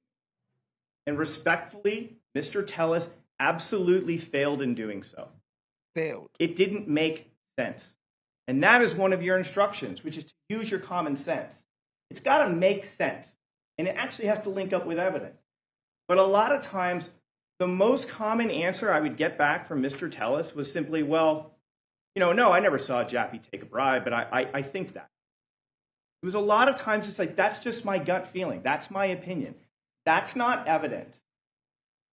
That is not evidence. But yet, it was Mr. Tellis's answer for almost everything when it came to this conspiracy. But let's continue. It stretches out to include Cliff Mogg, Justine Gaddis, the entire DNA lab. He said there were also patrol officers in it. I asked him which patrol. I don't know which ones. And then it literally culminates with Steve Wolfson, like the DA. It culminated with him. He can't quite link it up, but he threw that name out there. And here's the thing that struck me when I took over this case. I would submit to most people, probably before ever hearing about this case, had no idea what a public administrator was. He is not a U.S. senator. He is not a governor. He is not a congressperson. He is a duly elected official who manages an office of approximately 8 people. God damn, he is belittling this man. Look at his face. He belittling him. He making him feel small, like you're not even a real politician for real. Like you like one of them little minor You're not even like, yo, look at his face. He's in disgust. Like, listen to how he's talking about. Yeah. Yo, this guy is killing him inside, deep. Like his soul is burning on fire right now. The way he talks about him. No narcissist can hear this about themselves and not say something about it. And he can't say nothing. He is not a governor. He is not a congressperson. He is a duly elected official who manages an office of approximately 8 people. And their job is to assist people who pass away, who don't leave a will and leave property. The public administrator's office is not at the forefront of everyone's mind in this community. No one learns about this until who brings the office to light? Jeff Gehrman. And what's amazing is if you believe that story about this conspiracy, all of these people, all of these entities were willing to sacrifice their reputation, their business, their police department, even the public administrator's office. They're all willing to put it on the line to kill a reporter, to get that guy, even though he's leaving in 3 months. Does that make a shred of sense? Absolutely not. But what it does give you a window into is what's in his mind. That is how important Mr. Tellis views himself. That every single one of these people, every single one of these entities were literally willing to kill another human being who is not him just to frame him. Does that make sense? And more importantly, where is the evidence to support that? Where is the evidence that you received in this trial that supports that? And the answer is you didn't. There isn't any evidence.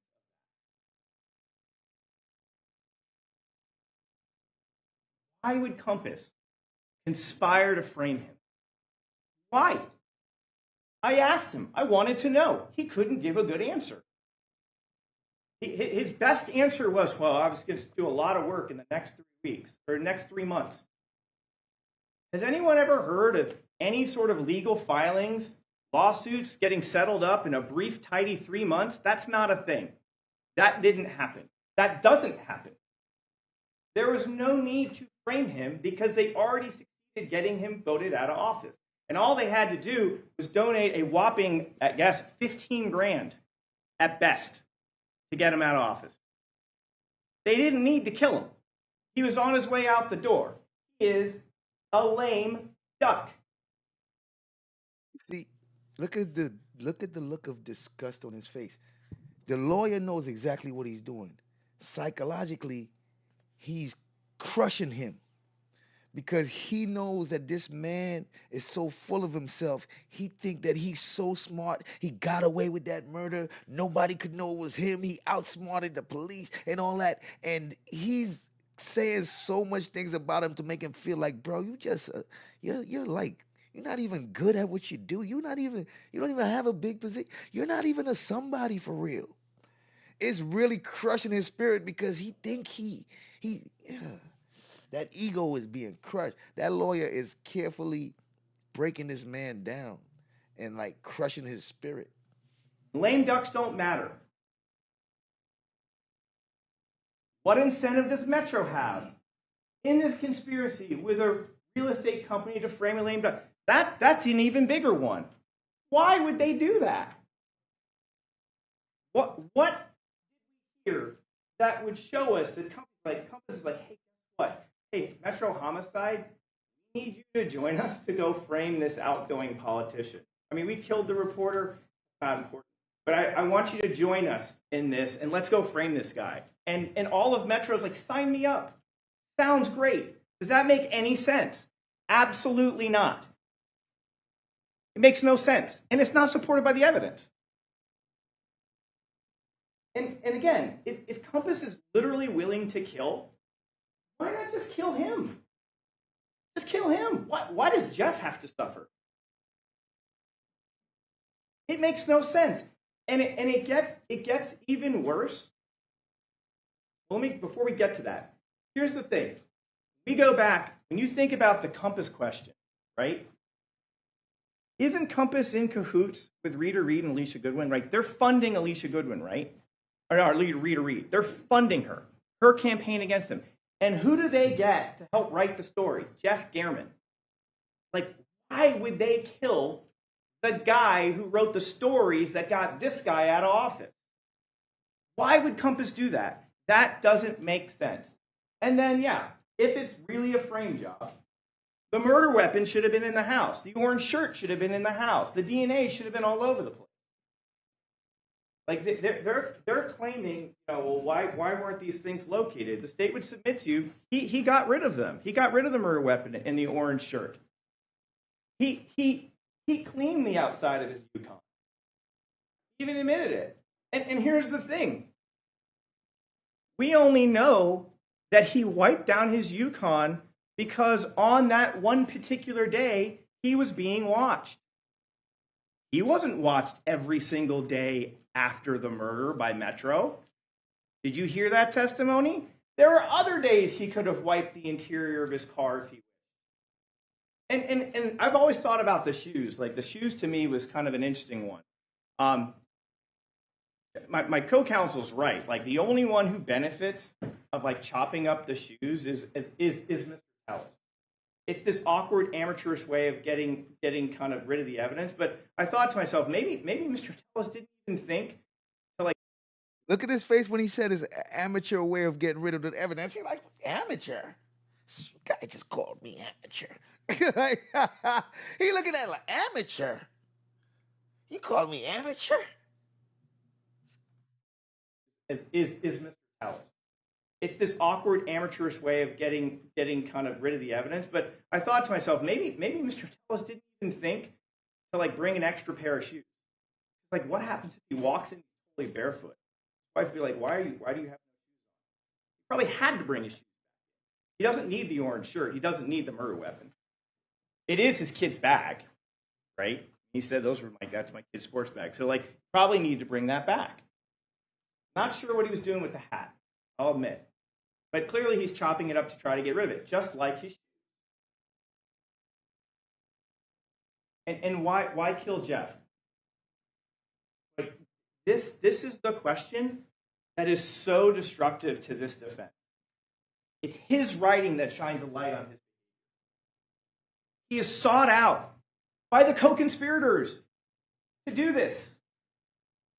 And he admitted on the stand, one of the rare times he admits it. He admitted, yeah, his writing was the difference in the election. That's why I lost.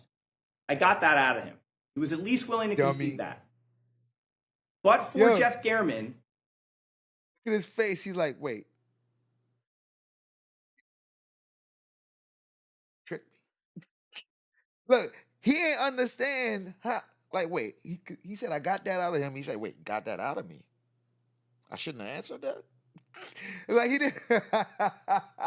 His writing was the difference in the election. That's why I lost. I got that out of him. He was at least willing to concede that. But for Jeff German, he's still a public administrator. His writing is why the defendant is out. Therefore, under this theory, he's got to be the one who's killed. That's his reward.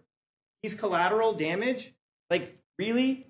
Rita and Alicia are like, sorry, Jeff, you got to go. It's been really nice. Thanks for the help. But You're out now. We got to clean up loose. I mean, is that really what's being suggested here? And the answer is that is what he's suggested. But it defies common sense, and it's not supported by the evidence. Here's the other thing. Jeff's putting together a fifth article. And now what we can tell from the records, it's just about Roberta and him. It's the salacious stuff. So who in this realm, about everyone in the conspiracy, about Mr. Tellis, who's the one that wouldn't want another article written about him engaging in Derek Jappy? Cliff Mogg? Adam Fenn? No. He's the only one that would have a stake in making sure that article never got written.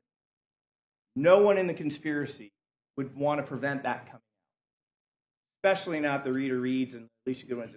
They want that exposed. I mean, they went to have that exposed. They wouldn't want that not put out, and I'm sure Compass Realty wouldn't either. I'm sure they would have wanted him discredited. Like, another article would, in theory, be great. They wouldn't have killed him. Then we have his walk. Like, he's got a little hitch in his getup. Oh, man. Kind of leans to this one. Oh, man, I didn't even see that, boy. You got that little weird walk. Oh, man, you know, a walk will give you away. Boy, a walk will give you away. And people that know you, they know your walk, man. They can see you coming. You know what I mean? A walk. He don't got a regular walk. He got a little dance. He dance a little bit when he walk. he got a little dance step. Then we have his walk. Like, he's got a little hitch in his getup. Kind of leans to this one side. You can kind of see it. Something that is about his little walk. And look, you don't have to take my word for it. You can evaluate whether you think what Zach and Christy had to say about it. They've hung out with him. They've walked with him. They thought, and think about how they saw it. They were like, man, they kind of knew the background between Gehrman and Tellis, and they were like, wouldn't that be funny if that was him? He's got those same goofy gray shoes. Like, that was the thing. Like, they noticed the shoes, which I think is really interesting. You know? But they don't act on it at first. But it's only when they see the Yukon that they kind of flip out and they're like, well, we probably should call on this. The only other person who came and said that wasn't him is Nicole. And listen, you'll have all of Nicole's texts. The state would submit to you that, look, there is no doubt she has a kinship to Mr. Tellis. You can see it in the text messages. You can read through them. They would submit she has a bias. Like, she cares about him. And I think he was probably good to her in the office, which is understandable. But look, you can judge it on your own. You can judge the testimony of those other people. You can make that call for yourself. But I would submit to you, when you look at this, think about all the other evidence in the case. Think about all the other evidence, the motive, the physical things found in his house, his DNA underneath the nails. When looking at this and being like, is that him? And they would submit to you, when you put all that together and you watch this video, absolutely, it's him. Professional killer versus amateur killer. Mr. Tellis would like you to believe that this was an assassin. Combat training. The state would submit to you, you don't need combat training to stab people. That don't have to go to knife school. You don't have to do that. If you're angry enough, you can stab people pretty good. You got enough hate in your heart, you can really go at people. And I would submit to you, the state would submit to you, Mr. Tellis had had enough of being exposed, written about, publicized, embarrassed. He wasn't going to have it done again. At this point, the state would submit, Gehrman had taken everything from him. Everything. Everything that he worked for. He worked his way up through law school. He had got himself elected, and this guy took it all from him. So he wanted to take something from Jeff. That was his life. Professional assassins don't use their personal vehicles. They don't use their personal phones or work computers to conduct reconnaissance. They don't wear attention-grabbing outfits.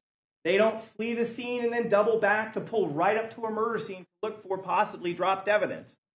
And they don't leave items of clothing or apparel they use in the murder inside their own house. Professionals don't do that. They would submit to you that what this was an amateur attempt by Mr. Tellis to pull off this killing. But here's the thing. It is thoughtful. It is deliberate. He really did a thoughtful job about it. I give him credit. I give him credit. But in the world of the digital age, behind too many breadcrumbs. And when you're not a professional and you are an amateur, you tend to make mistakes. That's what he did. For example, really smart idea. He knew about IDI Corps. Hey, I've got a really easy way to look up personal identifying information on people. I'll use my work computer. But what does he not realize? That we can, as the police, download the computer and literally see your keystrokes. How could he have known that? It's an oversight, a mistake, split, evidence we collect against him. What else? He does the Google Maps surveillance. Really clever. What an easy way. You don't even have to go to the neighborhood. Put it up on your Google Maps. He does the Popeyes surveillance. He takes the photos off his work computer, right? But he forgets to delete his cache files. And let's just make this clear once and for all. Matt Hovanetz told us what? He said that these are not created photos. They would say created in a date, in a time, and you'd have it. Those don't exist on the phone. Wonder why that is.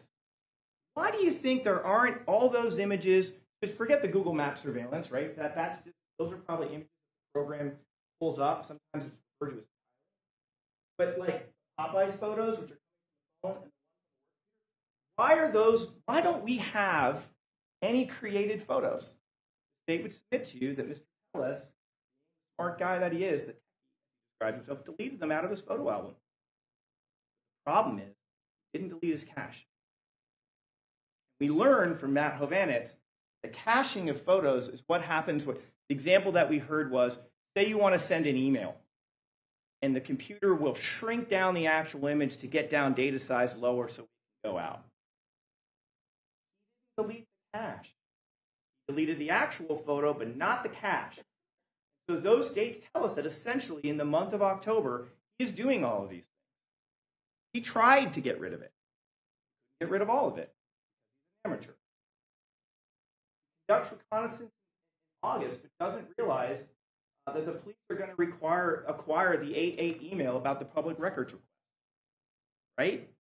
Like, did he really? Maybe he probably didn't realize that we would go into the PA's office and say, hey, we want what communications are out there, and we get the email. Now we understand the significance of why these things are all happening in August. We get the email. You can account for that. Here's another thing. He shut off all his location services in August, but doesn't realize it's going to stick out like a sore thumb during a location services. And here's the crazy part. His expert gave it to us. His expert said, I have 13 years of location data on this phone. But for the month of August, it's a 0. It's a bagel. Why? Why that month? Because it's right. It's when he's planning the killing. He knows he's going to those spots. He doesn't want to be tracked. He's no dummy. He's smart. The problem is that is an electronic breadcrumb. An entire month, no location data at all for anywhere that he traveled. That was the testimony of his witness. He didn't claim that that information was hacked or compromised. He is laying, boy, he breaking him all the way down. You see Tellis' face? Tellis look like he want to cry. Every time the camera go to him, he look like he ready to cry. Like, man, he killing me, man. What else?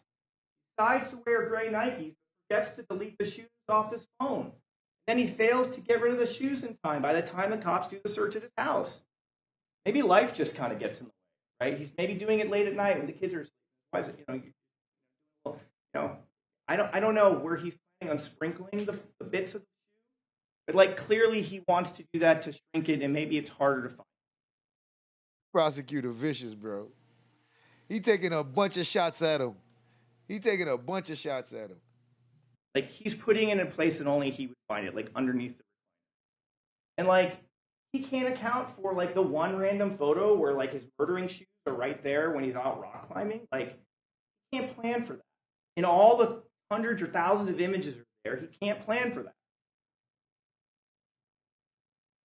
Creates the disguise of the construction, but doesn't account potentially for an interaction.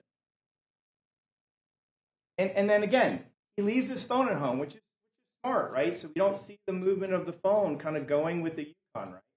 The problem is that when you go radio silence for like 5 hours and you start ignoring your wife's calls and texts, that's a problem. And then, great example. He gets up here and he tells us the whole story about the chicken fried rice.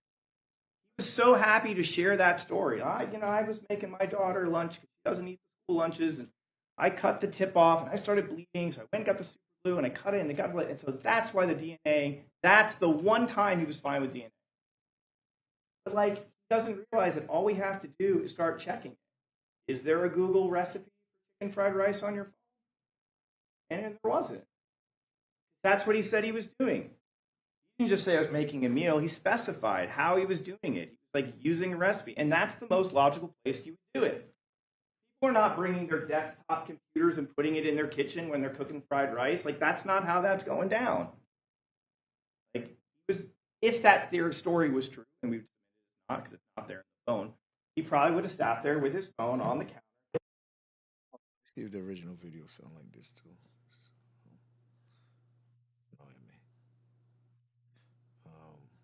Hold on.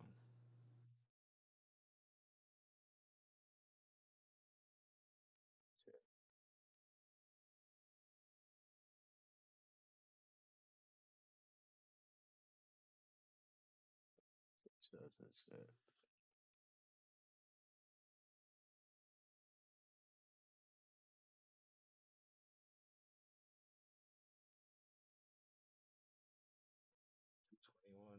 I'm just checking to see if the audio is the same on the actual YouTube video. And then he's working. So it should be there. But it's not.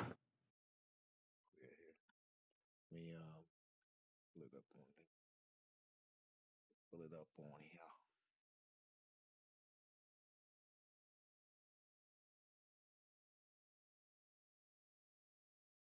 I'm not on camera? Shit, I thought I was on camera. My bad. My bad.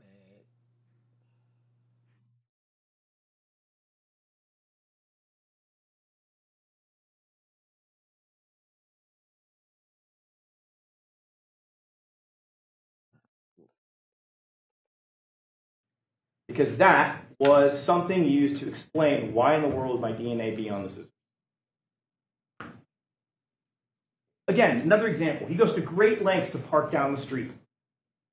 And then it all goes down the drain when he leaves because he realizes, oh, I probably forgot something. So he wheels back and parks right in front of the house.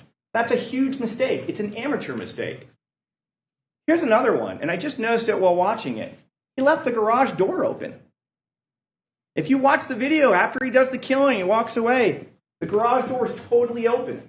And then when he drives back and he gets out, he has two opportunities to close the door. What did we learn about what prompts the neighbors to worry about Jeff? It's the garage door.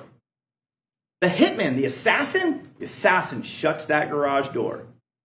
But not an amateur, like Mr. Tellis, because in the panic of the moment, he's just like, I got to get out of here as quickly as possible. It's a slip. It's a small slip, but it's reflective of who we're dealing with. And then he forgets to get rid of the hat. He forgets to get rid of the bag.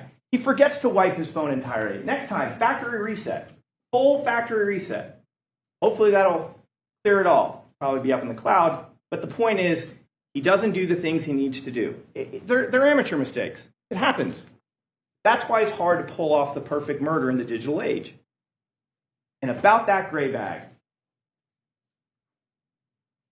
the defendant told us on the stand he'd like to think he wouldn't have removed his children's basketball and football to use it in a murder. Remember that? And there's the bag. And there's the bag. And there it is. And the defense in his closing arguments claimed said, we submit that there's sawdust inside the bag. Well, let's take a closer look at the sawdust. See that bag? Take a closer look. Remember the big sun hat? That's sawdust? Doesn't look like little chopped up little bits. Looks more longer and rectangular and flat. Here's the hat. Here are those bits. Damn. Long and rectangular. Right. They would submit to you, he put his chopped up hat in that bag and then transferred the bag into the Sprouts bag, put the basketball and the football back inside. That is not sawdust. Use a dummy. I want to touch on some things that were brought up in closing argument. That Garen's DNA is the only one at this. Well, our response is, well, his DNA is underneath Garen's nails. So that's a huge problem. Not in his vehicle or in his clothing. He got rid of his clothing. He'd submit he cleaned his car. He also wasn't surveilled 24 hours a day. There was no positive ID from him at the scene. And that is correct. And listen, that's why we have this instruction about direct and circumstantial evidence. Because in Nevada, the law doesn't make a difference between the two. You can weigh it as you wish. Some cases have incredibly powerful examples of circumstantial evidence. Sometimes you've got a combination of both. Sometimes it's all direct. But there's tons of direct evidence, like him in the Yukon. Like that's to be tracked from literally silk tassel all the way to his house and then all the way back is incredible. You heard about how many officers it took to track and go business to business to business to business. That's direct evidence. You've got the circumstantial evidence of his DNA. You've got the shoes with his DNA in it that's chopped up. You've got the hat. You have the surveillance in the phone. You have the whole motive laid out from the articles. I mean, okay, you're right. We didn't have one person standing out going, I watched Mr. Tellis stab Mr. Gehrman. You're right. But we got a whole lot of other evidence. There's no surveillance of Tellis exiting his home. You've heard testimony about it repeatedly. There wasn't cameras in the area. We just have surveillance of the street that's perpendicular to his driveway. And I thought I had pulled up, maybe I didn't. I apologize. I tried to put the image of that, but I want to address that. It might be still in here. Go back and check the map. Because the way it actually works is Piggott Elementary, when he's coming in and out in his red Yukon and going to the gym in his BMW at the end, the street that comes down perpendicularly to turn out along the Piggott Elementary, that street is Silk Tassel. And when you look at a map, if you follow Silk Tassel, it perpendicularly, it runs into his driveway. Like all he has to do is like drive out of his driveway and he's already on Silk Tassel. Dang. So you're right. Like we don't have him getting out of his car from his driveway, but we literally have the only street he needs to take to get to Piggott Elementary. It is not streets and streets and streets. It's the street before his driveway. There's the argument, well, Metro makes mistakes. There's that deletion of a traffic. Well, and as I've just pointed out, Tellis made a ton of mistakes himself. So we will own that, on one traffic stop, we didn't mark a proper event number. And you can give it whatever weight you want. Tellis cutting himself while cooking. Again, we've talked about the chicken fried rice thing. That's not backed up. Wouldn't there be blood from the cut? Not necessarily. What if he had gloves on? And he's kind of cutting his tip. It may not be pouring everywhere. And again, look at that scene. The majority of the blood of Mr. Gehrman is actually just kind of pooling from where he's resting. It's not splattered all over the house walls. It's not that type of scene. I mean, Gehrman's shoes are such a good example of that. Like, he's the guy who gets killed. He's the one stabbed 11 times, and his shoes are relatively clean. And he's not doing a lot of walking. A lack of responses to junk messages. That's true, but there are work messages he's not responding to, and his wife is reaching out to him, and he ain't responding for hours. That's a problem. That's a problem for him. especially go look at, when you're not in the murder window, go look at the communications. So like when his daughter reaches out to him in the morning, he responds like that. No issue. Like at 3 o'clock or so, or 2:30, when Tonya, his ex-wife, responds with a question about the kids, he responds immediately. And what did he tell us on the stand? What did he tell us on the stand about being at Summerlin Area Command? What was his big worry?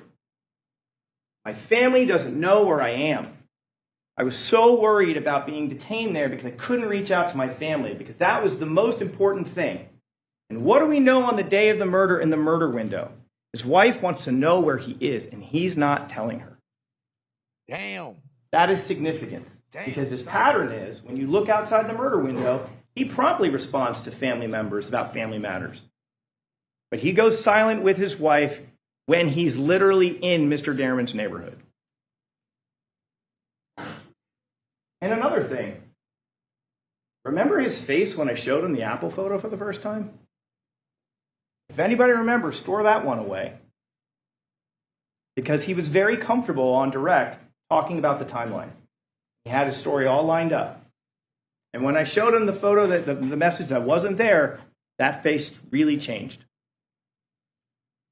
You can weigh that when evaluating his credibility and his responsibility for this.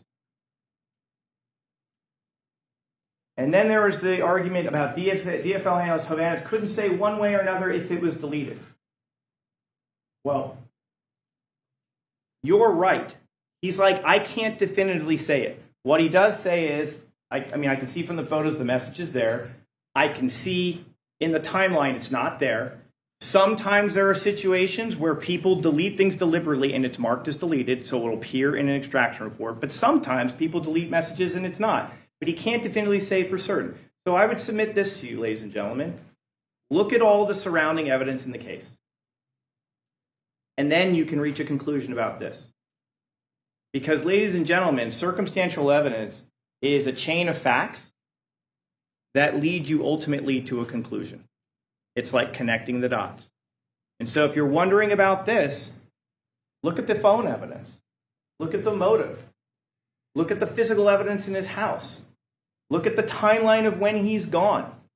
Look at when the Yukon is where it is in relation to just nothing is going out on this phone. And then you decide, you can make a call about whether, and his manner on the stand, listen to him testify, and then you can decide whether he actually deleted that message. And I'm going to get to the significance of why maybe that message was deleted in a bit. And again, claims Hovannes couldn't tell you the cache date on the phone. The state would submit, and you can check your notes, that's not his testimony. He never said, I can't tell you the cache date. He said, I couldn't tell you the creation date. He said, the cache date is something different. That's what the report is showing me. That's the last time this image interacted with the phone. So that's the time that those smaller images are interacting with those phones, all those dates in August. Not bagging the hands. And that was an argument being made. Like, no one could tell us exactly. So I would say, what means what? Has there been testimony that the DNA evidence was compromised? There was no evidence of that. What is being asked of you? You're being asked to speculate. And you have an instruction on reasonable doubt. And reasonable doubt must be actual, not mere possibility or speculation. Speculation doesn't get you there. It's improper to speculate. Here it is. I knew I didn't forget it. Colin was streets away from his home. That's not correct. That's his house. This is the road. When you're watching that Yukon come in and out, and his BMW coming out, this is what you're seeing. So you're right. We didn't get any homes in this area with camera footage. One way out. But we got about 5 miles worth other than that. There was an argument, does it make any sense that there aren't any other cameras in the neighborhood? And my response would be, did you see Mog's presentation? Does this appear to be a case of Metro's not interested in collecting video? There's like 28 sources. The state would submit to you, if there was a camera that was working, that was closer to his house, they would have gotten it, and we would have wanted it.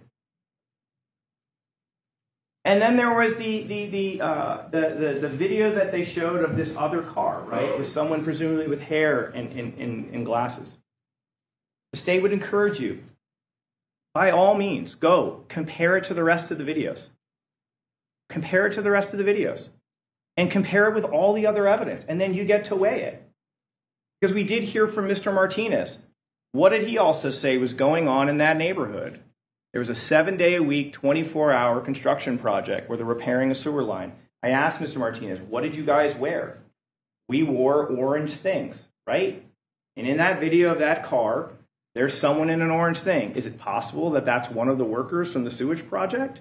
He seemed to be coming down the road in that first video. He's coming from the road where Mr. Martinez said he was waving people off, remember? Martinez said, I saw that when we saw the first video, right, of the car approaching and the white truck pulls up, he said he was going out there to tell that person, you can't come down this other way. And the video that the defense shows you shows a car coming from that other way. And if we marry the testimony of Mr. Martinez, the state would submit that's the construction area. In all likelihood, that's just another worker. But you get to weigh it. You get to weigh it with everything else. Then there's this argument about Jappy mysteriously inserting himself in the homicide event. Really? Is that the testimony? Detective Jappy told us that he had to attend the Metro briefing that night. Why? It makes sense. He's literally a detective that's working on an investigation on him. Does it make sense that Metro would want all people maybe involved or some kind of connection? Absolutely. But did you really hear a situation where he was injecting himself into Justine Gaddis's investigation? The answer is no. Detective Gaddis talked about contacting him from time to time, and when contacted, he either met the person or responded, but there really isn't any evidence of him interfering with an investigation. And then here's the other thing. There's testimony from a CSA saying he was taking his own photos and collecting his own evidence. What is the significance of this? We do know from Detective Jappy, he is conducting 2 investigations at that time for Compass and Tellus. It goes on until January of 2023. So is it possible he is collecting information tying to one of those? It's possible. But the better question is this. What evidence do we have that Jappy's presence being there compromised any CSA's collection of the information they needed to get? Did you hear a CSA say, like, he didn't let me pick up that computer that I needed to take? He didn't let me take Roberta's computer. Did you hear anything like that? That he was some sort of obstacle from the CSAs doing their work in the PA's office? The answer is no. So what is the point of bringing this up? It is an argument or a suggestion asking you to speculate because there isn't any evidence that he interfered with their collecting of evidence at the PA's office. It's not there. And then the DA didn't pursue charges, and I would submit that was significant. That's what he said. Respectfully, the defense doesn't expound upon the significance. He just said it was significant, but doesn't expound why. Why is that significant? He never explains it. It just stops. And the state would submit to you the testimony of Derek Jappy is really significant because Mr. Tellus would have you believe that like he's being framed by Derek Jappy and his complaints about Compass are not being taken seriously. And he got up on the stand and Derek Jappy told you the exact opposite.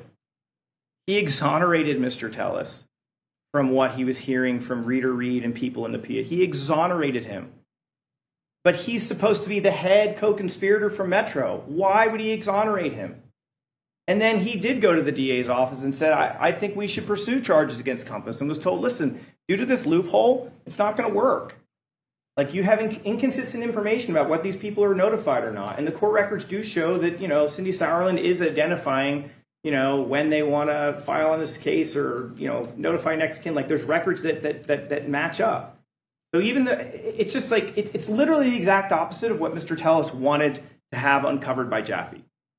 And like, he didn't, if he really was out to get him, like, he should have just stopped when the arrest was made and we could be done. But that's not what he does. So I want to get to the defendant's testimony. There's a credibility instruction. You were instructed that you need to consider witnesses, and since he testified, he's a witness, consider his manner upon the stand. Think about what his fears, motives, interests, or feelings are. and the reasonableness of his statements and the strength and weaknesses of his recollections. And then here's the kicker. Under Nevada law, if you believe a witness has lied about any material fact in the case, you may disregard the entire testimony of that witness or any portion of their testimony, which is not proved by other evidence.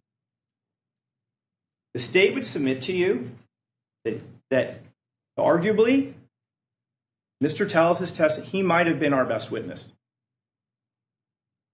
Based on his manner on the stand, based on the things that he said, he spent 2.5 hours on that first day, and almost 80% of it is talking about things he did in the public administrator's office. It's not about the actual murder or what he's doing on that day. He just wanted to regale you with all of his achievements as a public administrator and how he fought against people standing in his way. The state would submit to you, as my co-counsel told you in opening statements, that's not what this case is about. It's not about whether he was a good manager or not. It's not about if he had an inappropriate relationship. This is about whether or not he had a motive to kill Jeff Garman, and did he in fact do it? And he did. Think about his difference in how he spoke to you on direct on a narrative versus trying to answer my question. How many times did I have to repeat, sir, my question is this, bring you back to my question. Sir, I didn't ask you why. I asked you a yes or no. Think about that for a second. And think about this.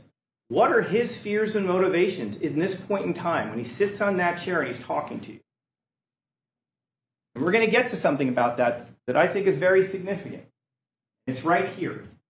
He took the stand and he admitted on cross-examination that he lied during his May 11th, 2022 interview with Jeff Garman.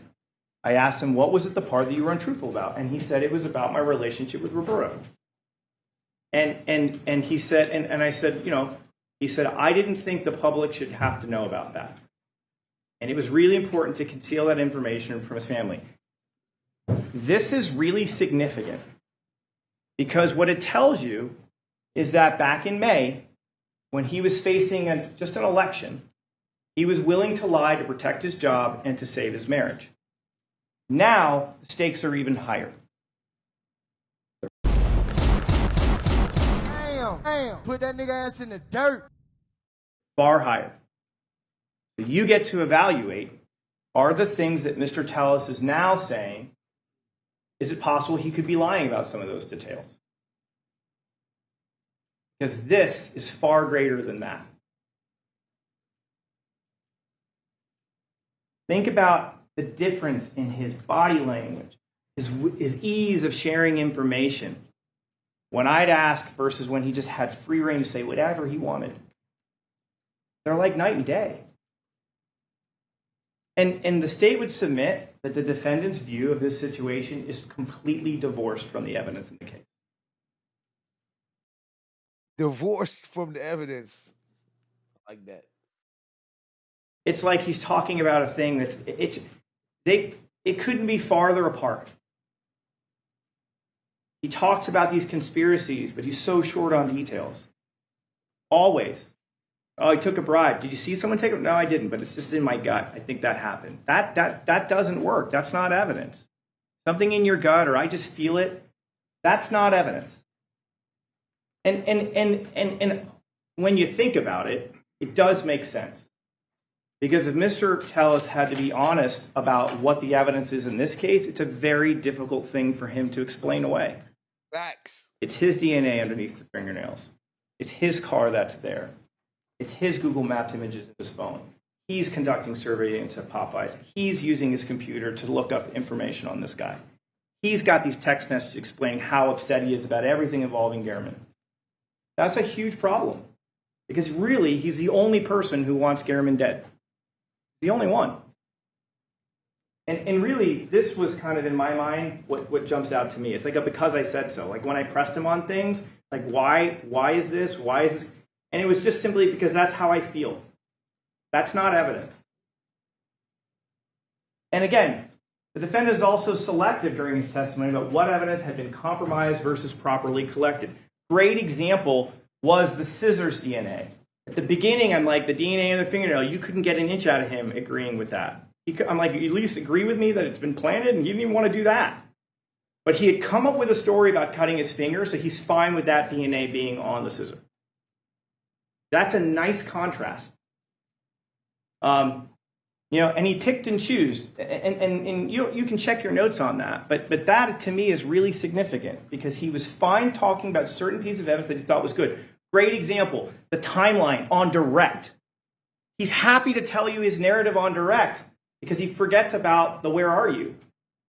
And then on cross, when I confront him with the where are you, now things are a little bit different.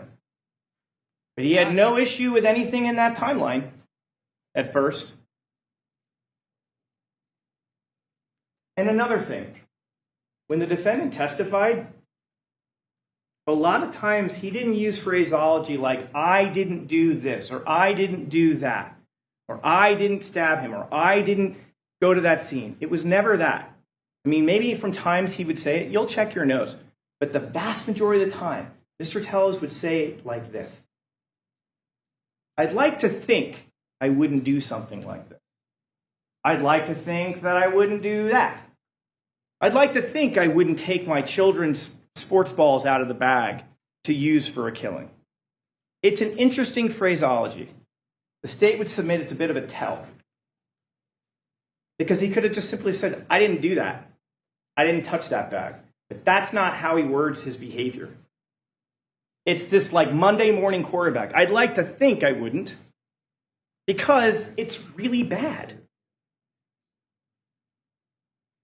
You can weigh that when you're evaluating how honest and truthful he was when testifying.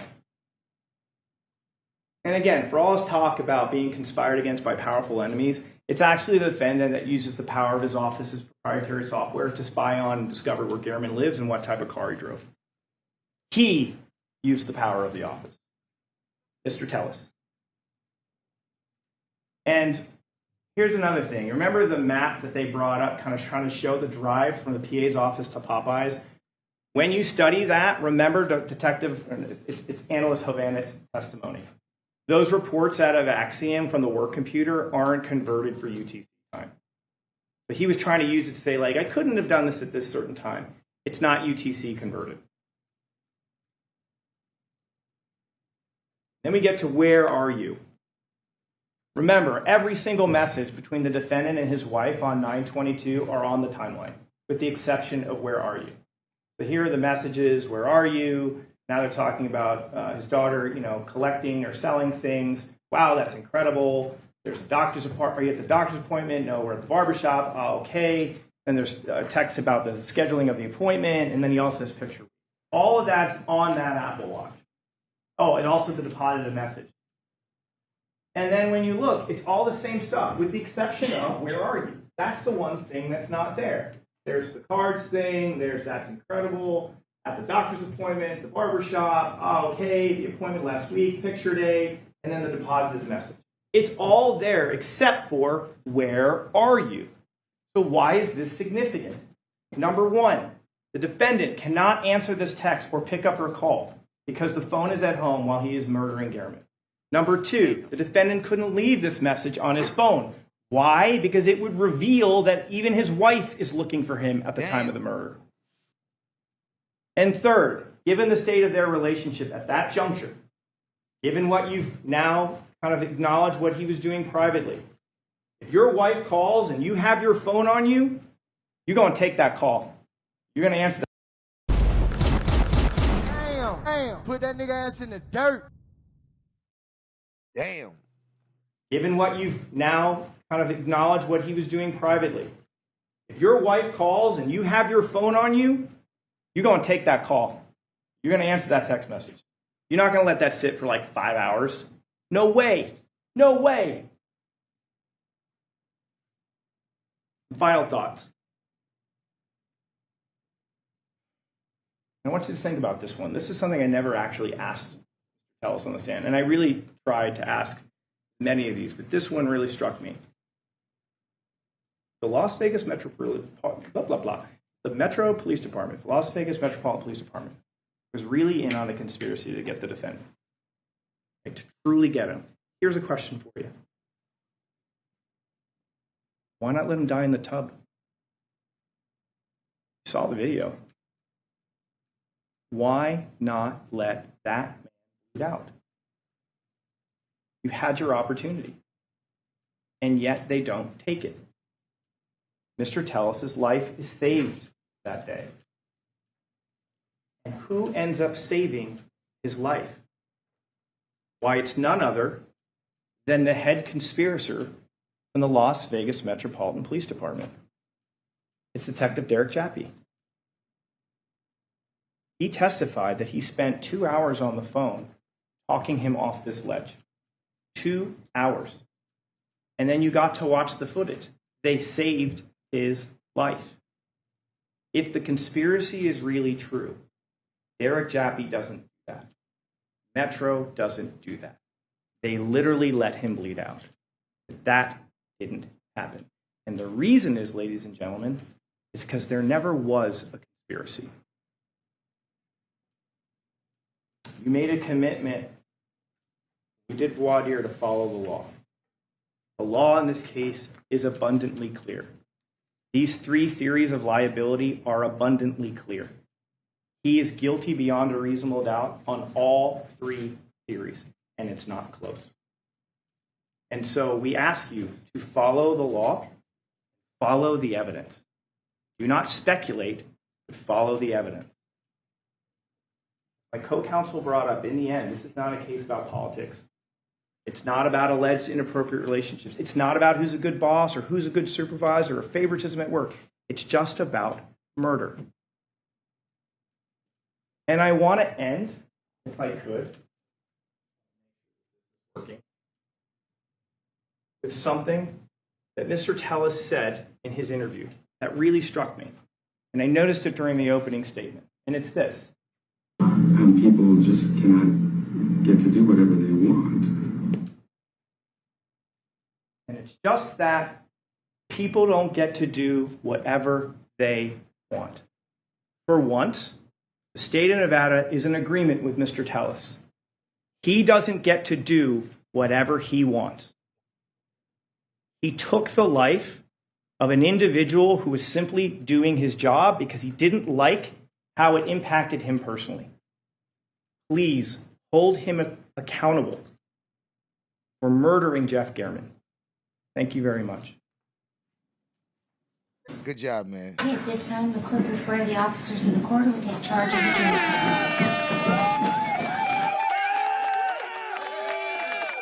Good job, good job, good job. All right, man, let's take this time to check out the verdict. Let's take this time to check out the verdict, man. His reaction to his verdict.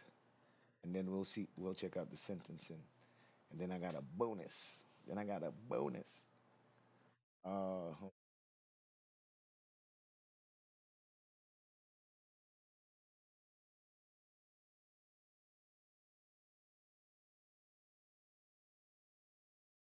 I think Robert Tellis looks a little uncomfortable as he waits to hear his fate.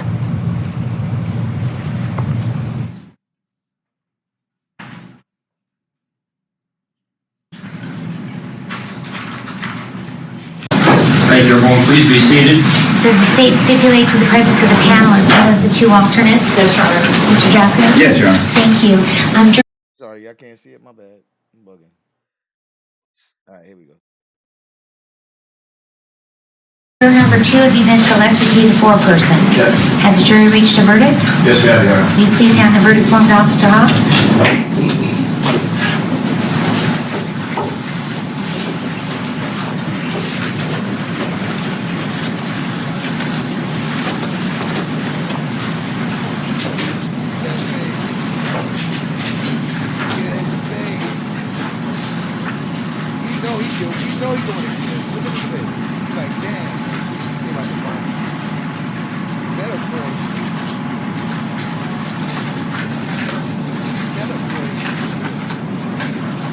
Okay, the clerk will now read the verdict form out loud.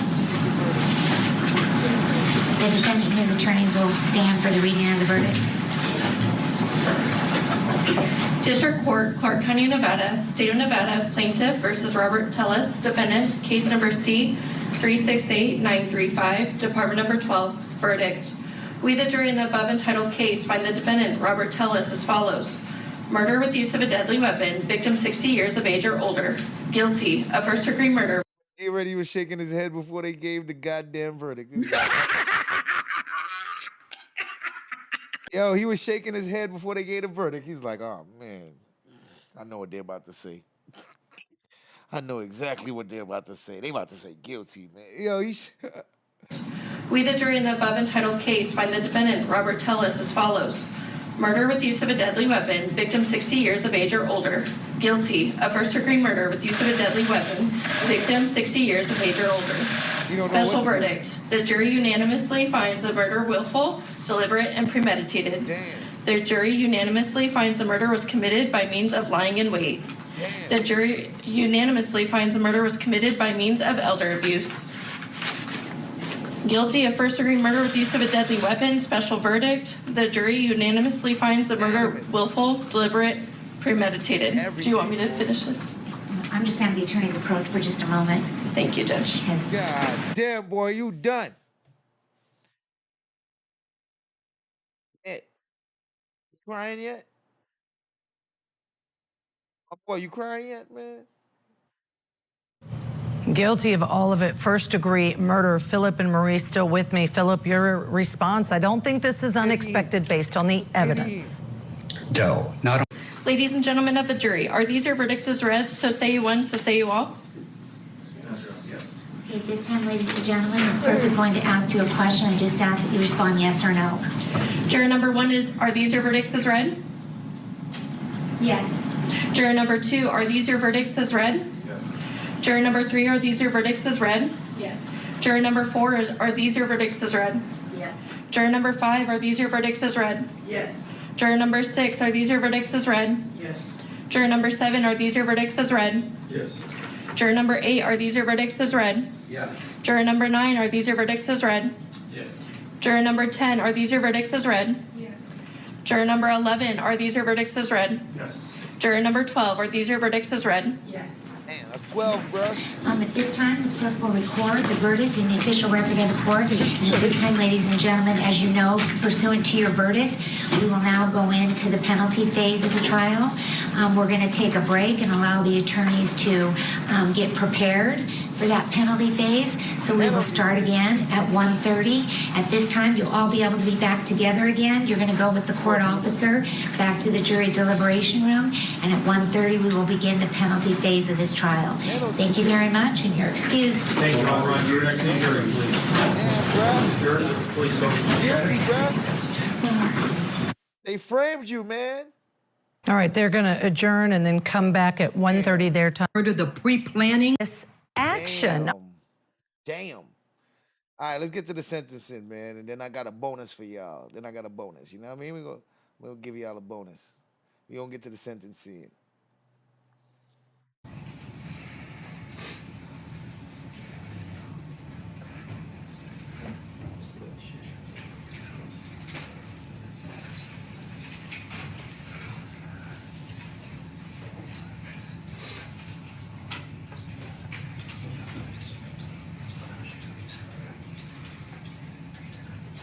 Reason why judgment should not be pronounced against you at this time? No. By virtue of the verdict returned by the jury in this matter, I hereby adjudicate you guilty of murder with use of a deadly weapon. Victim 60 years of age or older. Does the state wish to be heard? Just briefly, Your Honor, thank you. As the court well knows from sitting through this trial, the jury in this case found that Mr. Tellis willfully, deliberately, and with premeditation killed Mr. Gehrman. He did it by means of lying in wait, and it was inflicted on an older person. The jury also found that a deadly weapon was used, and Mr. Gehrman's age was, of course, over 60 at the time of the crime. Essentially, the jury found every single essential fact alleged by the state based on the investigation by Metro detectives. And they found that, beyond a reasonable doubt, after hearing from Mr. Tellis. The court gave him wide latitude to explain and offer evidence of all the hollow claims that he made pre-trial against detectives and elected officials. He made those same allegations at trial. He alleged detectives planted evidence. He alleged various conspiracy theories involving real estate companies. He claimed various detectives were unethical and that there were several corrupt officials involved in the circumstances he found himself in. The jury squarely and soundly rejected all of that. All of the theories offered by Mr. Tellis were rejected by the jury, and the jury was left with the facts and the evidence that have always been there since the beginning of the case. And that is that Mr. Tellis planned this extensively. He drove to Mr. Gehrman's house. He was lying in wait, and he attacked him from a place of cover. And of course, Mr. Gehrman was 69 years old at the time it occurred. The court knows from the evidence in the trial that the planning was extensive. Mr. Tellis used taxpayer-issued resources to look up personal information about Mr. Gehrman. He scoped out Mr. Gehrman's neighborhood ahead of time, and then, of course, he attacked someone much older than him by surprise. His reason for doing this, we learned, was that he didn't like what Mr. Gehrman had written about him. He felt that Mr. Gehrman had cost him an elected position. This type of violence, this sort of political violence, because of being upset about an article that has been written about you, is unacceptable and dangerous to our community as a whole. Beyond that, Mr. Gehrman's position as a reporter for decades in Clark County, his death affects the community in a unique way. There are many people who are readers who felt like they knew Mr. Gehrman and relied upon him to supply them with information about various news within Clark County. And finally, and most importantly, the family of Mr. Gehrman lost a beloved family member, an uncle, and a brother. Based on all of these factors, the state respectfully asks for the maximum sentencing enhancement available to the court. We do have one victim speaker. Thank you. Mr. Tellis, do you wish to address the court? Yes, Your Honor. Thank you. First of all, I want to say that the family has my deepest condolences. Mr. Gehrman was, very impactful in the community. Y'all think he gonna say he innocent still? Y'all think he gonna be? Do you guys think he gonna maintain his innocence during this speech right here? I have a strong feeling he gonna say I'm innocent or something to that effect. He made a difference. And we know from testimony by the family that he was a good brother and a good uncle. And I understand the desire to seek justice and have somebody accountable for this. But I did not kill Mr. Gehrman. I knew it! Hey, he sure is. I did not kill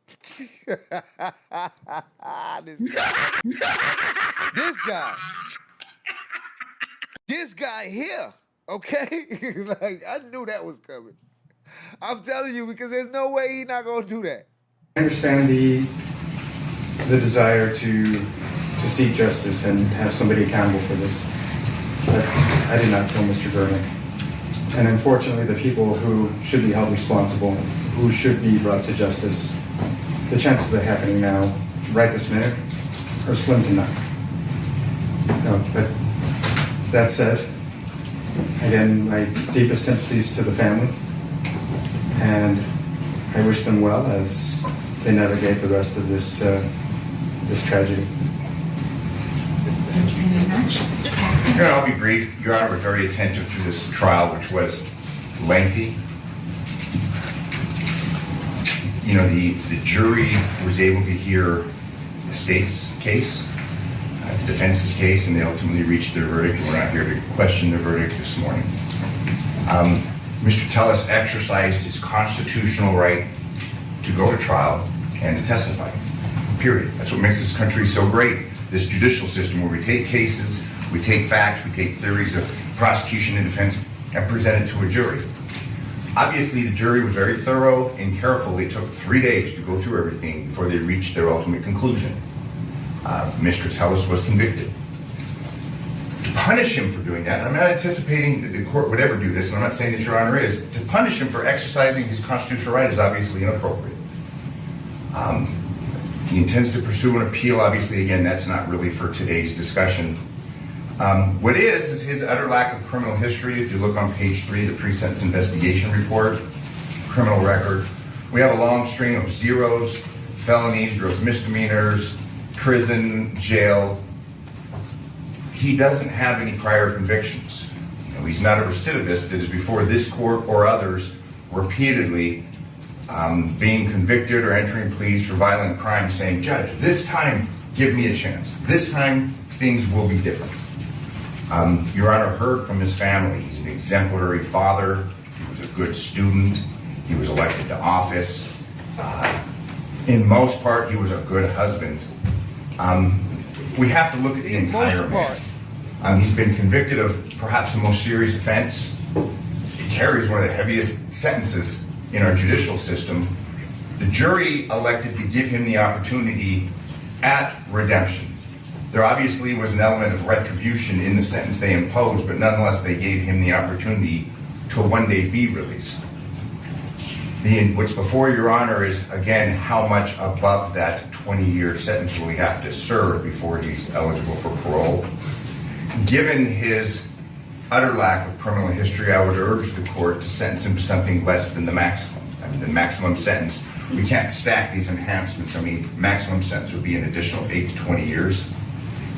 I'm going to urge the court to allow the parole board a bit more discretion. I would urge the court to consider a 1 to 10 year enhancement, which is allowable under statute, and allow the parole board to determine when he should be released. Of course, it's a two-step program. Number one, he'd have to be eligible for parole on the murder count, which won't occur until 20 years is served, but then there's the second consecutive sentence that must be served for the enhancements. I would urge the court to impose a sense of leniency in that he has no prior criminal record. Mr. Tellis has been actively engaged in his defense since the get-go. That continues through today. Again, I would urge the court to not hold that against him. And based upon the evidence Your Honor has heard, the statements of the parties, our arguments, and the information contained within the pre-sentence investigation report, which I just want to put on the record, there's no Stockmeyer issues. We'd submit it to Your Honor's sound discretion. They gotta do what they gotta do. Negotiate if you can. Negotiate if you can.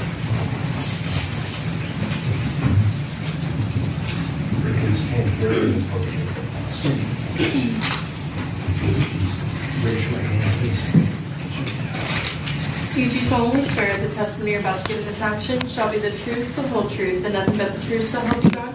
I do. Can you please state and spell your first and last name for the record? Sure. Jay German, Jaygerman. Thank you. Good morning, Judge. Thank you for allowing me to just talk a little bit. We lost a brother. We lost an uncle, a friend, a leader. We're still in shock, and it's been 2 years. And it's going to take a long time to recover from this.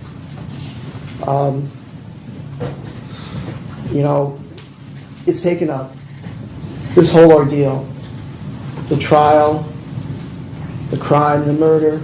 It's taken a big toll on our family, and it's been immense. It's been really difficult for all of us. We're doing our best to get through it. We really are. But he was our leader, and we're never going to see him again, and it's hard to come to that realization. But we're dealing with it. It's just going to take a long process for all of us, to recover. We're struggling with it, but we're doing the best, and we miss him dearly. We really do. We've had a couple of his birthdays since Testing. he's passed. And it's nice to get together as a family and kind of visit with Jeff. but it's not the same, and it never will be. We've lost a lot. He lost a lot. You know, we have a lot of anxiety about the future safety of our family, if and the children of our family, if Robert Tellis were to be released after just 20 years of incarceration. But thank you for letting me take a few minutes to talk about Jeff and our family. Thank you. And thank you for your testimony. Anything else? Not on behalf of the state. Okay, in accordance with the laws of the state of Nevada, this court does now sentence you as follows. In addition to the administrative assessment, the DNA fee, and the collection fee, you'll be required to submit to genetic marker testing. At this time, the court's going to sentence you to life in the Nevada Department of Corrections. Did she just say sentence you to life? And the collection fee, you'll be required to submit to genetic marker testing. At this time, the court's going to sentence you to life in the Nevada Department of Corrections. Yo, she said it like nothing. She said at this point, the court is going to sentence you to life at the Department of like. She just said it like nothing. I'm over here like, wait. I thought she was going to like emphasize it, life.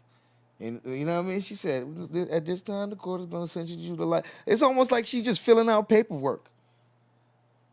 She just gave out a life sentence like she over here, like she just signing a document for real. Like, yeah. What you said your name was? Hold on. All right, here you go. Life. Here you go, life. Man, she did that like nothing. And the collection fee, you'll be required to submit to genetic marker testing. At this time, the court's going to sentence you to life in the Nevada Department of Corrections with parole eligibility beginning after a minimum of 20 years has been served and after considering all the factors enumerated in NRS 193.165. So life, but with the opportunity for parole in 20 years.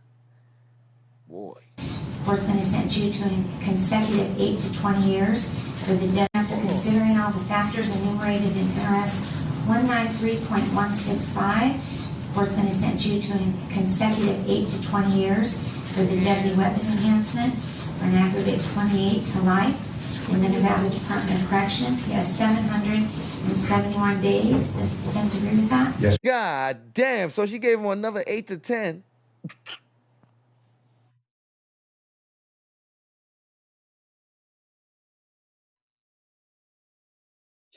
She says it like nothing too. Like she ain't. It's almost like she's not giving out jail time. She giving out something else. Another 8 to 10. That's 28 to life. Deadly weapon enhancement for an aggregate 28 to life. In the Nevada Department of Corrections, he has 771 days. Does the defense agree with that? Yes, we do. Okay, and the restitution, was there any objection to the restitution amount? No, Your Honor. And proposed restitution, the amount of $23,347.71. Damn, he got to pay restitution too. To the victim's family. Thank you. You're going to be working in jail, boy. Matters. One, there was a request for return of property. I've reached out to Mr. Hamlin. We anticipate an order being signed to return items that were seized that were not of evidentiary value to Mr. Tellis' family. Secondly, we filed a motion to withdraw. There's not been a breakdown of communications. We've had a very good level of communication and participation from Mr. Tellis and ourselves through the course of this case. We were retained for trial in this matter. Obviously, now the case is going to the next stage. I visited with him yesterday. He's aware of the motion, which we gave him a copy of this morning. I know we have a representative from the Public Defender's Office here. Obviously, there's an appeal that's going to be pursued. We want to bring that to the court's attention. I would ask that Your Honor grant our motion and set the matter for a status check in a week for confirmation of appellate counsel. And that's I don't believe there'll be an opposition or an objection from the state in reference to our request. Okay. Or from Mr. Tellis. Someone here from the Public Defender's Office? Yes, good morning, Your Honor. Kathleen Friedman from the Public Defender's Office. We're ready to accept confirm as counsel today. Oh, wow. Okay, and is Public defender? Oh, no. that your desire, Mr. Thomas? Yes. Okay, so I'll grant the motion to withdraw. The public defender is appointed. Yo, so his lawyer's like, yo, we off the case, Your Honor. We were withdrawing motion and all that. He good with it, man. Give him this free lawyer right here. Yeah, you got this appeal? Yeah, you got this. God damn. That's it. Thank you. Thank you very much. Thank you. Thank you, Your Honor. Yeah, this your new lawyer, bruh. Nice working with you. It didn't help that he wasn't apologetic. You know, his statement could have been much worse today. Listen to him, bro. His lawyers already knew this was over. I think it was good for him that he expressed remorse of Mr. Gehrman's passing, although obviously he didn't take responsibility of it, which again is his right. So, I mean, that's been his stance since the get-go, since he was initially charged in this case, and I don't anticipate his opinion changing. Bro, this man believe he's guilty. His lawyer is straight up saying he guilty. He just don't want to admit it. He still want to say he not guilty. I mean, at least he said sorry. So at least he expressed remorse to the family, but he's still saying he ain't do it. And that's his right. Yo, the lawyer know he guilty. The lawyer damn near saying it. You're stepping away from the case. Why? I was contracted to try the case. We do appeals. However, in this case, we were contracted to do the trial. Contracted. Listen to, he's like, I was just hired to do this, man. I ain't really trying to be here for real. We ended on good terms. I withdrew with his consent. We needed to file a motion in order to effectuate that, and the court granted our motion this morning. Anyone else? Did anything about responsibility you think affect the sentencing? You never know. I mean, this enhancement was not surprising. Since we had two enhancements stacked, I mean, it was well within the range of possibility that the judge would give him the maximum, an 8 to 20 year enhancement. She did what we expected. How much restitution was he granted again? It was a little over $20,000. Okay, and that's pretty standard? Correct. Could you clear up the sentencing for us? Because I think some people are really confused still. Absolutely. The jury sentenced him to life with a minimum parole eligibility of 20 years. He's been in for 2. That means he will be eligible to appear before the parole board for the first time on the murder charge in 18 years. Today, Judge Levitt sentenced him to the enhancement for the age, as well as the use of a deadly weapon. That is an 8 to 20-year sentence that he will begin serving once he completes the 20-year sentence that statutorily he has to. I know you urged the judge not to give the maximum enhancement sentencing. Correct. Were you surprised? Were you not surprised? I was not surprised that she sentenced him to the 8 to 20 given the double enhancements. By statute, they can't stack the 2 enhancements. So it was not surprising that she gave him the 8 to 20 year enhancement. Yeah, he just begged just to beg. He's like, yeah, Your Honor, it's my job to ask you to do it. I know you're not going to do it, but can you not do it? Are we good? What's your reaction to today? Well, we're pleased. The judge maxed Mr. Tellis out. He was deserving of the maximum sentence. He showed absolutely no remorse, no acceptance of responsibility. He hasn't done so this entire case. He committed a very heinous crime, and he deserved the maximum sentence. So we're pleased. Are you surprised he wasn't remorseful? No. His history in this case is that he's denied any responsibility. He says that it's a big conspiracy and that everybody is conspiring against him. So I wasn't surprised at his lack of remorse, lack of respect, lack of an acceptance of responsibility in any way. No surprises. Do you think he wants to appeal? How do you expect that to go? Well, it's common for people that are convicted of murder by law. They are entitled to an appeal. We expect an appeal. But my prosecutors, the Metropolitan Police Department, everybody involved put on a solid case. So we feel very, very comfortable that he will not be successful on appeal. What do you think about the concerns if he ever is released that he will seek revenge? You know, that's a long time from now. And If he's ever released, I think he'll be a changed man. But there's always concerns, and that's why the family, I expect, will be active before the parole board. The district attorney's office will be active before the parole board, because at this point, I don't think he's deserving of release. Do you think he has a chance of release, given that he's never admitted guilt? Anybody's got a chance for release. I mean, by law, he's eligible for parole, and one day, maybe he'll be released. But it's a long way off. Mr. Jaskovich kept bringing up his lack of criminal history. Do you think that had an impact in the sentencing at all? I think the judge considered it, but that's just one factor. The jury spoke without any hesitation. The jury sentenced him to a life sentence with parole eligibility after 20 years. And then the judge, as we hoped and expected, maxed him out on the enhancement. So I'm sure the judge considered everything, but the lack of criminal history is just one thing. Look at the crime he committed. Look at the just brutal crime he committed. So he deserved what he got. He said you were part of the conspiracy at one point. I think you were too, Vanessa. I mean, he named public officials, he named the police, he named the janitor. Okay, he named everybody. And it's all a bunch of hogwash. Yeah. And he really knows that. Do you think this case has ended with justice being served? Yes, I do. Yes, I do. We did not seek the death penalty on this case because when you take everything into consideration, we didn't think that was appropriate. But we got what we wanted. We got a life sentence. We got max on the enhancement. And he's going to spend a long, long time in prison. And there you have it, ladies and gentlemen. There you have it. That's Mr. Robert Tellis. I got a bonus video for you guys. Got a bonus video before we get out of here. One more thing. Mr. Tellis did an interview in jail after the verdict and everything. He did an interview, guys. So we're going to end with that. We're going to end off with the Mr. Tellis interview. He did a jailhouse interview after the verdict. Shout out to the chat.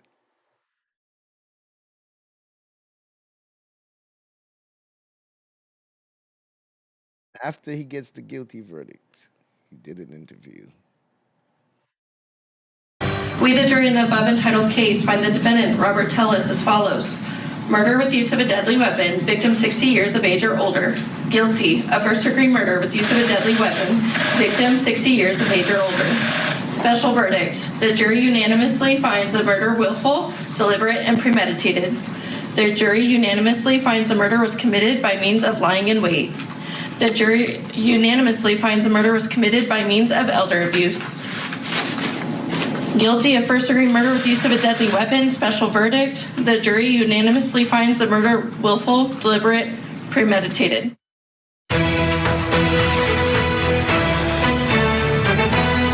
Welcome back to Court TV Live.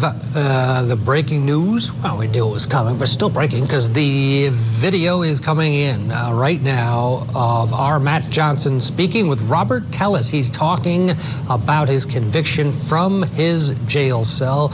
Matt headed over to the Clark County Jail to talk to Tellis about the guilty verdict this week and his sentence. Remember, a jury found the 47-year-old former Las Vegas politician guilty for the stabbing death of investigative reporter Jeff German. Tellis took the stand. He claimed that this was some massive conspiracy. The jury obviously didn't buy it. They did take a long time in deliberations, though, and people were scratching their heads, what's going on? That closing argument from the defense, all that Matt is going to bring up with Robert Tellis. So without any further ado, let's head to the jailhouse and the interview. This is our Matt Johnson talking to convicted killer Robert Tellis. For meeting with us. I know that we have limited time, so I wanted to start with this. You were convicted of first-degree murder 2 days ago. Do you have a message for Jeff German's family? Yes, sir. And I am very sorry for their loss.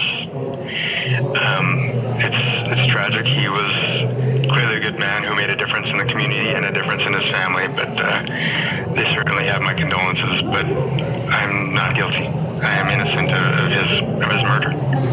A jury of 12, you're a former attorney. You helped select this jury. You say that they got it wrong? I do. Yes, sir. Why is that?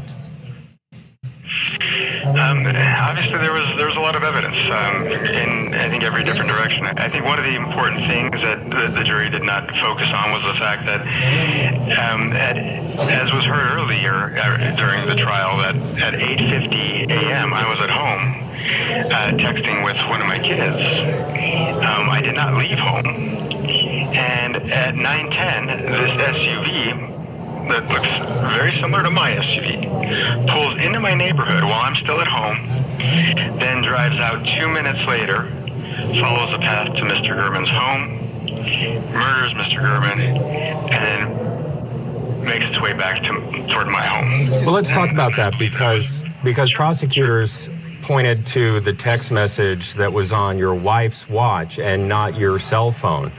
She was trying to get a hold of you. So where were you? Where were you? Again, as I testified, I had taken a walk. And when I came back home, I just walked in the door. I yelled up that I'm home, and that was it. I mentioned, too, that if I hadn't, that certainly she would have texted and called further. Right, so the fact that there was just the one call and text within a couple minutes of each other shows that, again, there was no concern that I was not yet home or anything like that. All right, so you're admitting that she sent you the message. So why it's not on your phone? Why it's not on her phone? Why is it only on the iPhone? I mean, on the Apple Watch. So now he admitting to it. So you knew about the so yeah. So why is it not on your phone, sir? You're acknowledging the message. You got the message. The message came through, but it's not on your phone. Right, so the fact that there was just the one call and text within a couple minutes of each other shows that, again, there was no concern that I was not yet home or anything like that. Why frame you? Because you believe that you're being framed, right? Being framed by who and why? Why not just kill you? Right, and then again, that was something that I addressed on the stand as well. So I believe that Compass Realty, I want to do my investigation of this, but I was able to prove it. But I believe Compass Realty framed me to stop me from investigating them. And so when you think about this question about, well, why not kill you instead? Again, killing me wouldn't have stopped the investigations into them, and maybe even bolstered those investigations, when people try to figure out why I was killed, or perhaps the investigations were picked up in my memory and worked on harder. But again, like I said, because now that Mr. Gurman's been murdered and I was framed for it, Compass Realty gets away with, not having to answer to any of the criminal conduct that they've engaged in.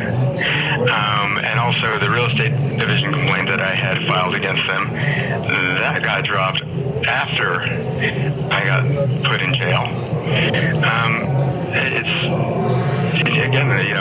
It certainly is serendipity for them if, as a result of my supposedly killing Mr. Gurman, that they get to walk away without any repercussions for their criminal conduct.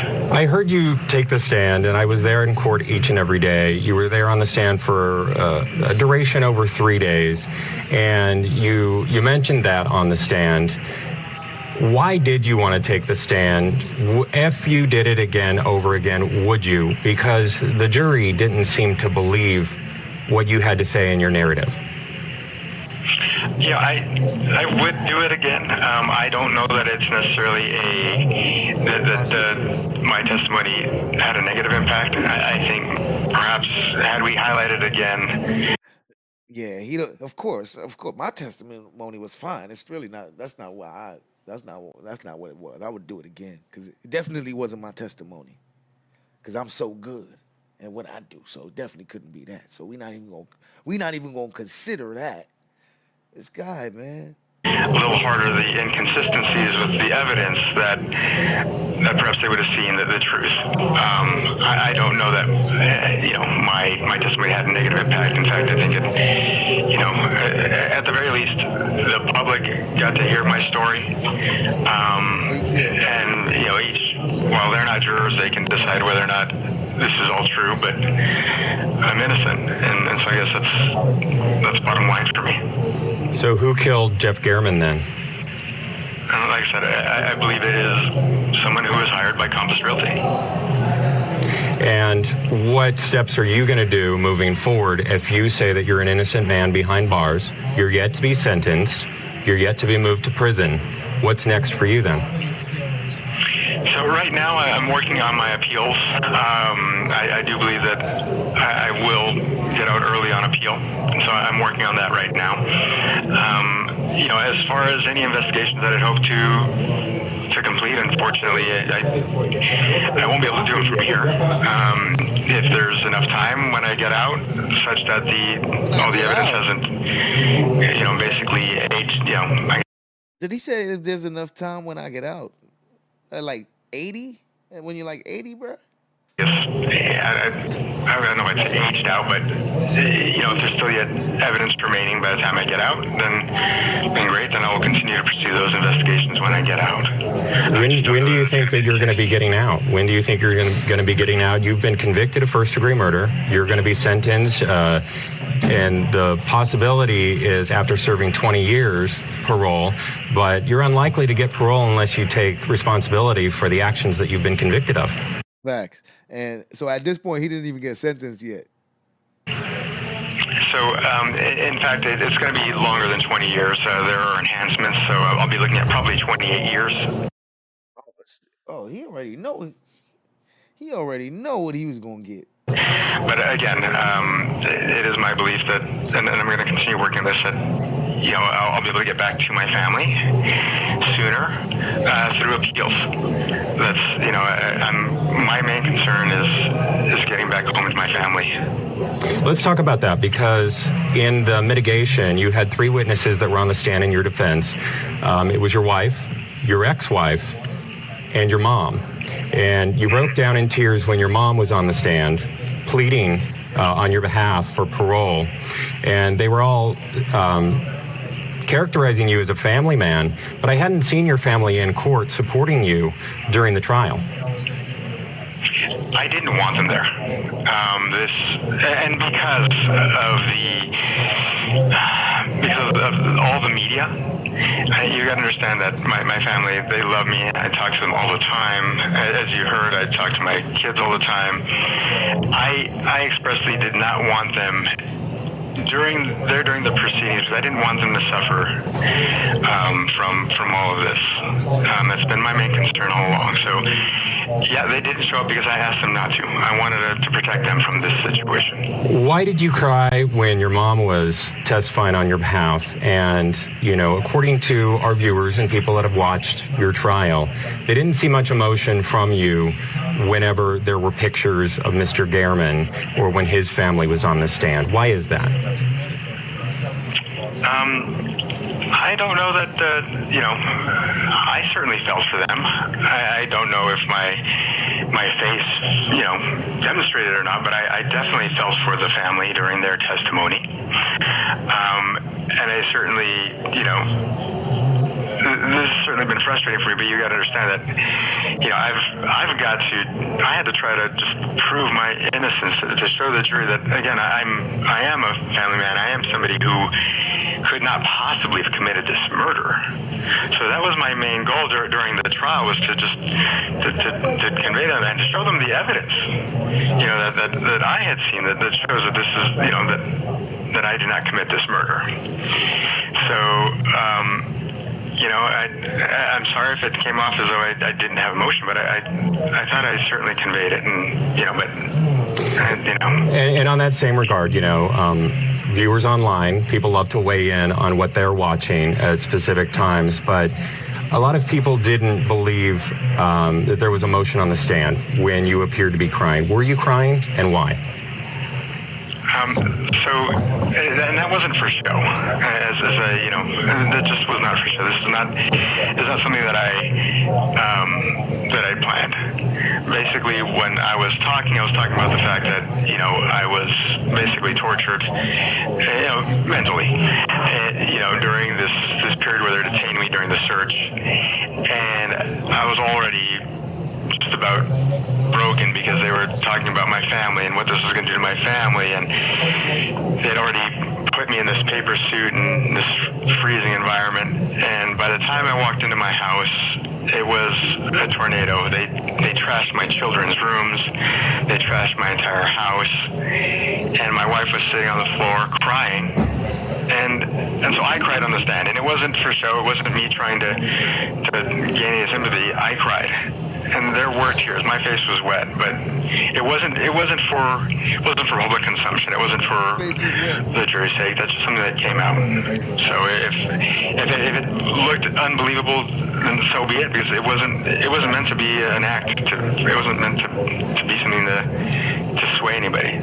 And speaking of that jury, they were out for roughly 12 hours over 3 days, and they asked to see certain videos. One of the videos was what your defense team had pointed out with what they say was hair on the driver of the suspect in a vehicle. And then the second was a comparison side by side of you walking with the AP article of you in your office from that Gehrman interview, and also video of the suspect. And a lot of people say that it's the same walk, that you have the same walk as the suspect. You say that it's not? Do you see the similarities? I don't agree, but everyone's entitled to their opinion. But no, I don't agree.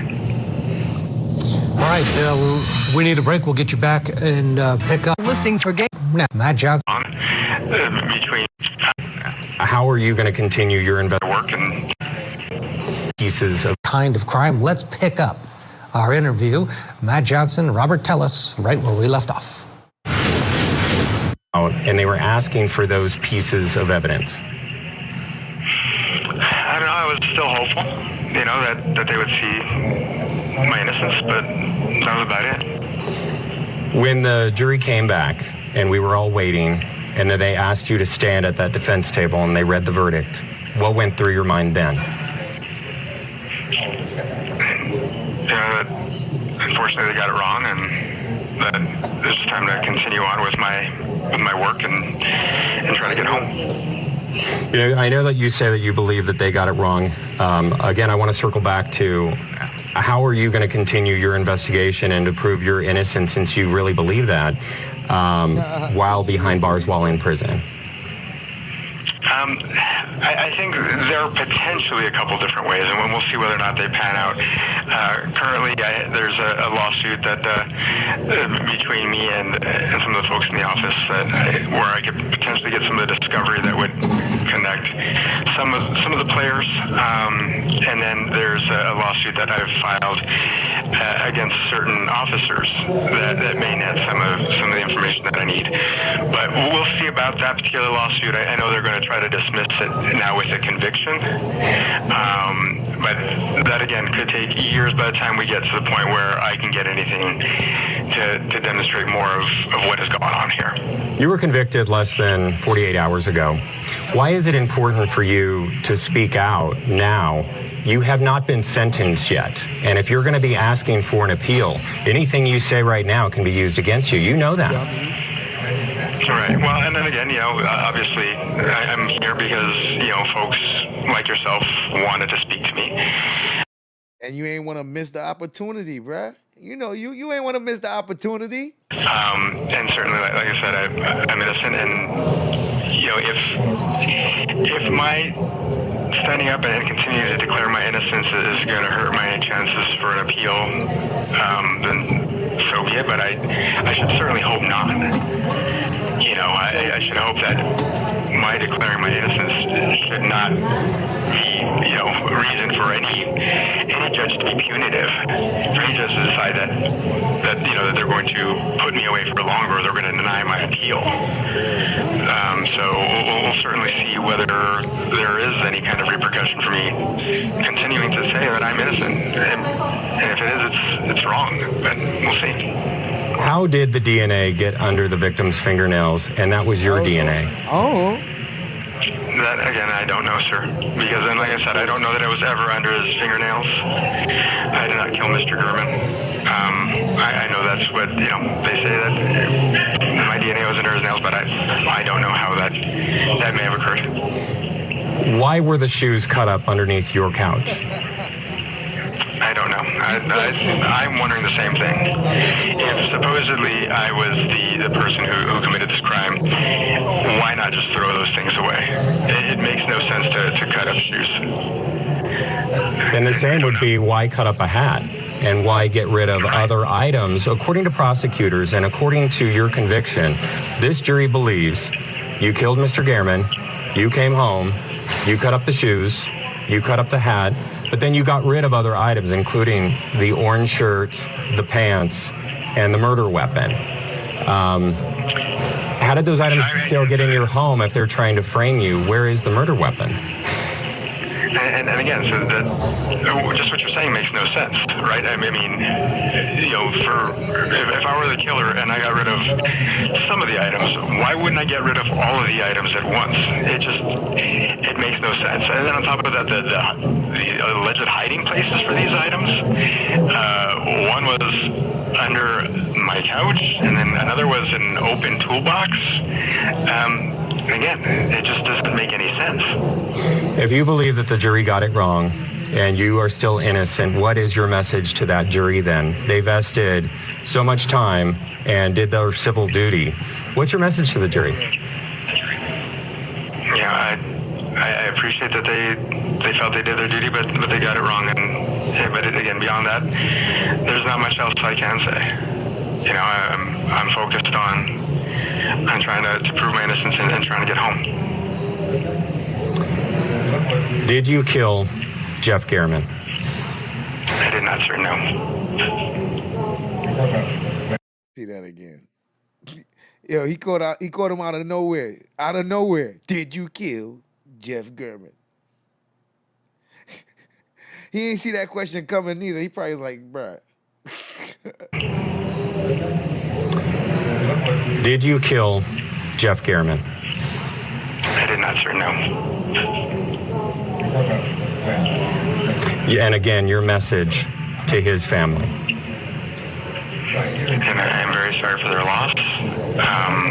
We've all been through a lot with this situation. And I'm hoping that, that they too can, when they move on, and it's a horrible, horrible situation all around.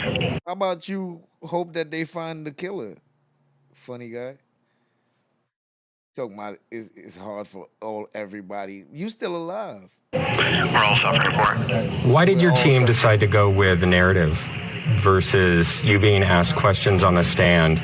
It appeared to me that the jury was never given an explanation for that, and that's what jury. That's a good question. Go with the narrative. When they move on, and it's a horrible, horrible situation all around.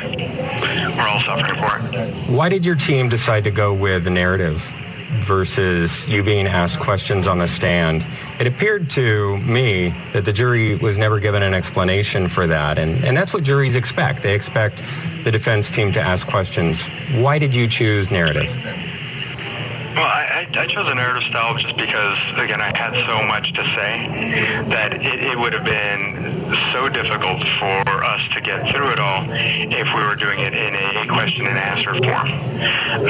Just like in any, and again, I'm not testifying as an expert witness, but oftentimes when an expert witness testifies, they're given a question and they'll elaborate quite a bit on that one particular question. I had so many particular questions that I wanted to answer that for us to do it in a question and answer form would have just been so tedious. I think we would have lost the jury well before we got halfway through my testimony. So that's why it was a narrative. Is there anything that you wish you had said that you think could have changed your trial? I think if perhaps I'd, again, I thought we made it clear that I was home when that SUV drove into my neighborhood. If it was not, maybe I wish I would have hammered on that more to just say, hey, look, I mean, I cannot be in two places at once, so you got to consider that. I mean, I was at home. So I think that would have been pretty definitive as far as, you know, evidence goes that I'm innocent. But beyond that, I think we did what we could. Prosecutors say that you were not home, that your cell phone was home, and that's the reason why your wife was wondering where you were. If you recall, again, their own expert testified that at 8:50 a.m. I was using my phone, texting, and at 9, so at home at 8:50, texting, and then this SUV comes into my neighborhood at 9:10. So even their evidence shows the same. Cut it out. It don't even come into his neighborhood. It's leaving from his street, and his street is only one way in, one way out. It's not going into your street. It's coming from your street. Like I said, that's what I needed to hammer on more, I think, and perhaps that got lost in all the shuffle of all this evidence, I think. Is there any other evidence that you had hoped that the jury would see that you think could have changed the outcome? I think a bit more of the evidence regarding motivations behind Detective Jappy's actions would have perhaps demonstrated that, you know, Detective Jappy was not just doing his job. Okay, that was it. The feed cut off because the time was limited from the jail, so that was it. The interview with Matt Johnson and Robert Tellis. He sticking to his story. Sticking to his story. Ladies and gentlemen, man, this guy here. Shout out to the chat. Shout out to the chat. A lot of mercy. That was an interesting one, and I enjoyed it. And I hope you guys enjoyed watching that as well. Tomorrow, we got a good live stream. The lawyer for Alicia, I forgot her name. Alicia Andrews in the Julio Fulio case. The guy and the lady, they did an interview with this girl. I forgot the name of her channel, but tomorrow I'm gonna be reacting to that, and I'm gonna share her channel as well, so you guys know where you guys can see the go sub up to her channel. She gave me permission to go over it, so we're gonna react to that. The lawyers in the Alicia Andrews case, the defense attorneys, the young guy and the girl and the lady, they did an interview, pretty good interview, and we're gonna react to that and see what they had to say about that whole trial. So I hope you guys looking forward to that as well. But as of right now, we got a full understanding that Robert Tellis is a narcissist, okay? A complete narcissist. Something's wrong with that guy. His behavior on the stand, as you can see, he pretended to be calm. But all his movements show that he was uncomfortable. All of that, he was real uncomfortable, you know. He was doing a lot of that on the stand. His eyebrows, I mean, my goodness. They were stuck with all the lines in it. It's like the lines would not go away. I'm like, all right, he's stressed, okay? The lines in his eyebrows would not go away, okay? Now that, I'm like, he gotta have a headache. You gotta have a headache. That's man, to hold those muscles there constantly like that. Yeah, so you know he was stressed out. I want to thank everybody for coming out. We got some more cases like this because I might not be able to do entire trials. But if we got a good one coming up, and we'll finish. We'll do that. I gotta finish the Cameron Reed trial, but when I get a chance, we'll be doing that as well. hope you guys enjoy the rest of your day. Sub up to the channel, hit the like button, share this live. Until we meet again, Rabbits, I'm out the house, man. Shout out to the chat. Shout out to the chat.